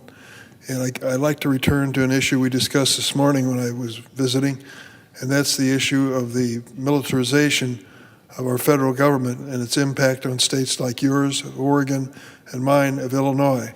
What I'm finding as I read the newspaper accounts is that the ICE operation from the Department of Homeland Security in Illinois continues to intimidate people who live in the city, in their neighborhoods and all around, and really bring fear. There are parts of the city of Chicago, Little Village and Pilsen are the ones most well known. I'm going to interrupt you for just a moment. Because the protocol team is not sure whether you asked me if I would yield for a question. That's a legitimate point. Will you yield for a question? I will yield through the for chair. a question. Thank you. So the point I'm trying to make is that there are areas of the city of Chicago, and I'm sure in your state of Oregon, where the intimidation factor has reached a point where people are worried about literally going to church, going to work, taking their kids to school. It's a genuine problem. Just last week, an individual took his child to daycare, left the motor running in his car, and took the little toddler into daycare, came out the door and was arrested and detained and removed from that scene specifically while the motor was still running in his car. That's the kind of thing that is happening. It isn't as if they're targeting criminals. They're after people who look like they're Hispanic. And there are many who live in our city, and I'm glad to have them. They're wonderful people. So I'd like to ask in your state, what kind of intimidation, if any, has taken place through this military operation of the president? Well, thank the senator from Illinois for the question. And as you're telling this story, I was thinking about a story from Oregon in which a woman who has been there for a long time, she has legal status in the United States. Her mother visits from Honduras, and her sister lives in Canada. So there is a park on the border between Washington State and Canada where people can go into the park, meet, they have to leave by the same entry they came in. And they've done this before, and so her mother gets to be with her, and then with her sister, the three of them, and 4 children, 7-year-old triplets and a 9-year-old, I believe. And so, and the children are U.S. citizens. So they do what they've done before. They go up to meet the Canadian sister in this park, and while they're hugging, she gets arrested. Arrested why? For smuggling her sister into the U.S., but they're in this park that is set up for that purpose. And she is still being held. The children were released, and they are with a family friend. But the grandmother was released, the mother's mother. But the mother, Jackie, the mother of the 4 American children, she's still being held. And we keep protesting, writing, calling, and she's still being held. The case against her was dropped. Why? Because you can't arrest somebody for hugging in a park set up for that purpose. This is my understanding of the case. But think about how that story says everyone's at risk all the time. Everyone's at risk. And so there is fear and trepidation. And individuals who have their documentation, are afraid that they may make a move that may lead to some extended family member or someone else who has documentation being arrested, just like this woman had documentation. And so it's a regime of fear. And the argument Trump made was that when someone is here and undocumented and they do a violent act, they're going to be deported. And I don't think many Americans would argue with that. But we should also recognize that our immigrants commit violent acts at a lower rate than native-born Americans. Like portraying immigrants with this false story of criminals, rapists, murderers, and so forth is simply, well, to quote a district judge on a different topic, untethered to the facts. And we are in a deeply disturbing period where more children are being separated, communities are being terrorized, and I think how you have brought forward time and time again that we needed to resolve the status for Dreamers in a more solid way and put bills forward, and we just fell short time, and how many times? 6 times? I'm not sure, or more. And this body can't even come together and address children brought here through no fault of their own, who know no other country, who speak no other language, who grew up here and are productive citizens. Many of them that when we first started, I was first aware of it, so long ago that they might have been little kids. Now they may be out of high school, out of college, fully employed in the community, and still we haven't resolved their status so they can be kind of feel fully productive members of our community. If the Senator would yield. I will yield for a question. Over the course of my service in the Senate, one of the things that I was proudest of, still proud of, was the formation of the so-called Gang of 8, 4 Republicans and 4 Democrats who sat down to write a comprehensive immigration reform bill. Senator McCain led the effort on the Republican side. Senator Schumer joined me with others on the Democratic side, and we produced a measure that had support of business and labor and Democrats and Republicans, brought it to the floor of the United States Senate and passed it with over 60 votes. It was a glorious day. It was a day of great celebration. What was it all about? It was all about the 11 million undocumented people in the United States coming forward and registering with this government, who they are, where they live, and they pay a fine for coming to this country without documentation. They then don't automatically become citizens, but they are allowed to work.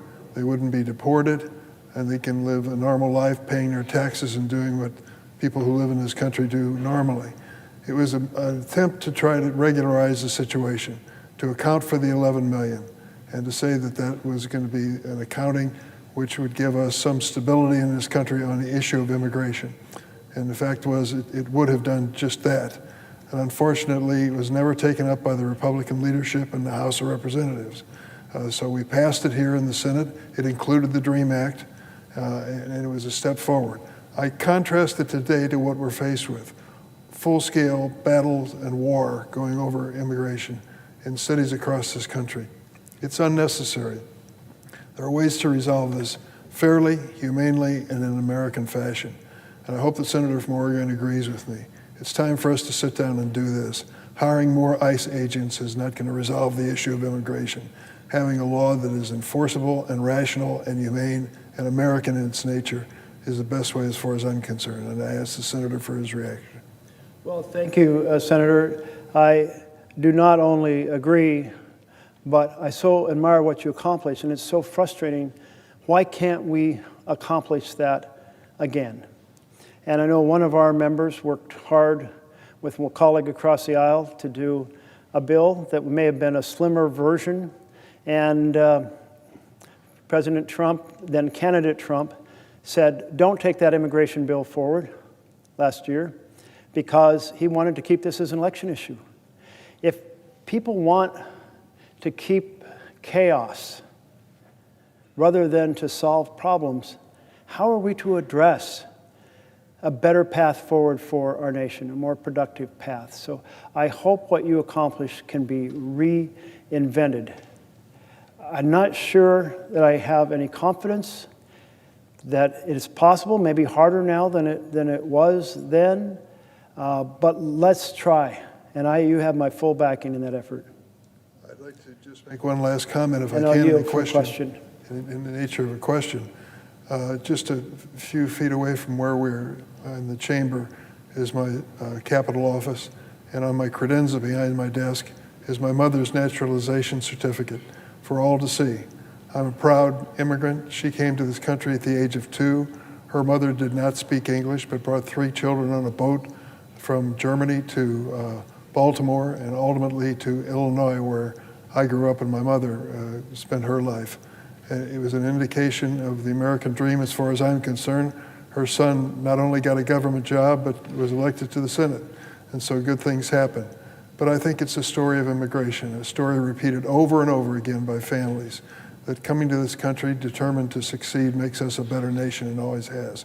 Has a senator run into that in the state of Oregon? Well, I must say, Senator, I don't think there is an individual that we have in the Senate who is not the descendant of immigrants. And so shouldn't we all be able to identify with our family stories and bring those to bear to solve this challenge and actually restore a framework? I think about, like, just let me take one piece of this. The process for being able to have an asylum hearing has a backlog of about 6 years. Well, that's a piece that we can find a rational way to address that. The Dreamers, we can find a rational path to bring the Dreamers fully into our society as you have laid out in the past. We can proceed to, I think, find a deal on border security, what we pay. But there are many pieces that will never get solved unless people are sitting down like you did with your Gang of 8, bringing people together and say, let's iron this out. And so that's my hope and prayer. In the nature of a question, I asked the senator from Oregon, is he aware of the fact that we have approximately 700 immigration judges facing that backlog you just described, and the Trump administration has dismissed 100 of them? So instead of adding more judges so we can expedite the hearings and resolve them, the opposite has been the case. Was the senator aware of that? I was not aware of that, no. And that's insanity. It certainly is. I'd also ask the senator, when it comes to... I yield in the nature of a question. Nature of a question. When it comes to the issue of due process, the question is whether or not we can in this country offer due process to the people who are asking for their fate to be resolved. That has been part of our Constitution, applying not only to citizens, but those who are in our country petitioning to become citizens. Does the senator agree with me that due process is a critical part of our democracy? Absolutely. Well, we face this reality now with children. I just described it earlier, and this is the question I would ask you is this. I yield for the question. Does the senator believe that these unaccompanied children need to have humane treatment at all times? You told the story earlier of going down to the border and watching what happened under previous administrations. Would the senator recount that story at this point? Well, yes. I think you asked me to recount the story. And the story involved the fact that I read a speech by Attorney General Sessions. And Attorney General Sessions was delivering this speech at, I think it was called Freedom Park in Southern California on the border.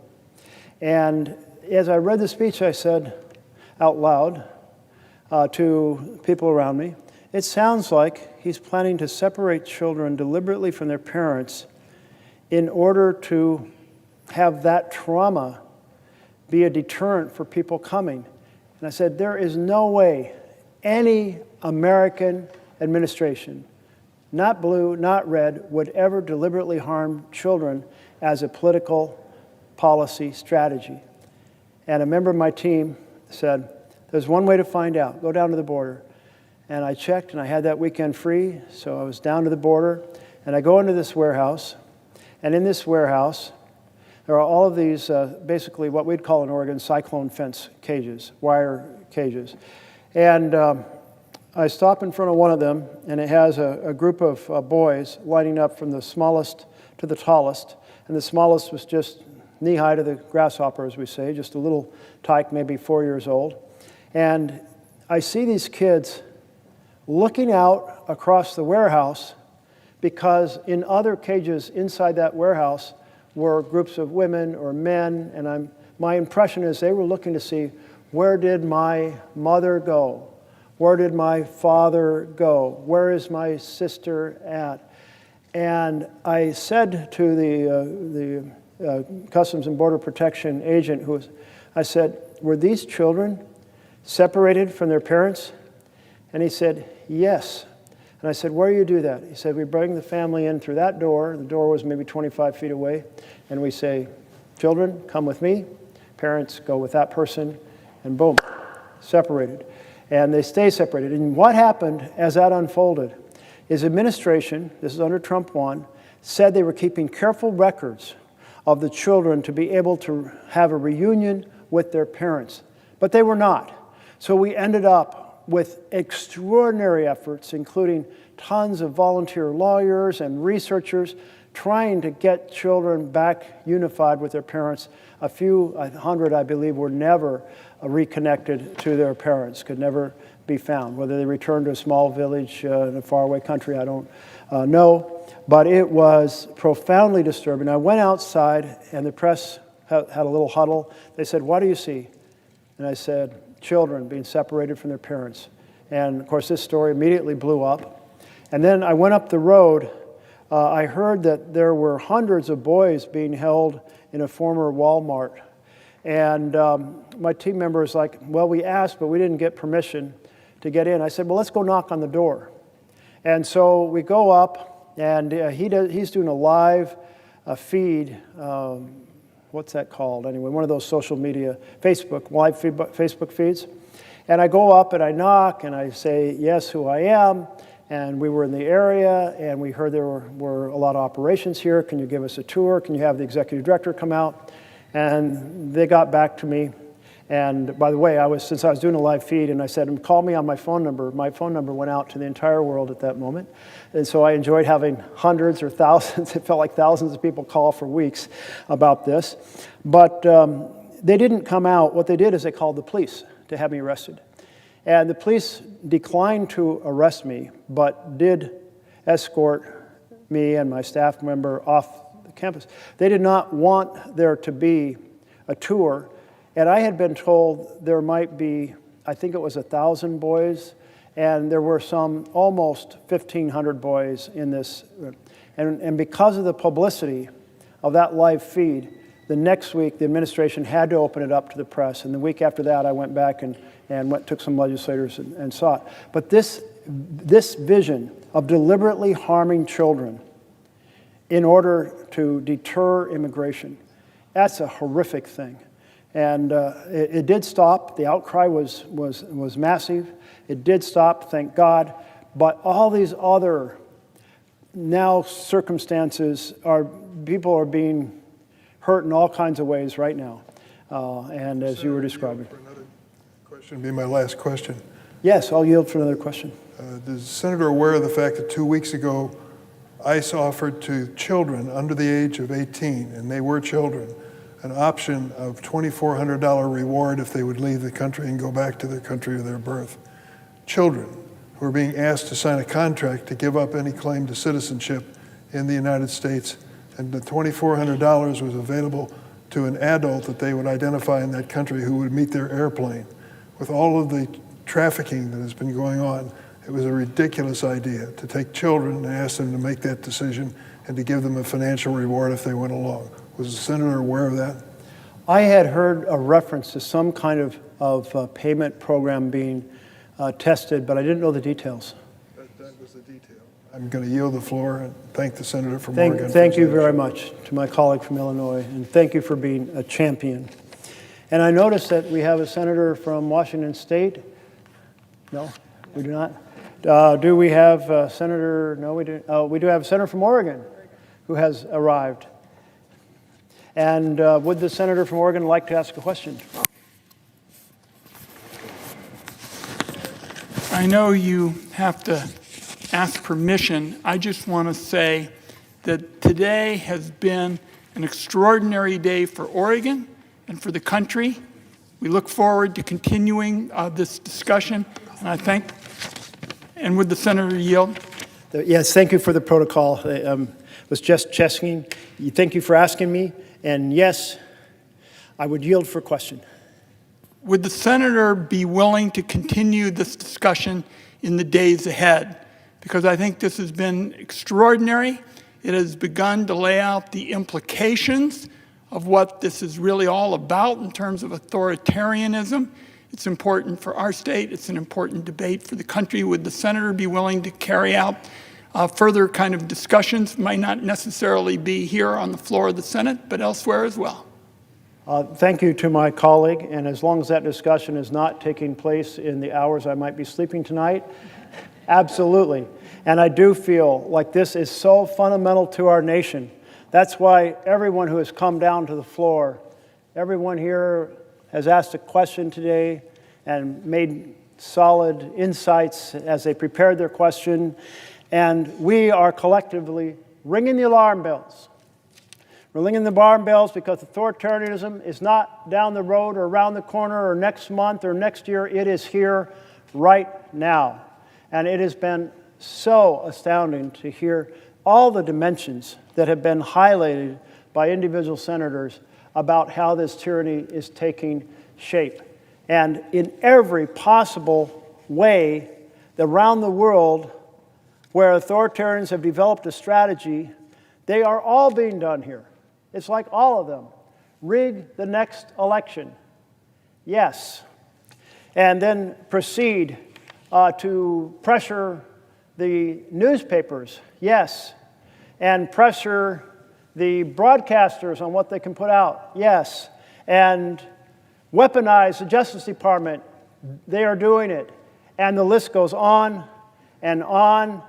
And for us in Oregon, certainly the one that is on everyone's mind is striving to have a pathway to legally send in the military when there is no rebellion, no insurrection, and no invasion. And that one terrifies me. That administration is hell-bent on getting judicial thumbs up, green light to be able to move troops where they want in this country when none of those things are happening.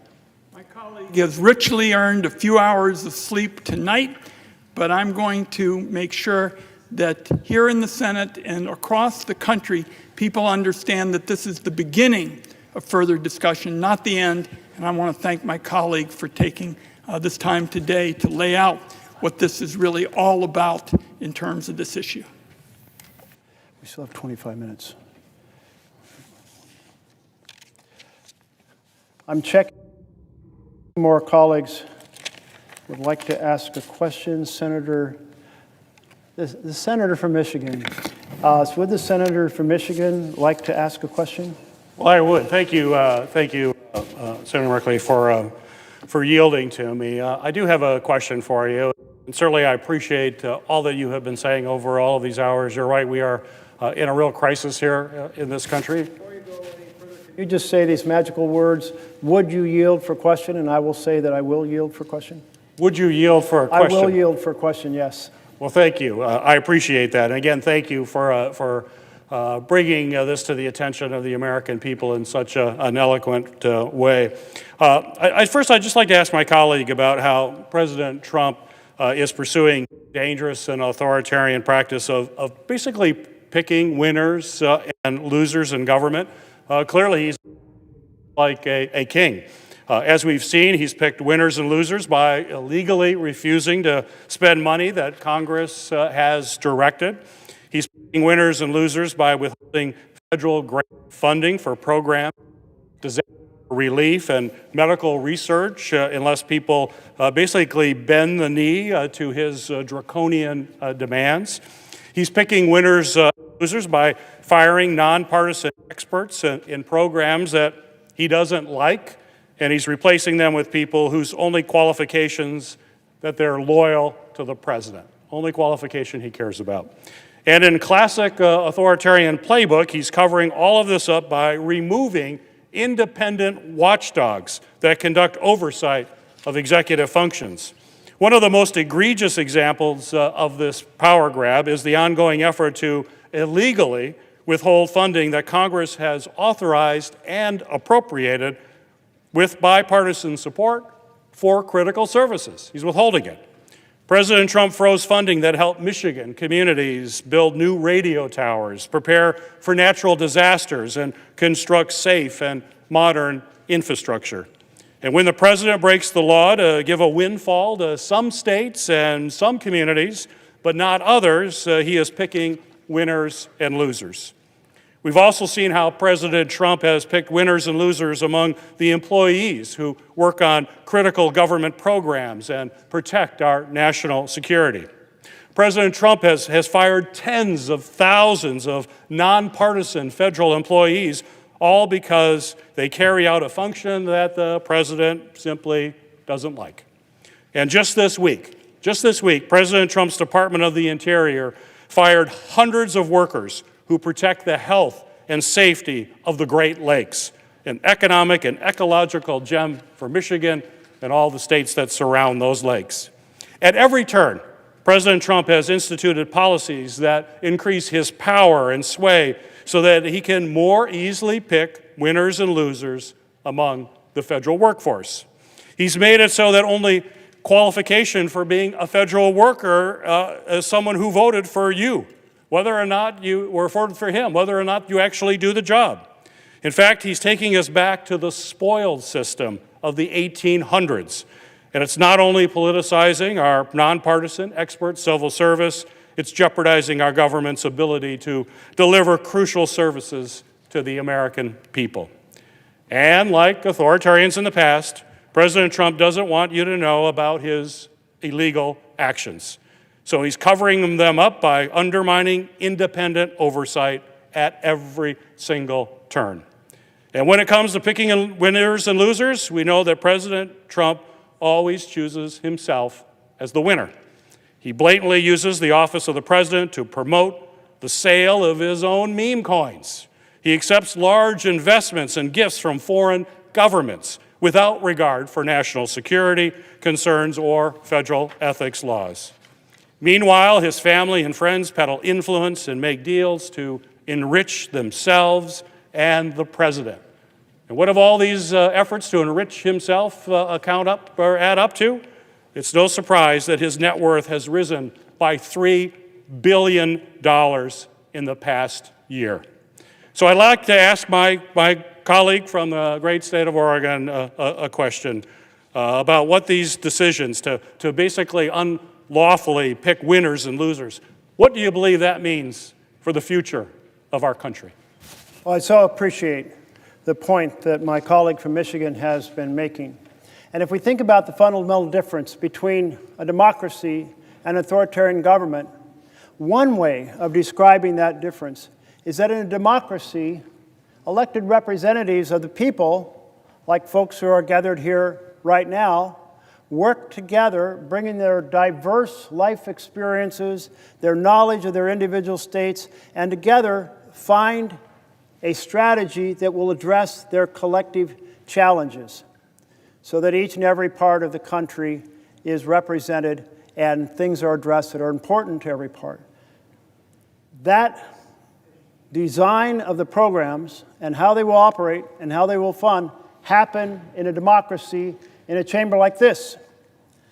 In an authoritarian system, it's all happening on the executive side. The executive is saying, here are the programs that are going to be funded. Here are my priorities and what I'll do. Here are the grants I'll cancel and the ones that I'll redirect. Here is the way we'll run these programs. And that is exactly what the Trump administration is trying to do. They are trying to move the responsibility we have under the Constitution to design programs, to decide how much they should be funded, to resolve questions about how they will operate, and move that responsibility over to the executive. And the head of Office of Management and Budget, he was very upfront about it. He said, I believe in the unitary executive, where all power rests with the president. And that means the president can cancel programs at will. And I was shocked when I heard him say this. This was before we had the hearing in the Budget Committee, probably about the same time you were holding a hearing on Russell Vogt.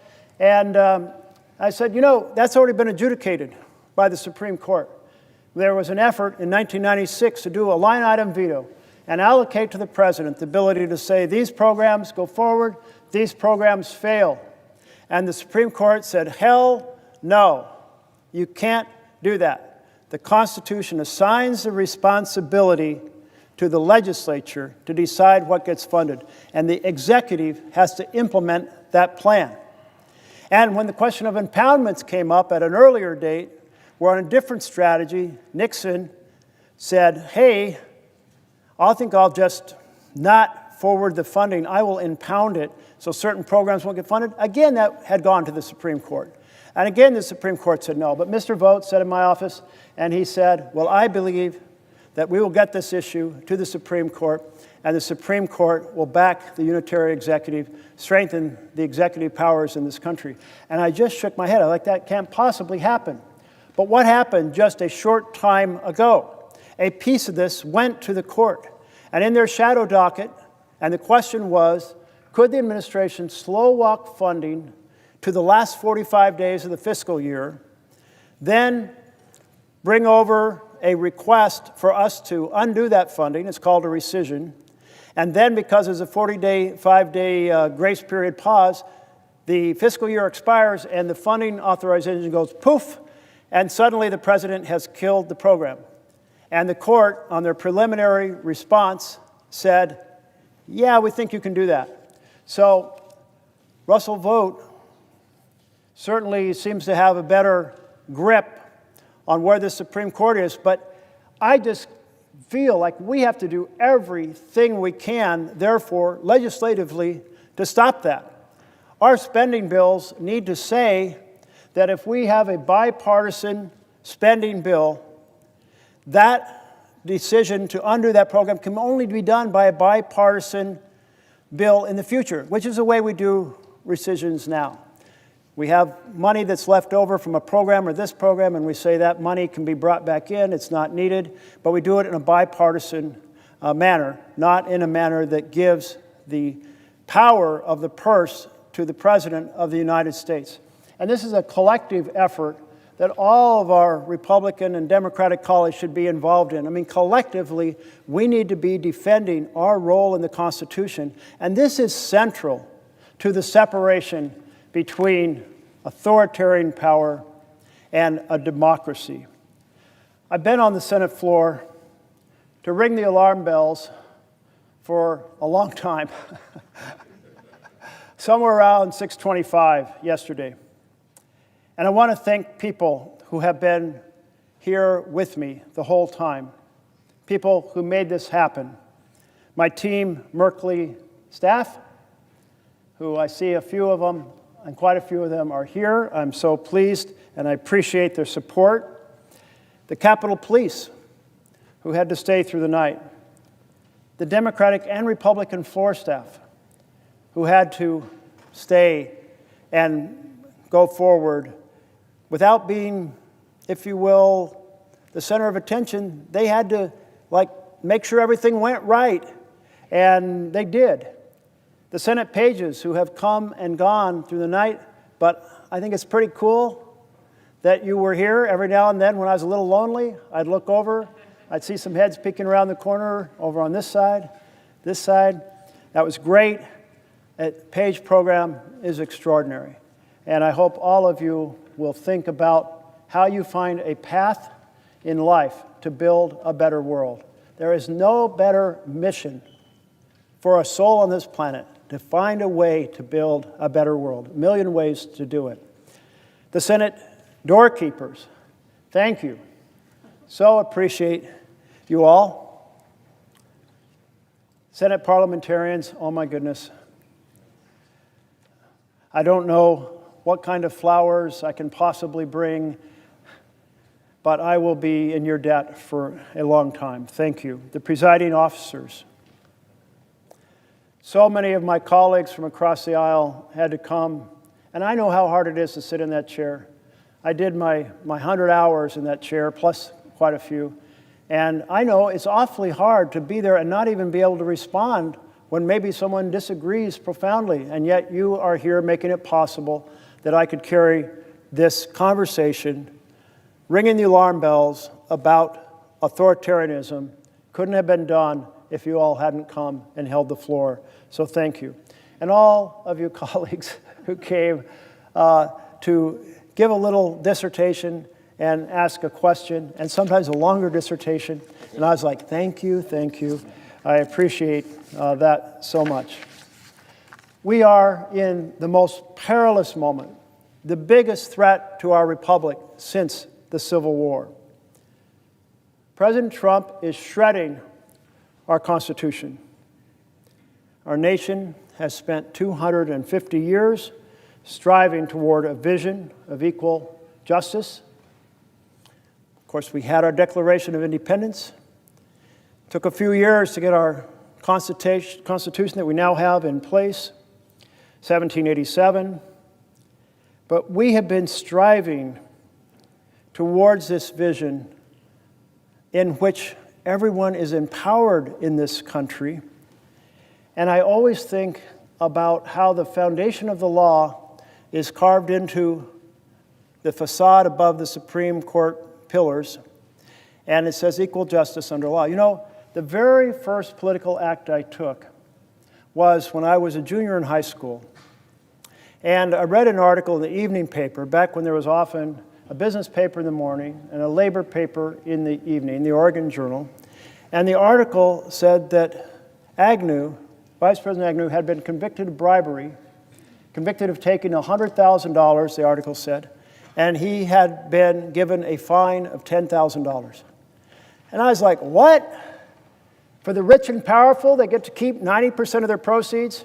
So I fired off a letter to the Oregon Journal and said, this is not right in a nation that values equal justice under law. And they printed it. They're long out of business. I'd like to get a copy of that, but long out of business. But the vision Trump is putting forward is unequal injustice. It's a huge assault on the foundation for our nation. And what we have is a nation in which the founders, and many of you spoke so eloquently to this, a nation in which the founders said, we do not want to have a king. We want to have government that flows up from the people, not down from a monarch.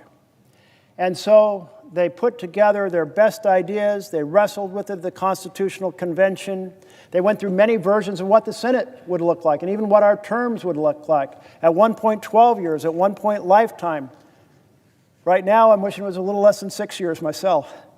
But the challenge we have is that that vision of a separation of powers, of checks and balances, is being steadily destroyed by President Trump. In the book that I was using as kind of the framework for discussing these issues, it says most people, even today, think it's still republics die with men wielding guns. And it is essential we understand that that is not the way most republics die today. Most republics die because someone is elected who starts working systematically to reduce those checks and balances. And then perhaps they're aided by a rubber stamp Congress. And perhaps they're aided by a Supreme Court that vests more power in the executive with key decisions. And of course, it takes that aggressive authoritarian personality. And we've got all three. We are fully in the authoritarian moment right now. The president believes that he is the king of this country and that he can control everything regardless of what the law says or what we send him. And we have to collectively, and it should be a bipartisan effort, collectively say, hell no. We took an oath to the Constitution, to the vision of government by and for the people, not government by and for the powerful. And we're going to keep fighting to restore that vision. And today, so many of you highlighted so many pieces of what's going wrong in our country in terms of the erosion. A president who wants to tell universities what they can teach and is using research grants over their head. A president who wants to tell law firms who they can give pro bono help to and has forced them to various firms to chuck up $1 billion to be done for pro bono work on the places, the organizations Trump wants them to spend it. A president who is using every tool available to try to get the court decisions that will allow him to use both the National Guard and the troops to be able to go where in the country he wants them domestically, even if there is no insurrection, no rebellion, and no invasion. A president who is weaponizing the judiciary to go after person after person after person, coming off his enemies list. And whoever it might be that's next, one of us may be next. One of our colleagues has certainly been publicized by Trump as being on Trump's enemies list. And this is just not to be allowed in government by and for the people. The crushing of due process, and I appreciate the comments of my colleague from Illinois about due process and all of the challenges regarding immigration and due process. And let's find a way to finally pass an immigration bill after coming so close so many times. And Senator Durbin, I know you are retiring, but let's get the immigration fix done before you leave us with all of your expertise.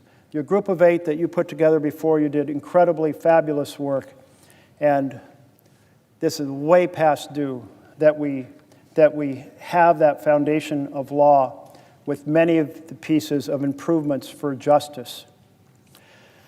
We saw on day one of this administration, Trump down there in the rotunda with the billionaire standing behind him. And from that moment, it was apparent. That's what his government was about, by and for the wealthy and the powerful. And if we had any doubts, then it was resolved when he put forward his version of a bill, which he called the Big Beautiful Bill, and we often called, many of us, the Big Ugly Betrayal. Because only an authoritarian president who believes that the people answer to him rather than him being accountable to the people would come up with a strategy of decimating the health care through the ACA to fund tax breaks for billionaires. Only an authoritarian president would say, let's demolish Medicaid, and between Medicaid and ACA, have 15 million people lose their health care, 235,000 projected in my state. Only an authoritarian would say, let's cut child nutrition to fund even more tax breaks for billionaires. And then, of course, on top of all that, put forward a plan that runs up $30 trillion in debt, additional debt over 30 years. Probably the most fiscally irresponsible bill ever to pass through this chamber.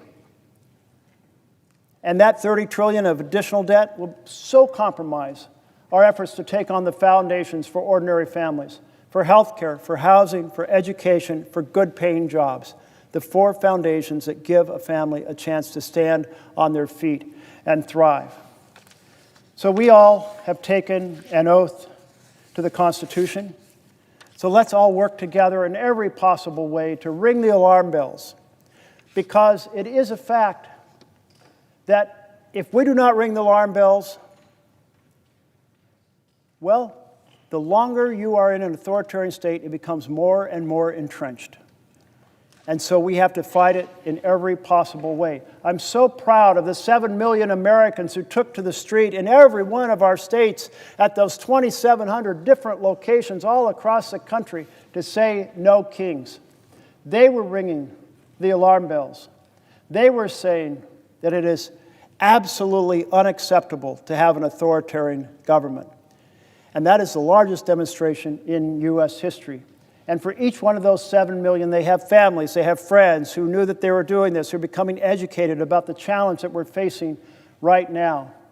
And we have to recognize that the next election is absolutely critical if we're going to save our republic, because the strategy of an authoritarian is to rig the elections. And the more time they have, the more entrenched it becomes. And already here is Trump trying to do a national voter registration file that can be more easily manipulated for the elections next year. Here is President Trump trying to do massive gerrymandering in a whole bunch of states in order to offset the balance between Democrats and Republicans that are fairly represented in the House of Representatives. Here is President Trump saying he will do everything possible to stop the use of vote by mail across the country, because we know why.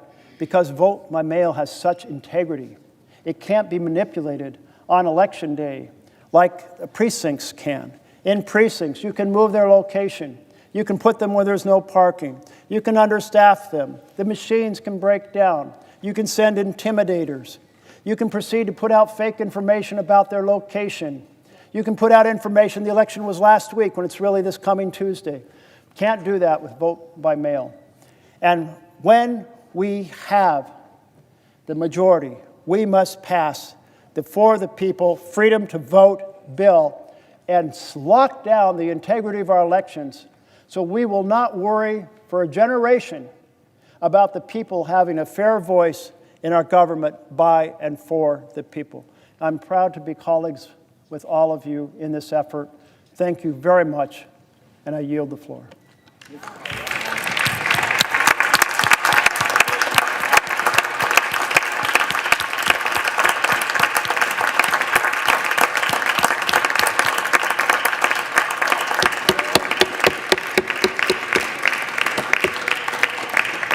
Mr. President. Recognize the Democrat leader. Mr. President, let me express the profound gratitude of all of us for his amazing tour de force over these many hours. Jeff Merkley has been the Paul Revere of 21st century America, literally, figuratively riding from one corner of this country to the other, alerting people to the danger our democracy is in with the would-be king as president. No one has done it better. No one has done it with more persistence.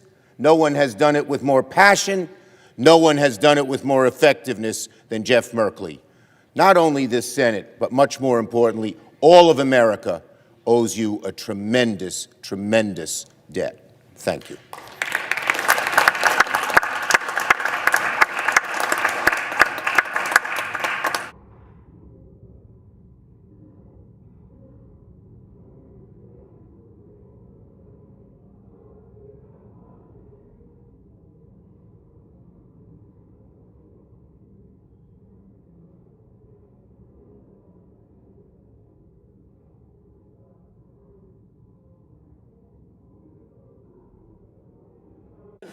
I recognize the Republican whip.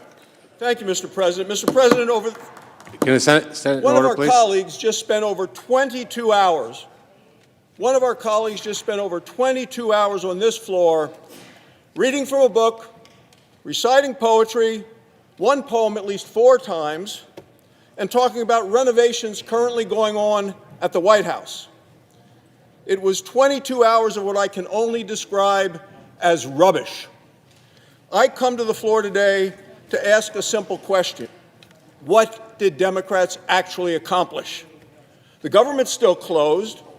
Capitol Police officers and Senate support staffers who were here for the entire 22 hours are still not getting paid. So let me read, Mr. President, from the record and into the record, an article published today in the Daily Caller written by Adam Pack. The headline is this. It's entitled, "Democrat Forces Unpaid Capitol Police to Stay Up All Night So He Can Rail Against Republicans." Let me tell you the title again. Democrat Forces Unpaid Capitol Police to Stay Up All Night So He Can Rail Against Republicans. The article goes on. Democrats are refusing to pay support staff and Capitol Police during the government shutdown, but still force them to work overnight Wednesday so a lawmaker could rail against the Trump administration from an empty Senate chamber. Can we have order, Mr. President? Can you please take your conversations outside the chamber? Please take your conversations outside the chamber. Thank you. To repeat, Mr. President, I said Democrats are refusing to pay support staff and Capitol Police during the government shutdown, but still force them to work overnight Wednesday so a lawmaker could rail against the Trump administration from an empty Senate chamber. The article goes on. Democratic Oregon Senator Jeff Merkley took to the Senate floor for, as they wrote this, a 14-hour-long, now 22, and counting screed against President Donald Trump beginning early Tuesday morning. The article continues.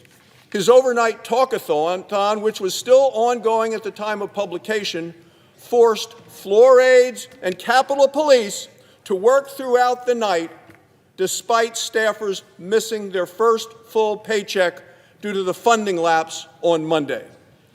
And Capitol Police poised not to receive their salary later this week.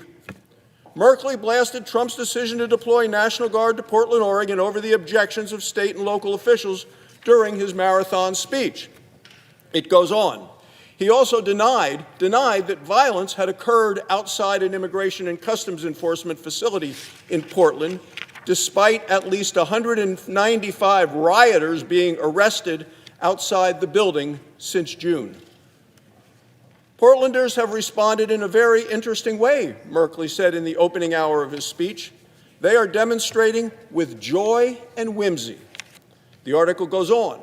They want to make it clear to the world that what Trump is saying about there being violent protests or a rebellion in Portland, Merkley continued, it's just not true. Democrat New Jersey Senator Andy Kim also joined Merkley on the Senate floor in the 10 p.m. hour, praising the Oregon senator for shining a light on the Trump administration's alleged authoritarianism. It's important that we don't underestimate the fragility of our democracy, Kim said.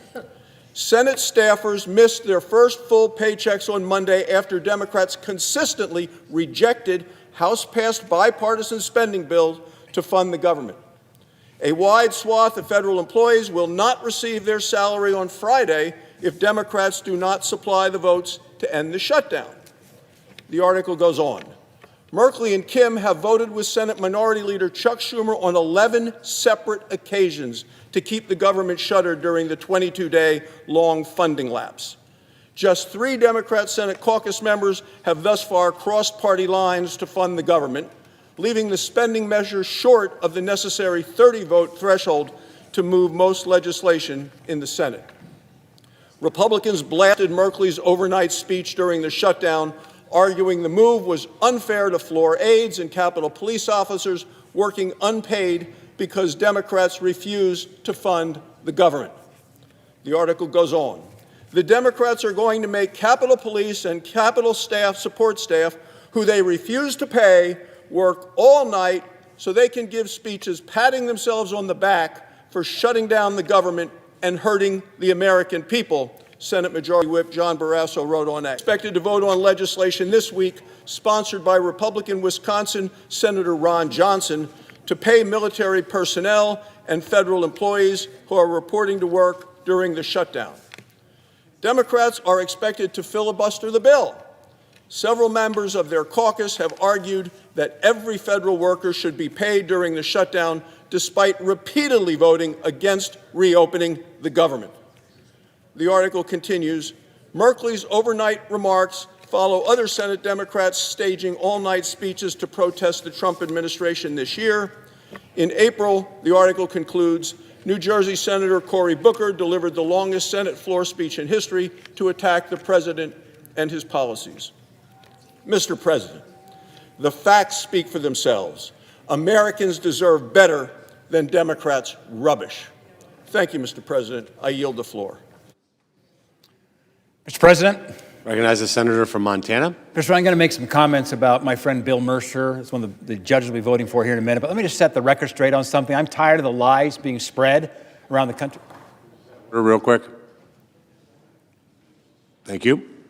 There's a lie being spread around the country now on social media and so forth about what's happening here in Washington. And the lie is this: Republicans control the presidency, the House, and the Senate, so it's on the Republicans for shutting it down. That is a lie. It takes 60 votes to get something done here in the U.S. Senate. We're looking for 5 Democrats to join us. It's already bipartisan. 3 Democrats have joined us. If 5 more join the Republicans, we've done this 11 times in voting for this clean CR, which Democrats have done repeatedly under Joe Biden's watch. If 5 Democrats join us, we'll open the government back up. But just want to set that straight at home. Yes, Republicans have majority control of the Senate, but it takes 60 votes to get an outcome here in Washington. We have 53 Republicans, 5 Democrats join us, we'll get this done. But, Mr. President, I rise today to speak in support of my friend, Mr. Bill Mercer, and his nomination to serve as the next judge of the U.S. District Court for the District of Montana. President Trump made an excellent choice when he picked Bill.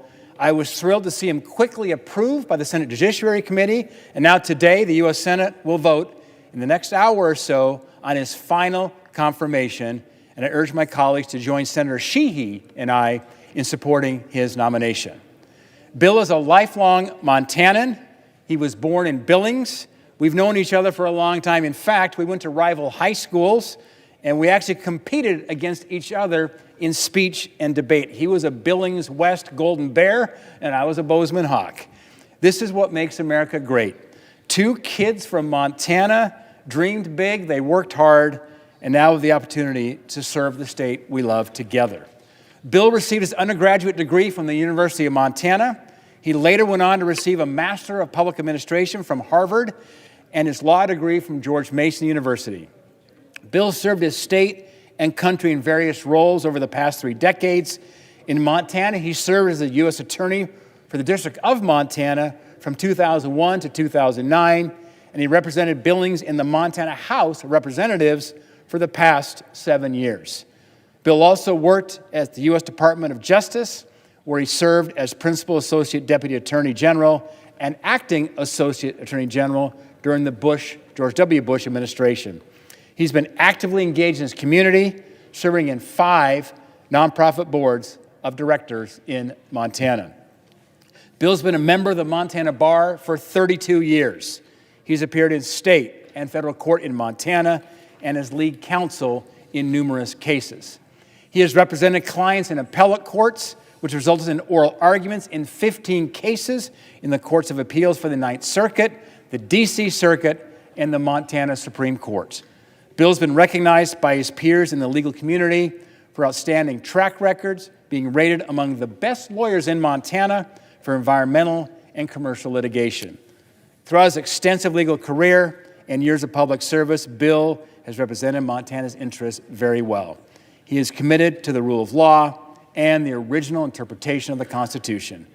He understands Montana law and issues. His experience as a widely respected and effective member of the Montana House has helped him understand the needs of our state, our families, and our communities.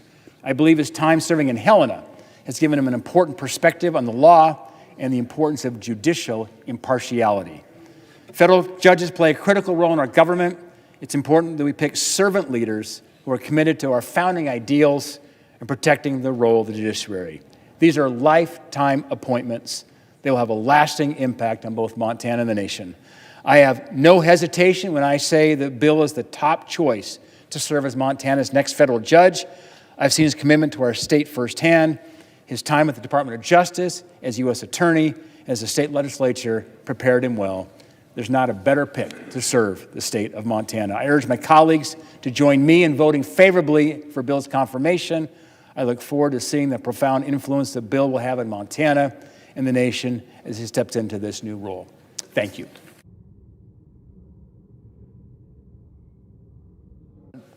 I recognize the majority leader. Mr. President, I ask unanimous consent that notwithstanding Rule 22 following the cloture vote on the motion to proceed to calendar number 168, H.R. 5371, the Senate vote on the motion to invoke cloture on the Lewis nomination, and if cloture is invoked on the Lewis nomination, all post-cloture time be expired, and the Senate vote on the motion to invoke cloture on the Meredith nomination. Further, if cloture is invoked on the Meredith nomination, all post-cloture time be expired, the Senate vote on confirmation of the nominations at a time to be determined by the Majority Leader in consultation with the Democratic Leader no earlier than Thursday, October the 23rd. Further, if confirmed, the motions to reconsider be considered made and laid upon the table, and the President be immediately notified of the Senate's action. Finally, the mandatory quorum calls with respect to calendar number 168, H.R. 5371, as well as the Meredith and Lewis nominations be waived. Without objection, so ordered. Mr. President, I ask the Chair to execute the order of October 21st with respect to calendar number 168, H.R. 5371, and I further ask that following disposition of that vote, the Chair execute the previous orders with respect to the Lewis, Meredith, and Mercer nominations in that order. The clerk will report the motion to invoke cloture. Cloture motion. We, the undersigned senators, in accordance with the provisions of Rule 22 of the Standing Rules of the Senate, do hereby move to bring to a closed debate on the motion to proceed to calendar 168, H.R. 5371, an act making continuing appropriations and extensions for fiscal year 2026 and for other purposes, signed by 17 senators. By unanimous consent, the mandatory quorum call has been waived. The question is it the sense of the Senate that debate on a motion to proceed to H.R. 5371, an act making continuing appropriations and extensions for fiscal year 2026 and for other purposes shall be brought to a close? The yeas and nays are mandatory under the rule. The clerk will call the roll. Ms. Alston-Brooks. Thank you. Ms. Baldwin. Mr. Banks. Mr. Barrasso.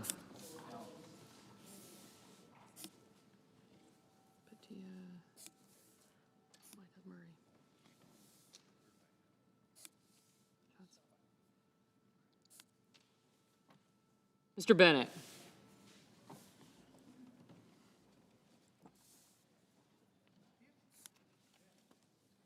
Mrs. Blackburn. Mr. Blumenthal. Ms. Blunt-Rochester. Mr. Booker. Mr. Bozeman. Thank you.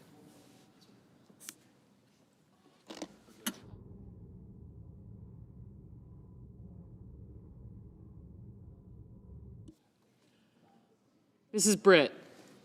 Mr. Budd. Ms. Cantwell. Mrs. Capito. Mr. Cassidy. Ms. Collins. Mr. Coons. Mr. Cornyn. Ms. Cortez Masto. Mr. Cotton. Mr. Kramer. Mr. Crapo. Mr. Cruz. Mr. Curtis. Mr. Daines. Ms. Duckworth. Mr. Durbin. Ms. Ernst. Mr. Fetterman. Mrs. Fisher. Mr. Gallego. Mrs. Gillibrand. Mr. Graham. Mr. Grassley. Mr. Haggerty. Ms. Hassan. Mr. Hawley. Mr. Heinrich. Thanks. Mr. Hickenlooper. Ms. Hirono. Mr. Hoven. Mr. Husted. Mrs. Hyde-Smith. Mr. Johnson. Mr. Justice. Mr. Kane, Mr. Kelly. Mr. Kennedy. Mr. Kim. Mr. King. Ms. Klobuchar. Mr. Langford. Mr. Lee. Mr. Lujan. Ms. Lummis. Mr. Markey. Mr. Marshall. Mr. McConnell. Mr. McCormick. Mr. Merkley. Mrs. Moody. Mr. Moran. Mr. Marino.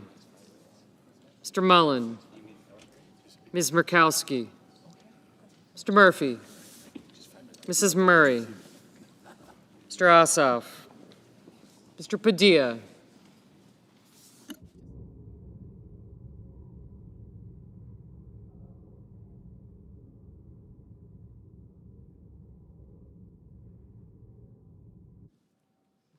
Mr. Paul, Mr. Peters, Mr. Reed, Mr. Ricketts, Mr. Risch, Ms. Rosen, Mr. Rounds, Mr. Sanders, Mr. Schatz, Mr. Schiff, Mr. Schmidt, Mr. Schumer. Thanks. Mr. Scott of Florida, Mr. Scott of South Carolina. Mrs. Shaheen, Mr. Sheehy,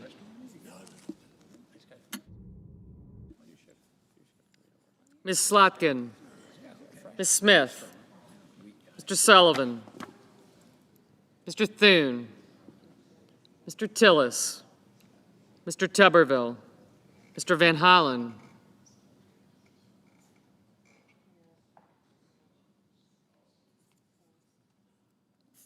Mr. Warner, Mr. Warnock, Ms. Warren, Mr. Welch, Mr. Whitehouse, Mr. Wicker, Mr. Wyden, Mr. Young.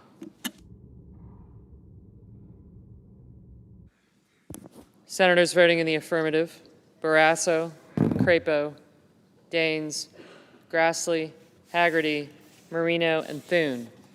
Senators voting in the negative: also Brooks, Blunt Rochester, Booker, Cantwell, Duckworth, Gallego, Kane, Kelly, Klobuchar, Murray, Padilla, Peters, Reed, Schatz, Schiff, Schumer, Smith, Van Hollen, Whitehouse, and Wyden.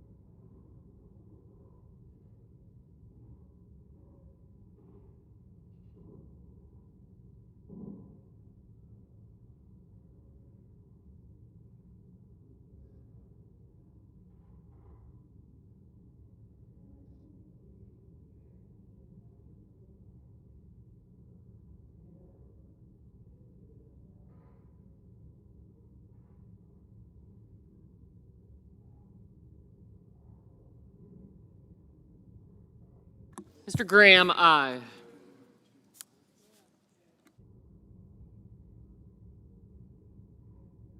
Mrs. Hyde-Smith, aye. Mr. Murphy?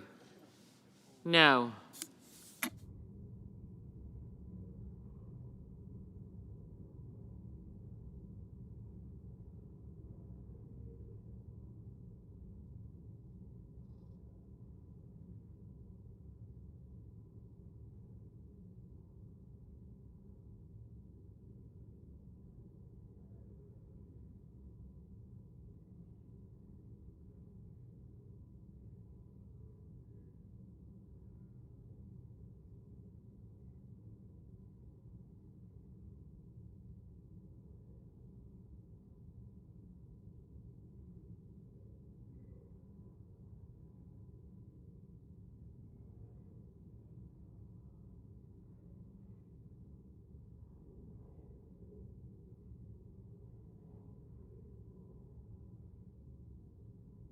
Ms. Slotkin?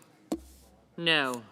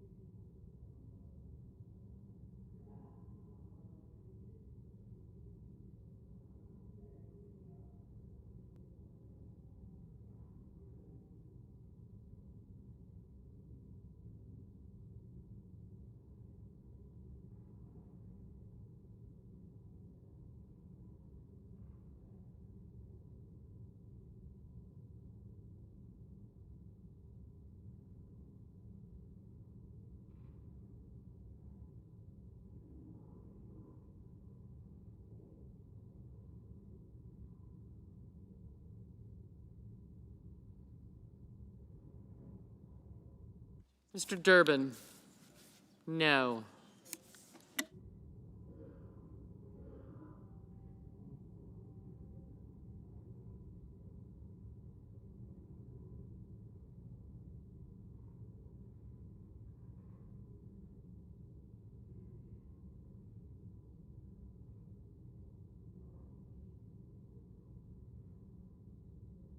Mr. Merkley?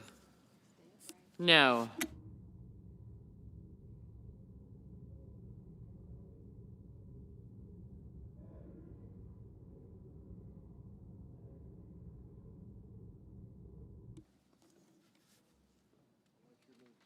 Mr. Sheehy? Aye.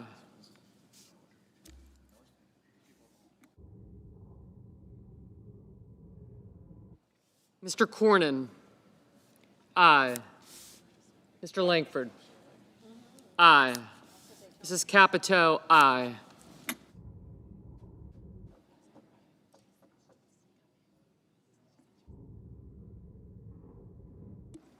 Mr. Curtis? Aye.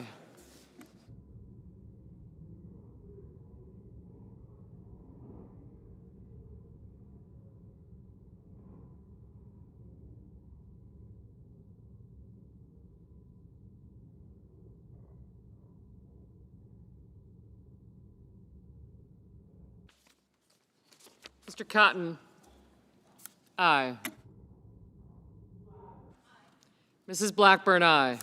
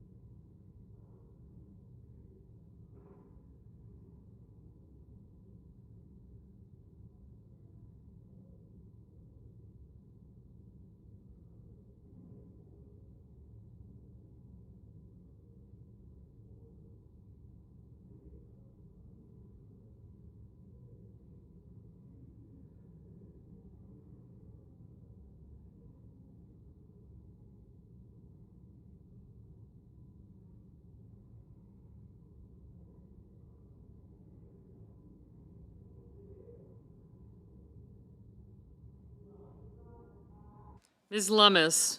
Aye.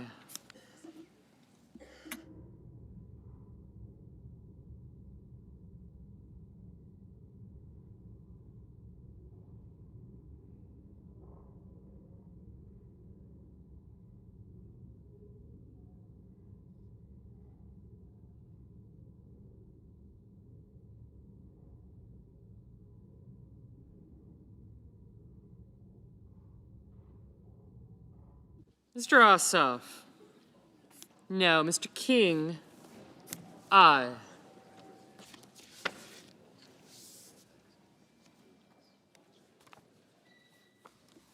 Ms. Rosen? No. Ms. Hassan? No. Ms. Baldwin? No. Ms. Cortez Masto? No.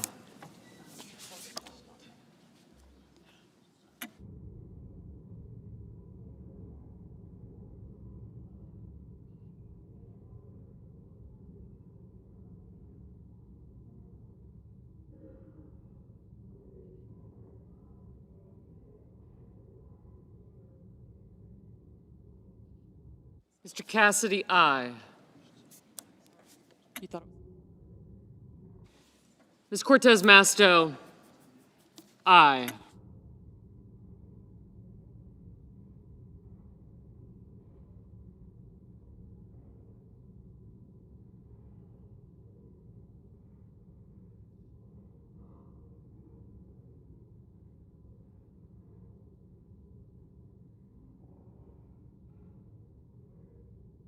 Mr. Risch, aye.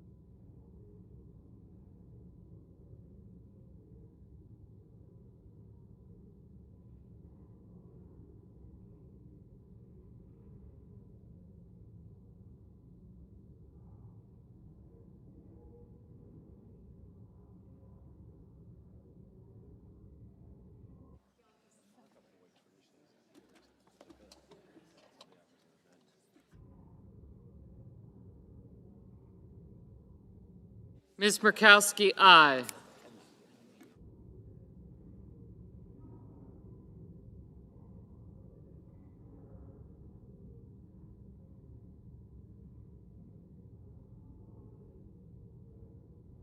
Mrs. Shaheen, no. Mr. Welch, no.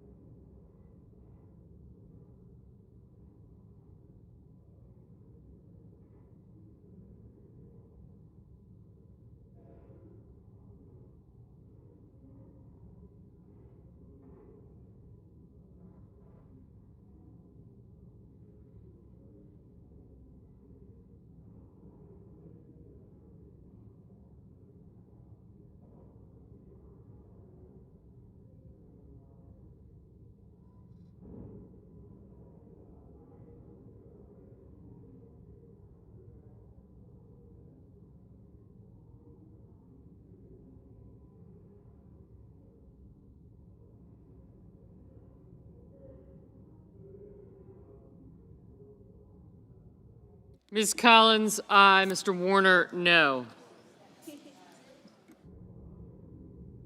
Mr. Bozeman, aye.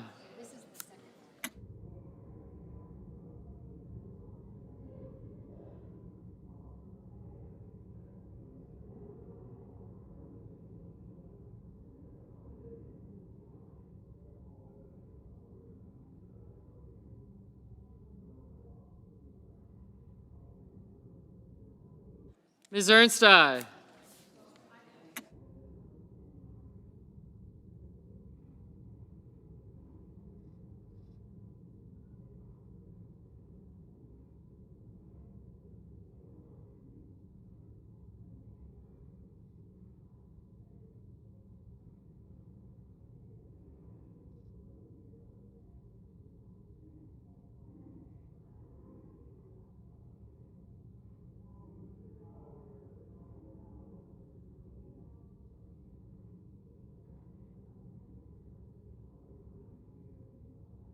Mr. Johnson, aye.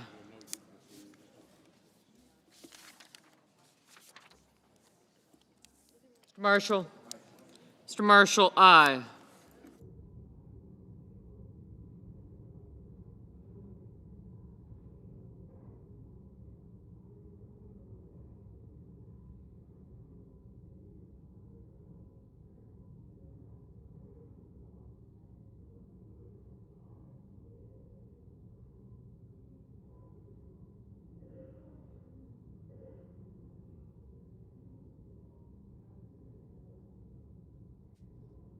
Mr. Paul? No. Mr. Young, aye. Mrs. Gillibrand? No.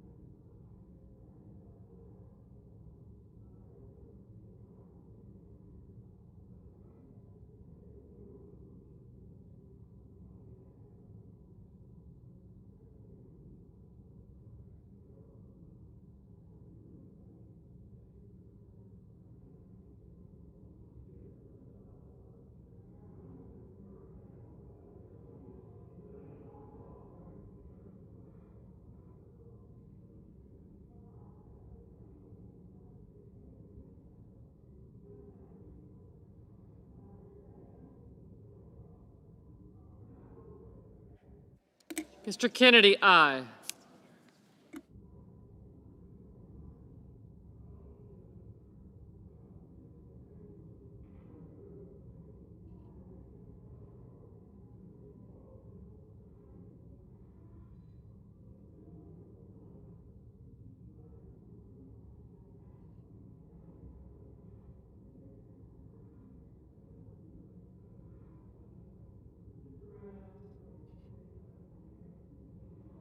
Ms. Hirono?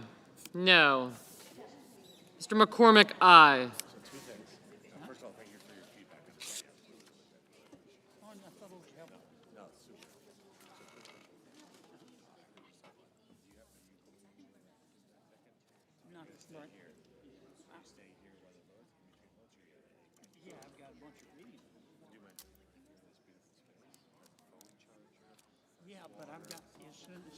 Mr. Sullivan? Aye. Mr. Hickenlooper? No.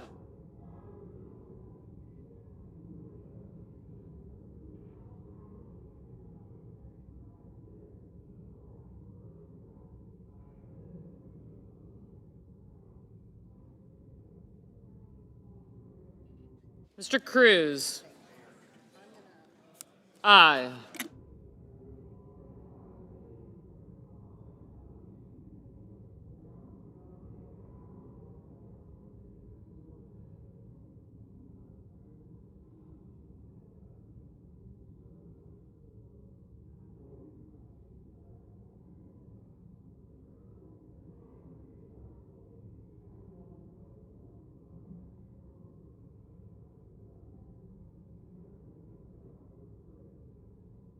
Mr. Hawley? Aye. Mr. Budd? Aye.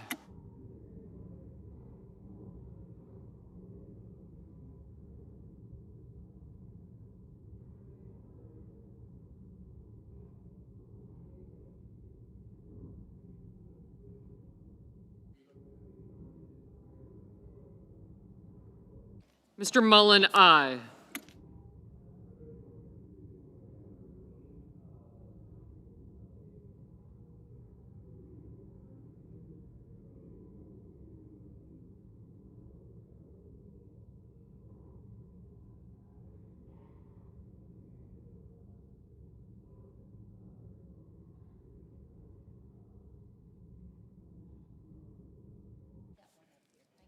Mr. Schmidt? Aye.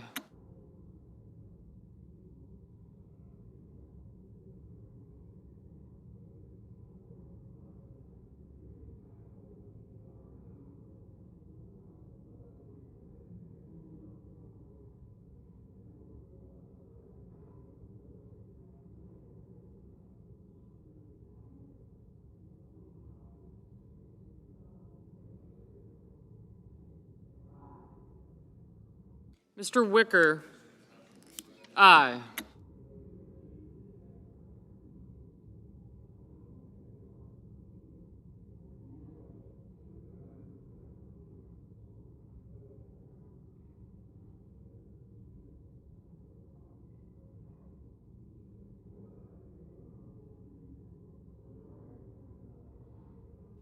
Mr. Heinrich? No.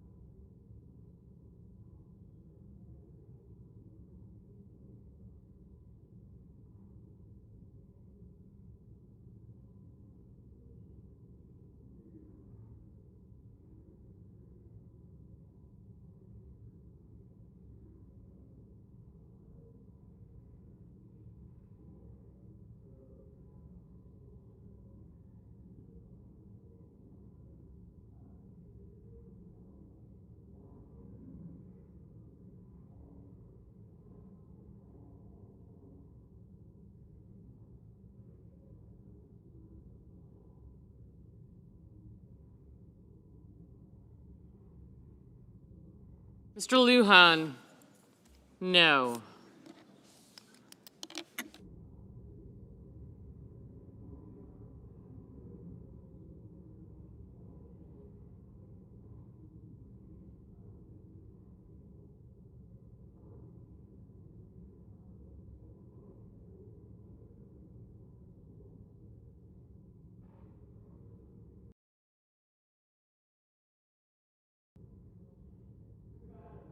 Mr. Fetterman, aye.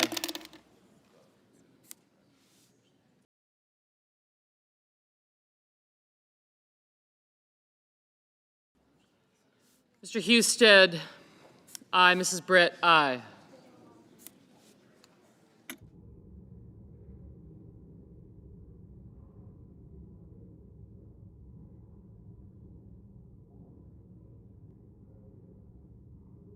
Mr. Ricketts, aye.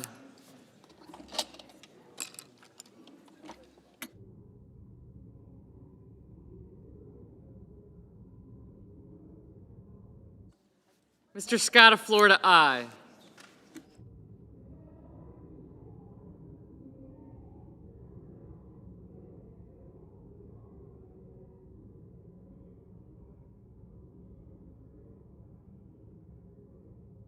Mrs. Moody, aye.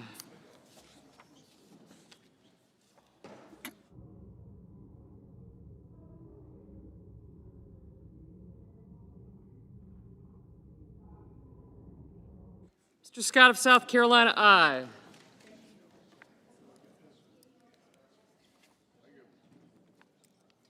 Ms. Warren, no. Mr. Blumenthal? No.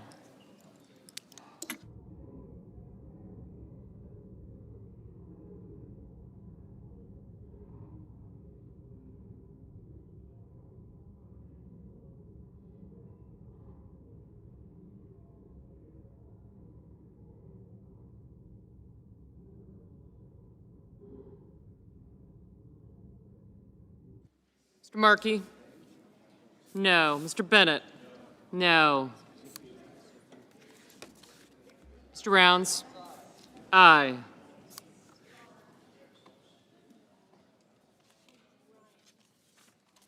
Mr. Kramer? Aye. Mr. Hoven? Aye.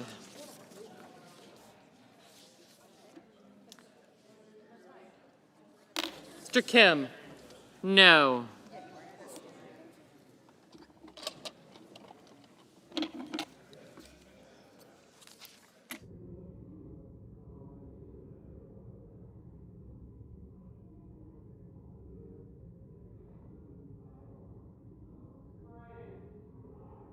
Mr. Moran, aye.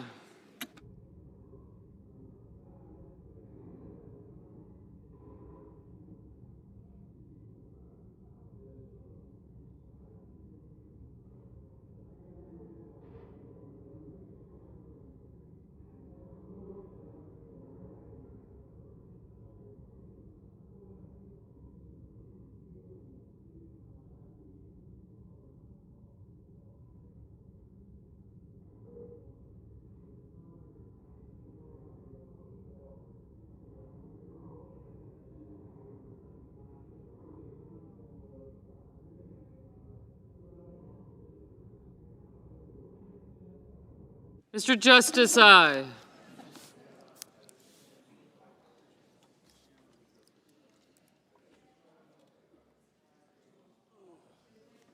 Mr. Tillis, aye.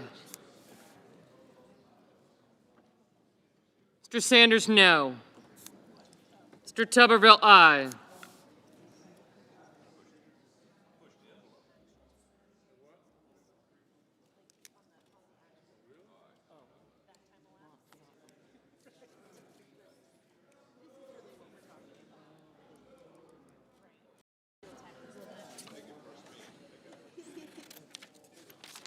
Mr. Banks, aye.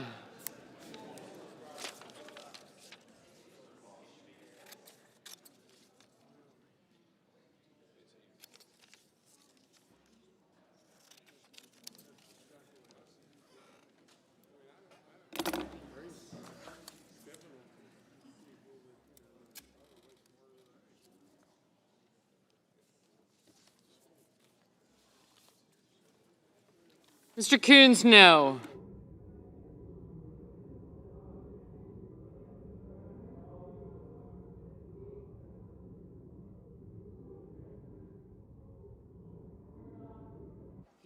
Mr. McConnell, aye.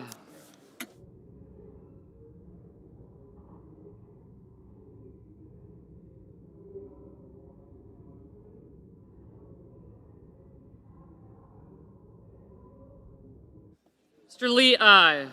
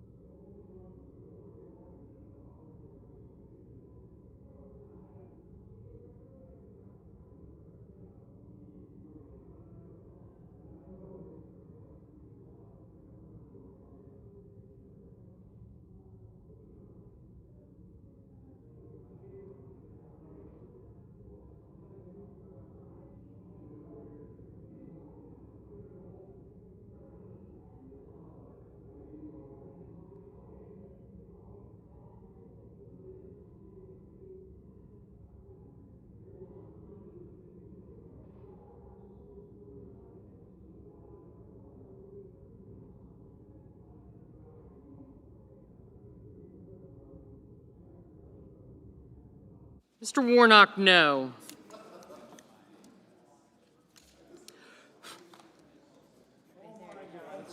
Not at this point, thanks. It's already done.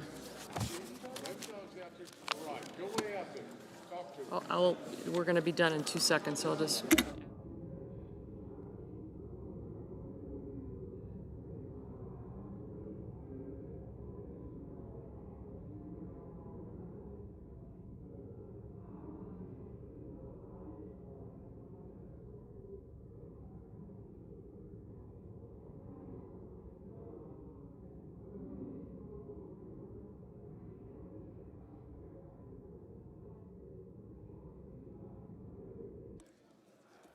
Mrs. Fisher. Mrs. Fisher, aye.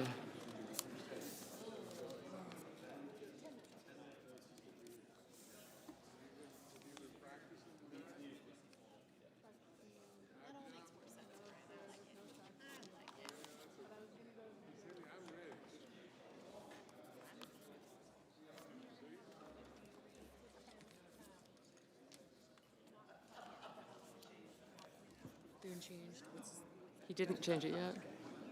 He's going to. All of it.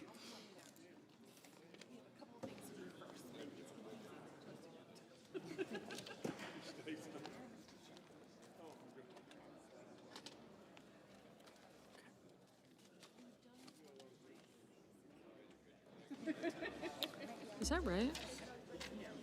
No? Oh, yeah, it is right now. Let's change his vote.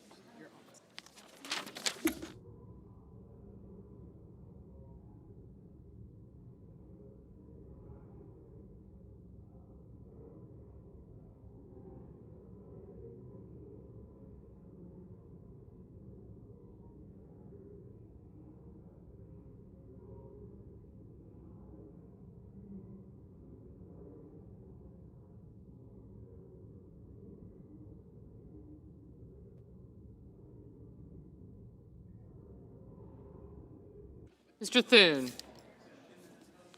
Mr. Thune. No. You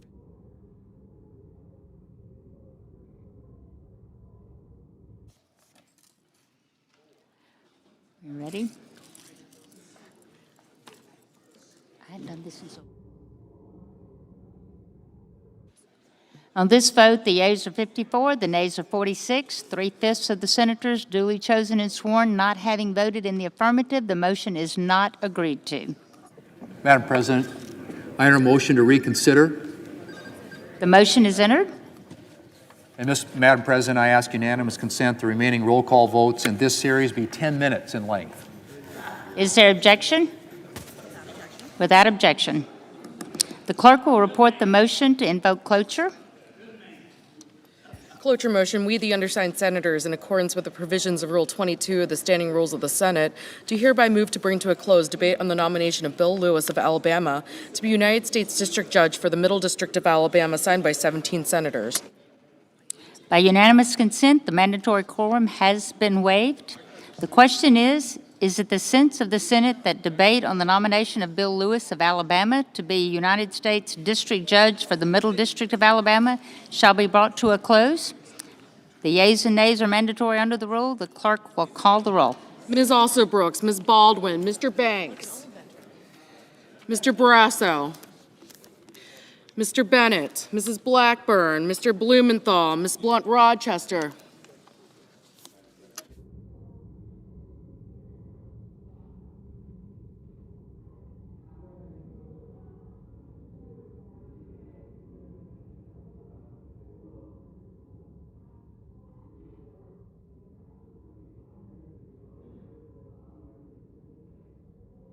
Mr. Booker,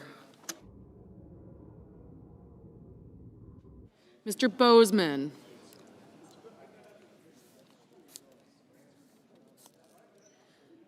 Mrs. Britt, Mr. Budd, Ms. Cantwell, Mrs. Capito, Mr. Cassidy,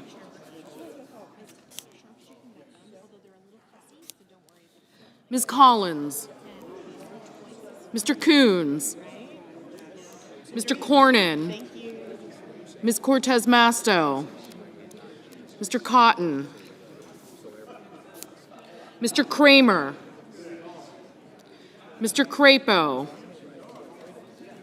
Mr. Cruz.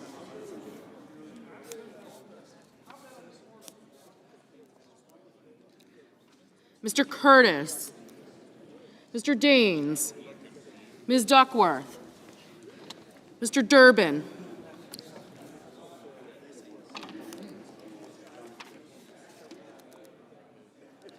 Ms. Ernst. Mr. Fetterman. Mrs. Fisher. Mr. Gallego. Mrs. Gillibrand. Mr. Graham.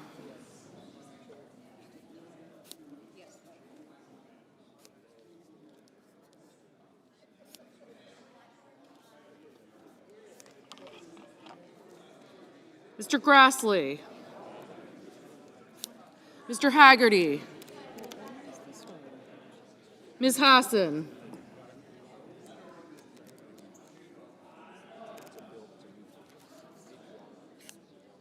Mr. Hawley.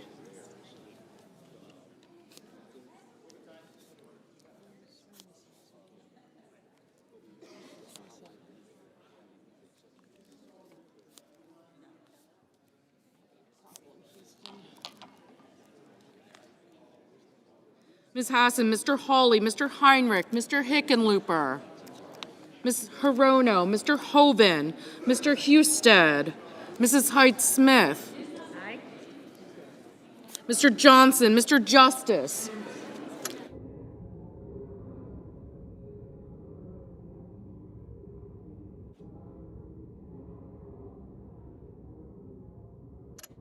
Mr. Kane, Mr. Kelly,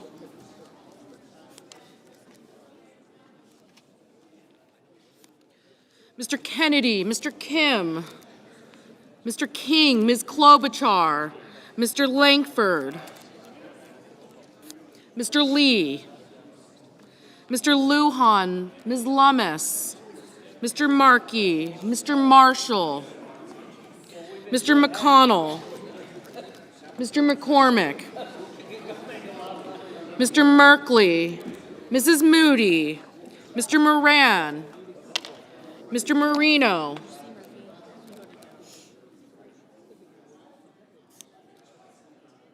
Mr. Mullen, Ms. Murkowski, Mr. Murphy, Mrs. Murray, Mr. Ossoff, Mr. Padilla,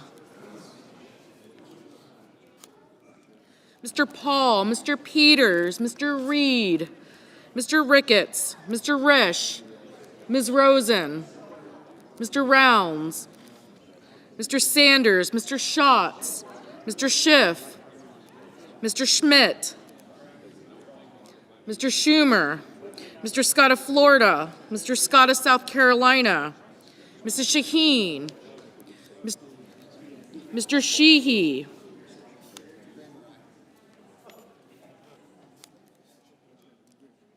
Ms. Slotkin, Ms. Smith, Mr. Sullivan, Mr. Thune, Mr. Tillis, Mr. Tuberville, Mr. Van Hollen, Mr. Warner, Mr. Warnock, Ms. Warren, Mr. Welch, Mr. Whitehouse, Mr. Wicker, Mr. Wyden, Mr. Young.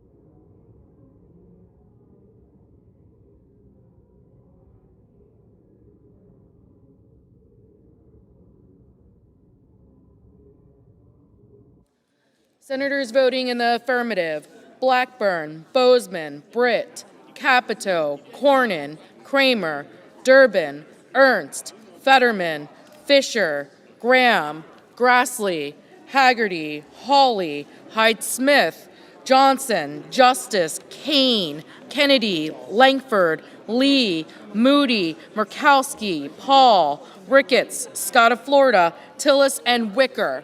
Mr. Barrasso, aye. Senators voting in the negative: Blunt Rochester, Cantwell, Duckworth, Gallego, Gillibrand, Klobuchar, Markey, Murphy, Reed, Sanders, Schumer, Smith, Warnock, Warren, and Wyden. Mr. Daines, aye. Mr. McCormick, aye. Mr. Tuberville, aye. Mr. Hoven, aye. Mr. Bennett, no.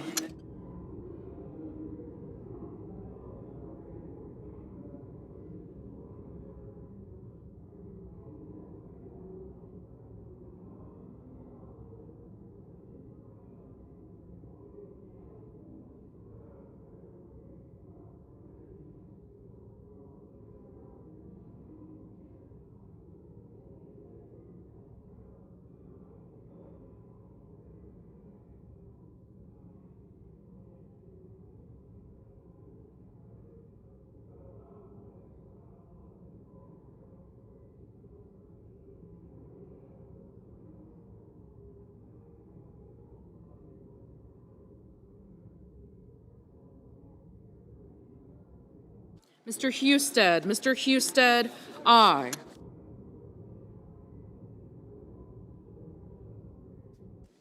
Mr. Heinrich, no.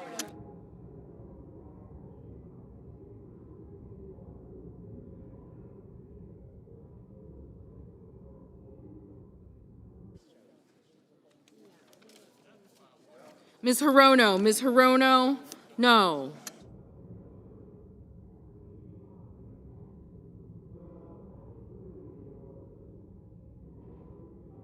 Mr. Schmidt, aye. Mr. Banks, aye.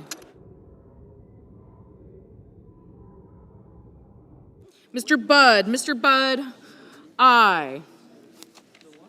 Mr. Crapo, aye. Mr. Booker, no.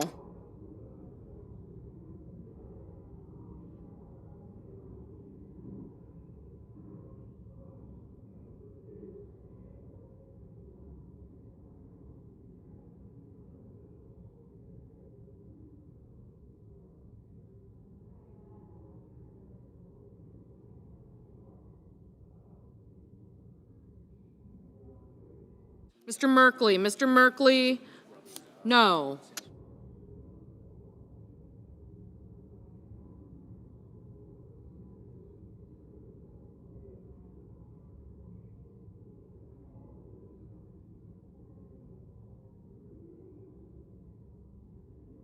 Mrs.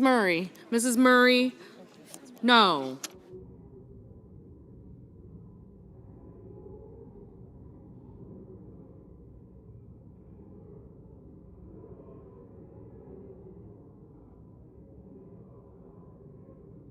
Mr. Rounds, aye.